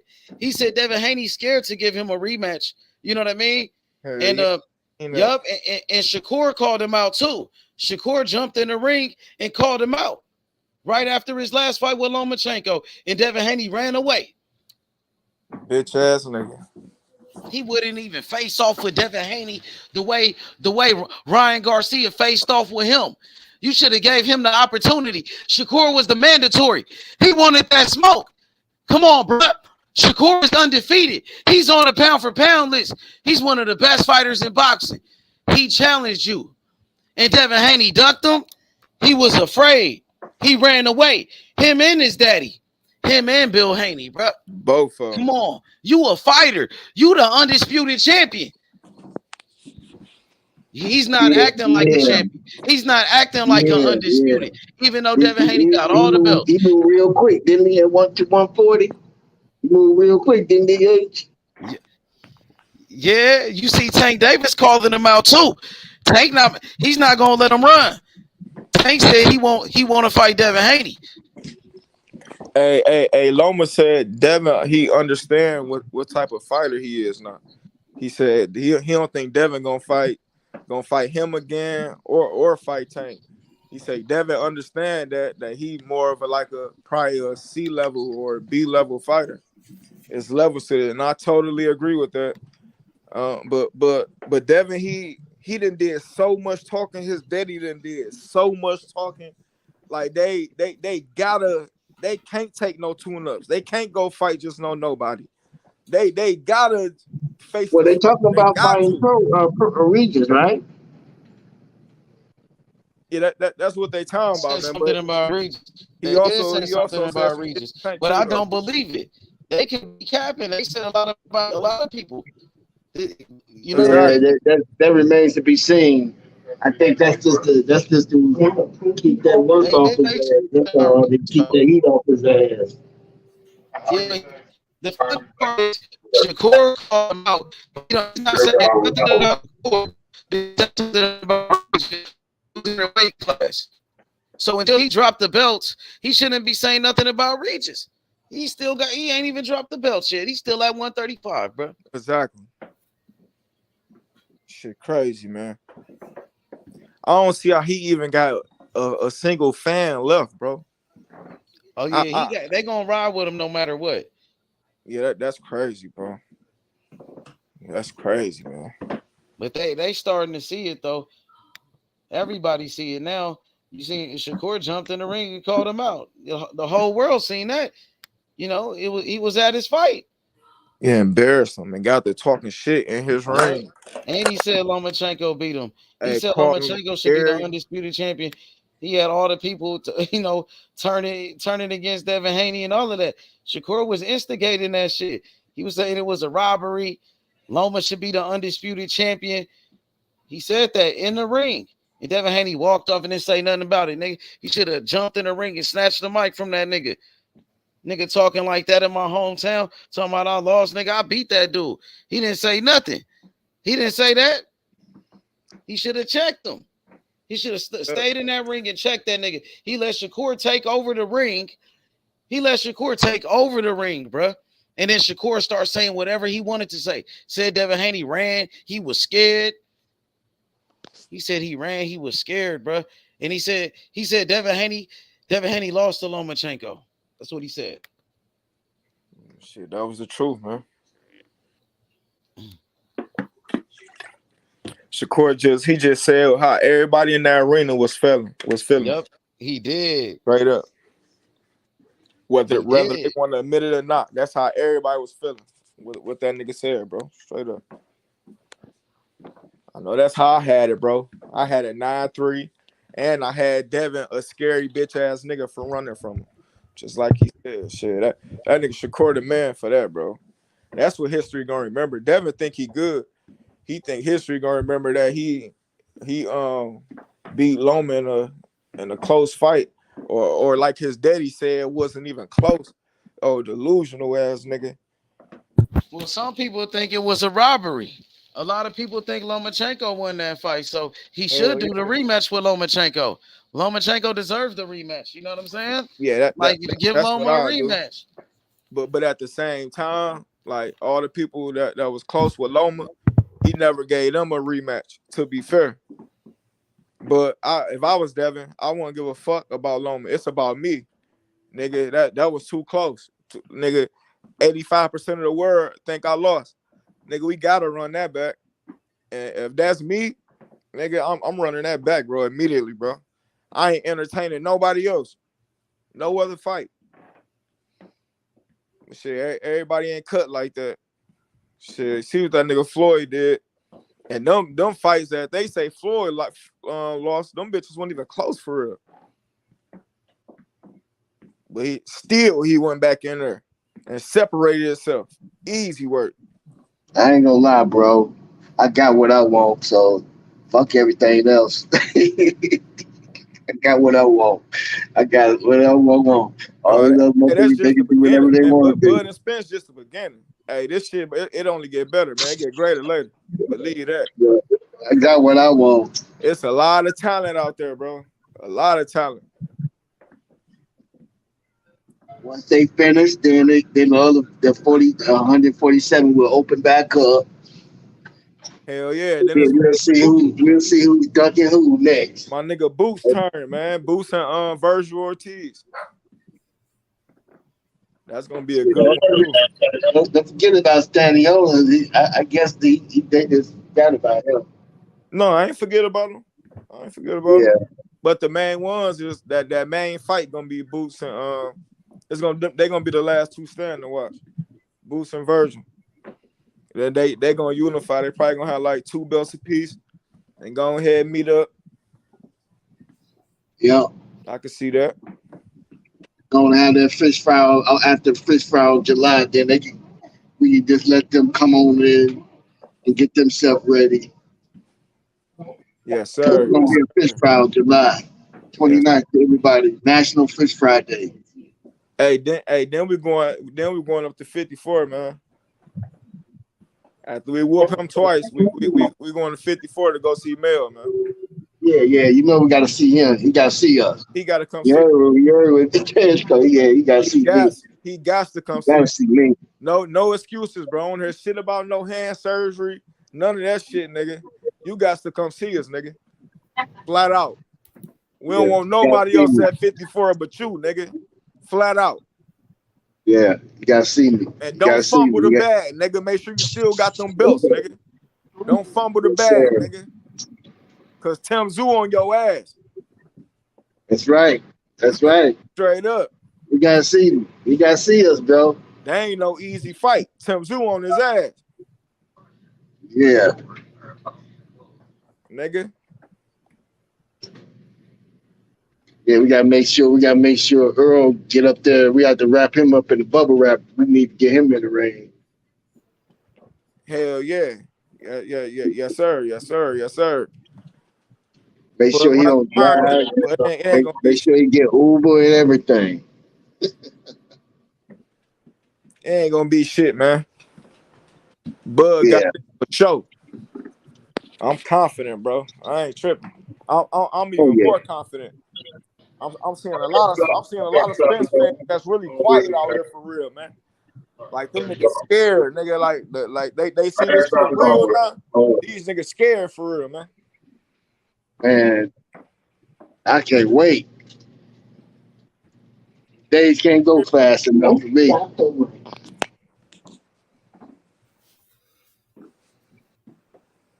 Hey, H Money, if you still be on, bro, I'm gonna get off this train, bro. I'm gonna holler back at y'all. Y'all stay up. Okay. Be down. Okay, Warren, tap in with us. All right. Okay. Peace out, Warren. All right, bro. Hell yeah, man. This shit finna heat up, though. It's starting to heat up, man. This Saturday, Clarissa Shields, man.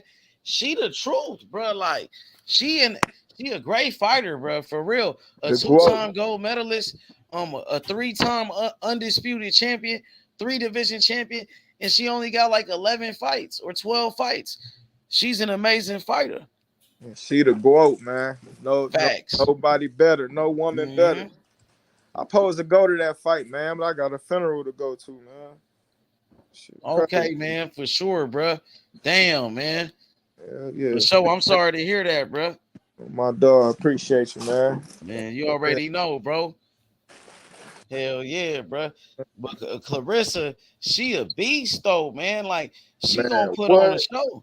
She fighting a good fighter too. Like, it's a Mexican fighter that be talking shit. Yeah. And you know what she gonna do? She finna whoop that girl, bro. Yep, I just checked her out last night. She nice. She's straight. I think that's gonna be a good fight for real. Shields gonna smoke her. Yeah, Clarissa gonna beat the shit out of that girl, bro. Most Make definitely. it look easy. She's like the female Floyd Mayweather. The way she box, bro. She got the skills, bro. I ain't never seen a woman box like that ever. For real. Hey, I got her beating the shit out of Devin Haney in a real fight. Oh shit! Damn. I'm betting my house on it. I swear for God, bro. She hurt that nigga, bro. She beating the shit out of Devin Haney. Swear to God, bro. No cap. Damn. She a beast though. She would beat the shit out of a lot of niggas though. I ain't gonna lie. She would though. Like the way she box, she better than most people, bro. She fight just like a nigga, bro. Straight up. She fight just like a nigga. She cold, man. Yo, what up? Black, join the panel. Black said you tripping. Hey, Black, join the panel. I know you got Spence. What's up with it? You know, Terence Crawford. Terence Crawford versus Spence. Who you rocking with? Talk that shit, Black. I know you rocking with Spence.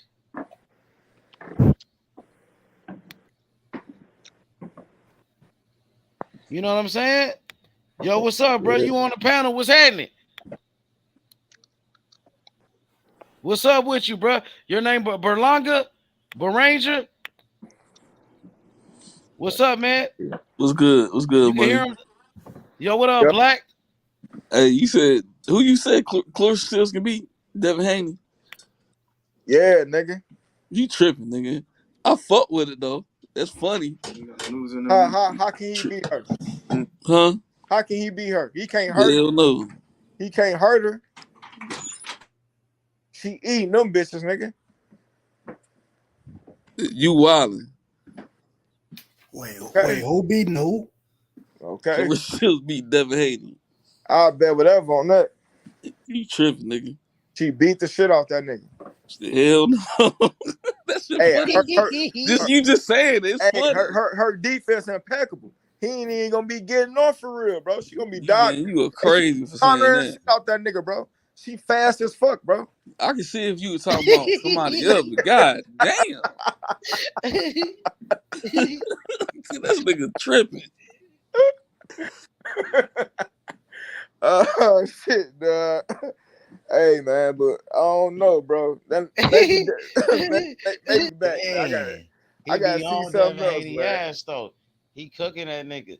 Hell Yeah, yeah, fuck that nigga. Devin Haney a bitch, but I ain't gonna go that that nigga far, look nigga. You trash. Hey, went way out of bounds, bro. Like hey, god damn. that 11 round Devin Haney, his last fight, that 11 round Devin Haney, Clarissa Shield beat the fuck out of him, bro. I don't give a fuck what nobody say, bro. Straight So up. you saying so okay, we can talk. We already talked about this. We all She got a do got better mutual skills feeling. than that nigga. Even though she a woman, she do box better than that nigga. I can't deny. Like she She got do better skills than real. Devin Haney for sure. I can say that much. Okay, And you You don't think so, Black? okay, training but on I ain't them gonna later say she. rounds, bro. I ain't gonna say she could beat him. He like my brother. He believed that she could beat Devin Haney. I believe she's a better boxer. She got better skills that's what I for believe sure. too. I can say that. But do you think Clarissa Shields to beat Lomachenko? Devin Haney ain't beat Lomachenko. But do you think she would beat Loma? I don't know. That's That's a what I'm good. trying to like I point don't out. know. Like you crazy. That's out of bounds I a little don't bit. know. Well, Like it's a man. It is a man and a woman yeah, though. That's how I Yeah, be hey, looking you at out it. cause of bounds. Loma got excellent footwork. He gonna catch her. He gonna Hey, catch her. look, So I'm trying to tell you. yeah, no, I Punch don't a know woman about in their Loma. titties. I don't know about Loma. No, I wouldn't say Hit a Loma. woman in their titties real hard. They're gonna quit. Yeah, I won't say Loma. Her That's titties a fight body hard as shot. a brick, boy. Her Punch a whole woman. body fight hard as a brick. Hey, but you really cooking Devin Haney though the way he said it though, because he pretty much saying Devin Haney can't even beat a girl. He can't even beat Clarissa Shields, a woman. He can't even I beat a don't think he woman. can. I don't think he can, man. I think Clarissa take his ass to deep waters, bro. And then that Man, 10th, that's 11th round, she gonna get off on his hey, ass, nigga. like I Just like said, Loma did. Watch. I get it. I get it. That shit, hey, that's out of bounds right there. That's disrespectful. And he That's the gotta most disrespectful shit I've ever did heard. this. And he gotta come in weighing 135. Fight night, he gotta be 135 coming in the ring. Nigga, she gonna take his ass to deep waters, nigga, and drown his ass, nigga. Straight up. Hey, I think she can hang, but she beat him though. That's wild. Man, If he gotta come in at 135, you it's still a think he different. can? I ain't gonna lie, bro. It's a difference versus 2-minute rounds and 3-minute rounds too, bro. Hey, but if you pay attention to Clarissa, she been complaining about that her whole career. Nigga, she been wanting 3-minute rounds since she been fighting. That's a fact too. That she complaining about. That's why she don't have as many knockouts, because soon as she heating up, nigga, the round is over with. She said if it was 3-minute rounds, nigga, she can have And this all shit ain't knockouts on her record. it's funny though. It ain't nothing to talk about though. That shit ain't never gonna happen. And I believe her, bro. Nigga, I think she'll have way more knockouts if it was 3-minute rounds. Straight up. So she prepared for the 3 minutes. Nigga, don't get it twisted, bro. Nigga, she'll get Devin Haney, bro.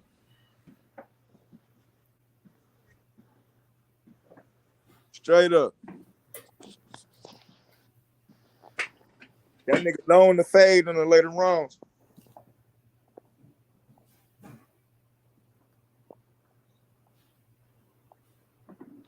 I was just saying, man, that's a little out of bounds, and man, nigga still undisputed male champion, man. Like that's crazy.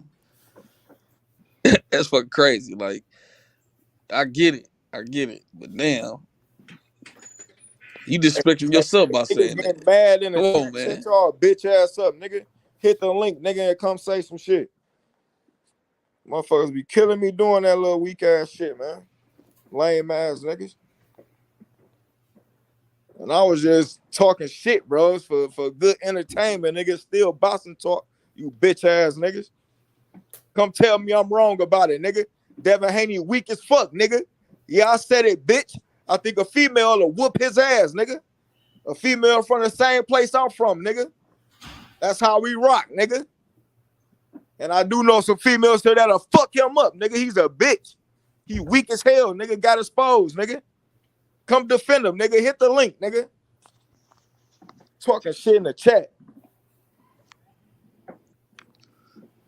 Hey, but like I said, like he still like however he got it, he's still the undisputed champion. So you like Man, Loma you undisputed, shitting man. on me, you shitting on Eric, you shitting on niggas. Come on, man. Hey, Devin walk Don't around go with that Loma low, belts, bro. bro. Loma Don't go that undisputed low, right now, bro. man.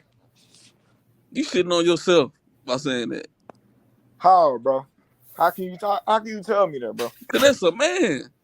How can you tell me that, bro? As a man, bro. Straight up, bro. Talk to me, bro. Teach me something. How could you tell me that? Because, bro, like that, he should like. I could understand if it was a nigga on the street or like some C-class fighter or some shit like that. But the nigga still got them belts, bro. Like that she ain't gonna beat that man. Come on, man. That's crazy talk. That's insane. Fuck Shields. Well, fuck her. Fuck her. What about the real smoke, nigga? What about Oh, the I'm nigga, the nigga who 100% got in with his you. ring? I'm And he 100% ran with you from, on nigga. that. I'm 100% with you. Like Shakur gonna beat Devin Haney ass. But come on, man. I ain't Yeah, about to shit bro. on no man like that. Like, Man, god fuck damn, that that's nigga. harsh. He doing some suck ass shit, nigga. That shit whack, bro. That shit whack, man. If he was the type of nigga who was humble, bro, who was quiet, nigga wouldn't be saying shit, bro. But he talk way too much shit, bro. Him and his daddy, nigga, for them both to run, nigga.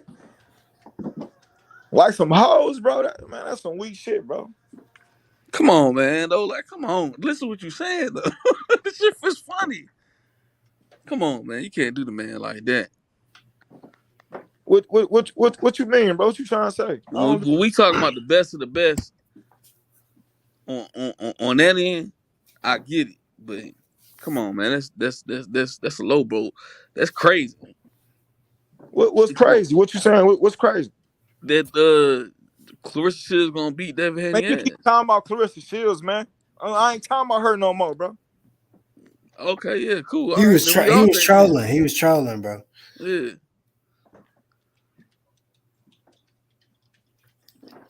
Shit, crazy, bro. And I agree. He ran like a little hoe. That's crazy.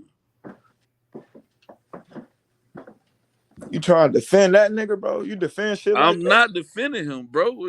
I'm telling you what you said was wild. It is funny. I was trolling. Oh, for sure, bro. You wild for that. How did you even think of that? Damn.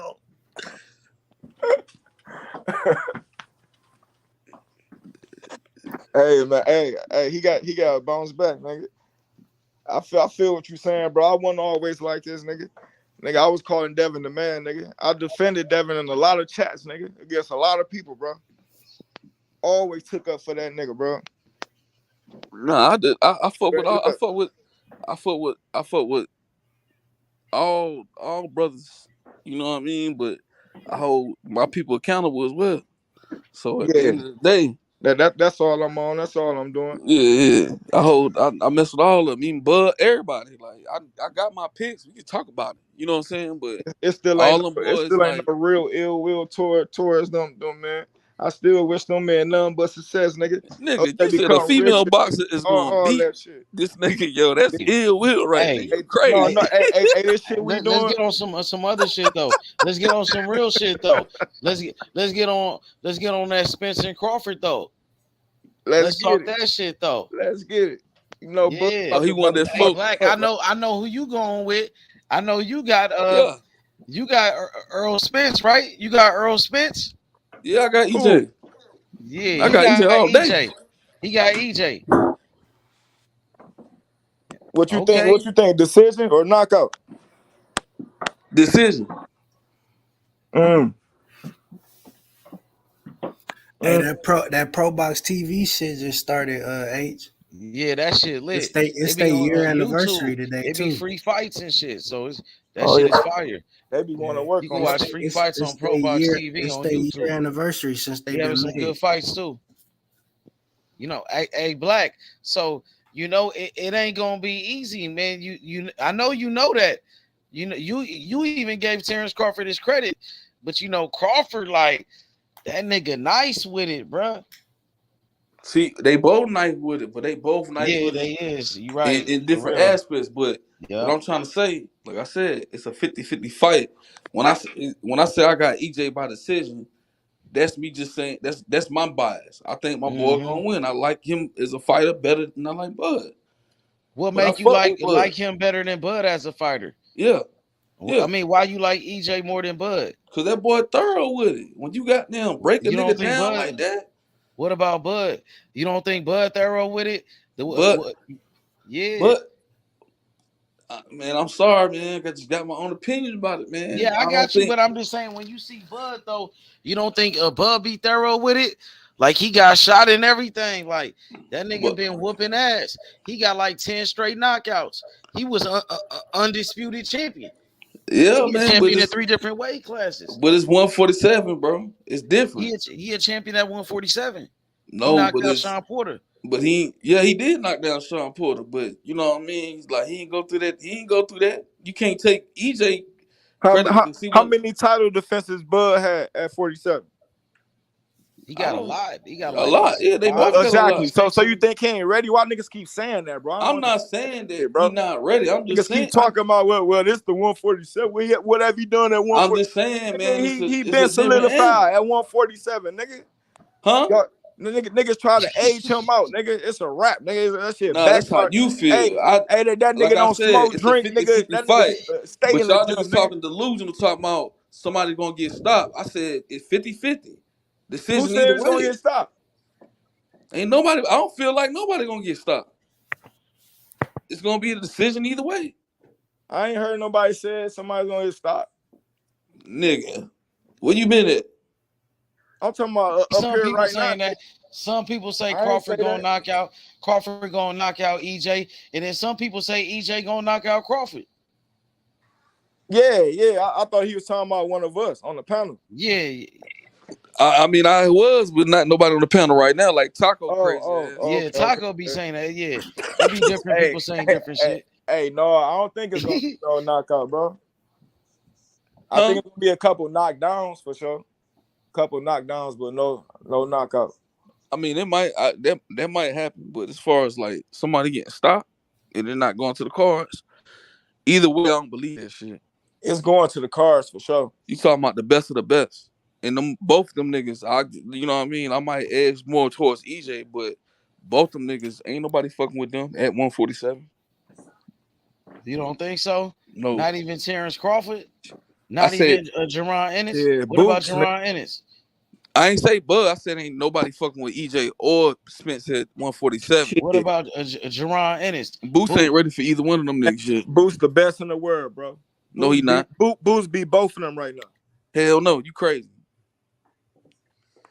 Boots will get stopped by both of them. Boots the truth though. That nigga the He is truth, the my truth, but nigga. he ain't ready for that smoke yet. He'll get stopped by both of A them. lot of people think he ready. Like I think he ready. I don't think I he think ready. so. Boots beat both of them, man. Boots will get stopped. He just said Boots beat both of them.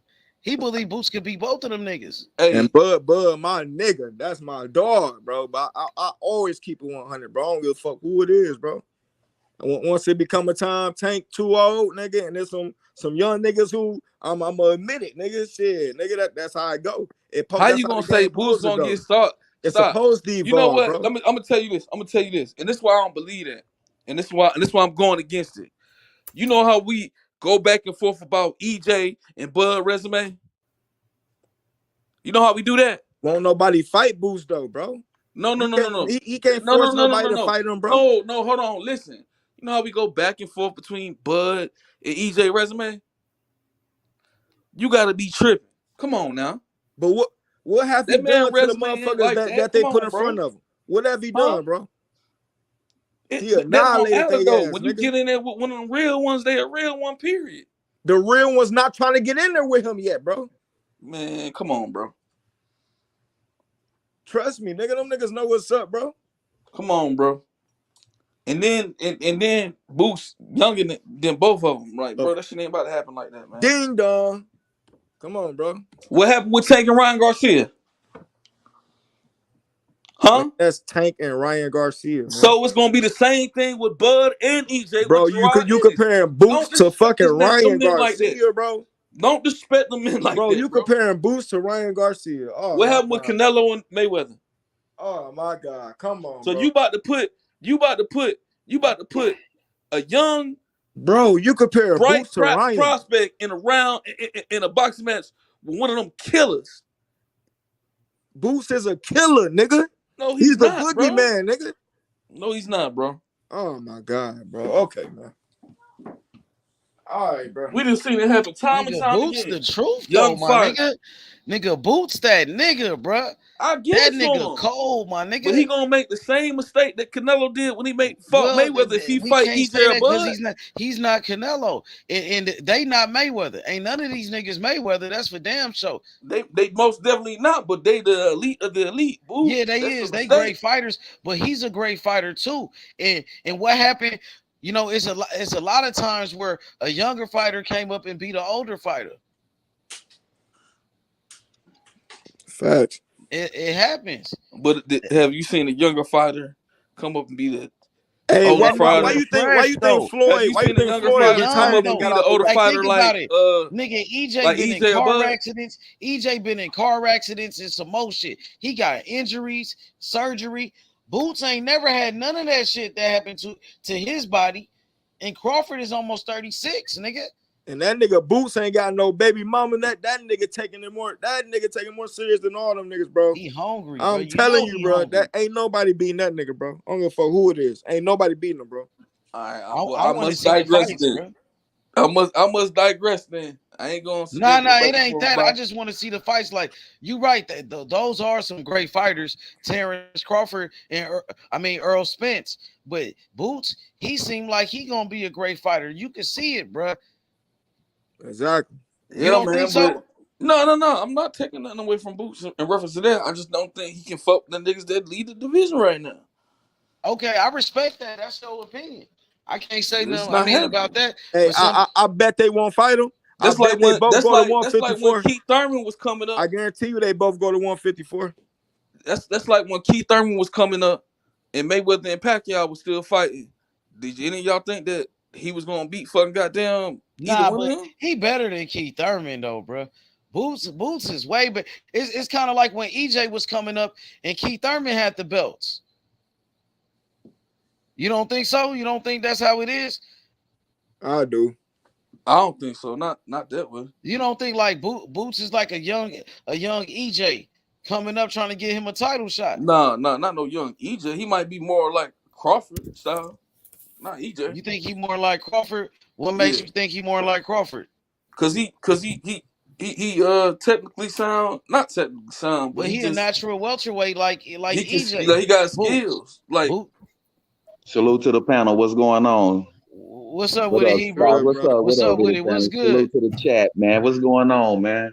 Hebrew. Shit, we talking about Boots, Terence Crawford, and EJ. Do you guys think Boots is ready for them the top guys? I mean, Dino already broke that one down. H Money, give him 2 more fights, man. He should be ready, bro. I think he ready right now. He ready right now, man.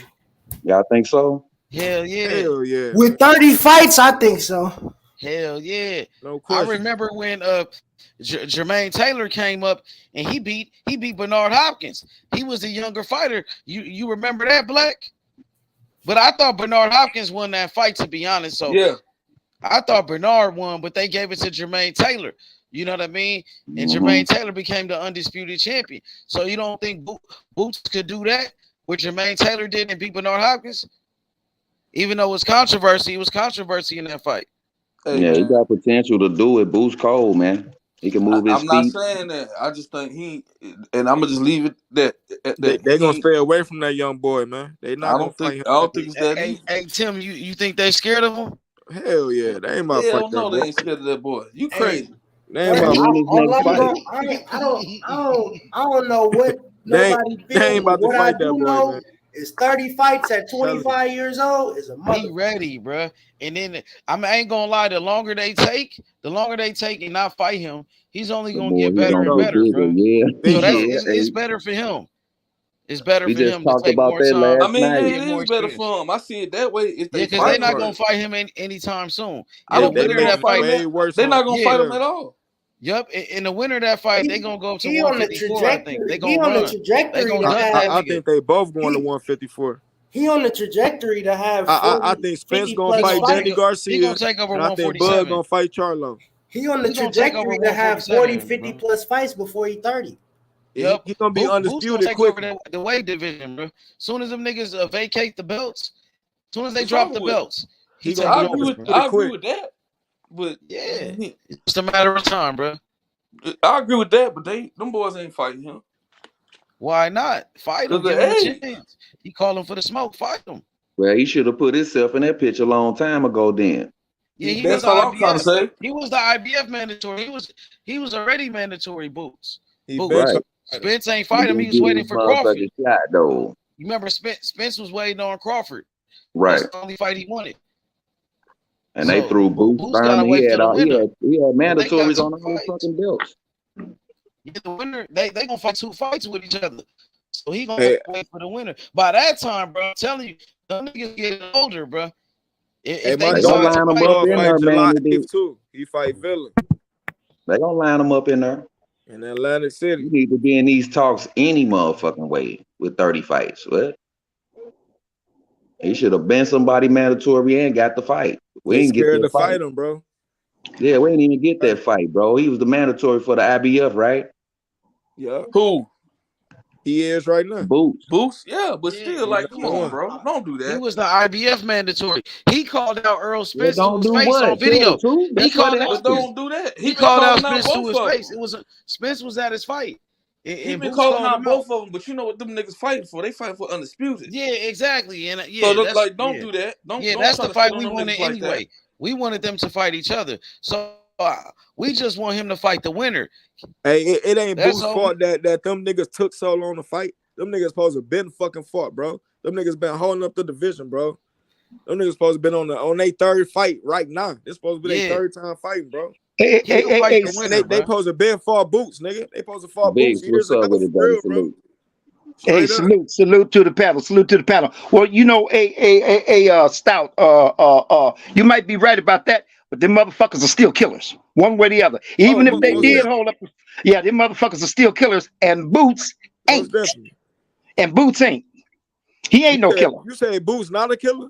No, he's not a killer. The motherfucker got potential. The motherfucker got potential. He got, wait a minute, hold up. Nigga got potential, got all kind of skill. But when killers get in the motherfucking ring with another motherfucker, they do everything known to man or known to boxers to keep that motherfucker from escaping. That's a killer.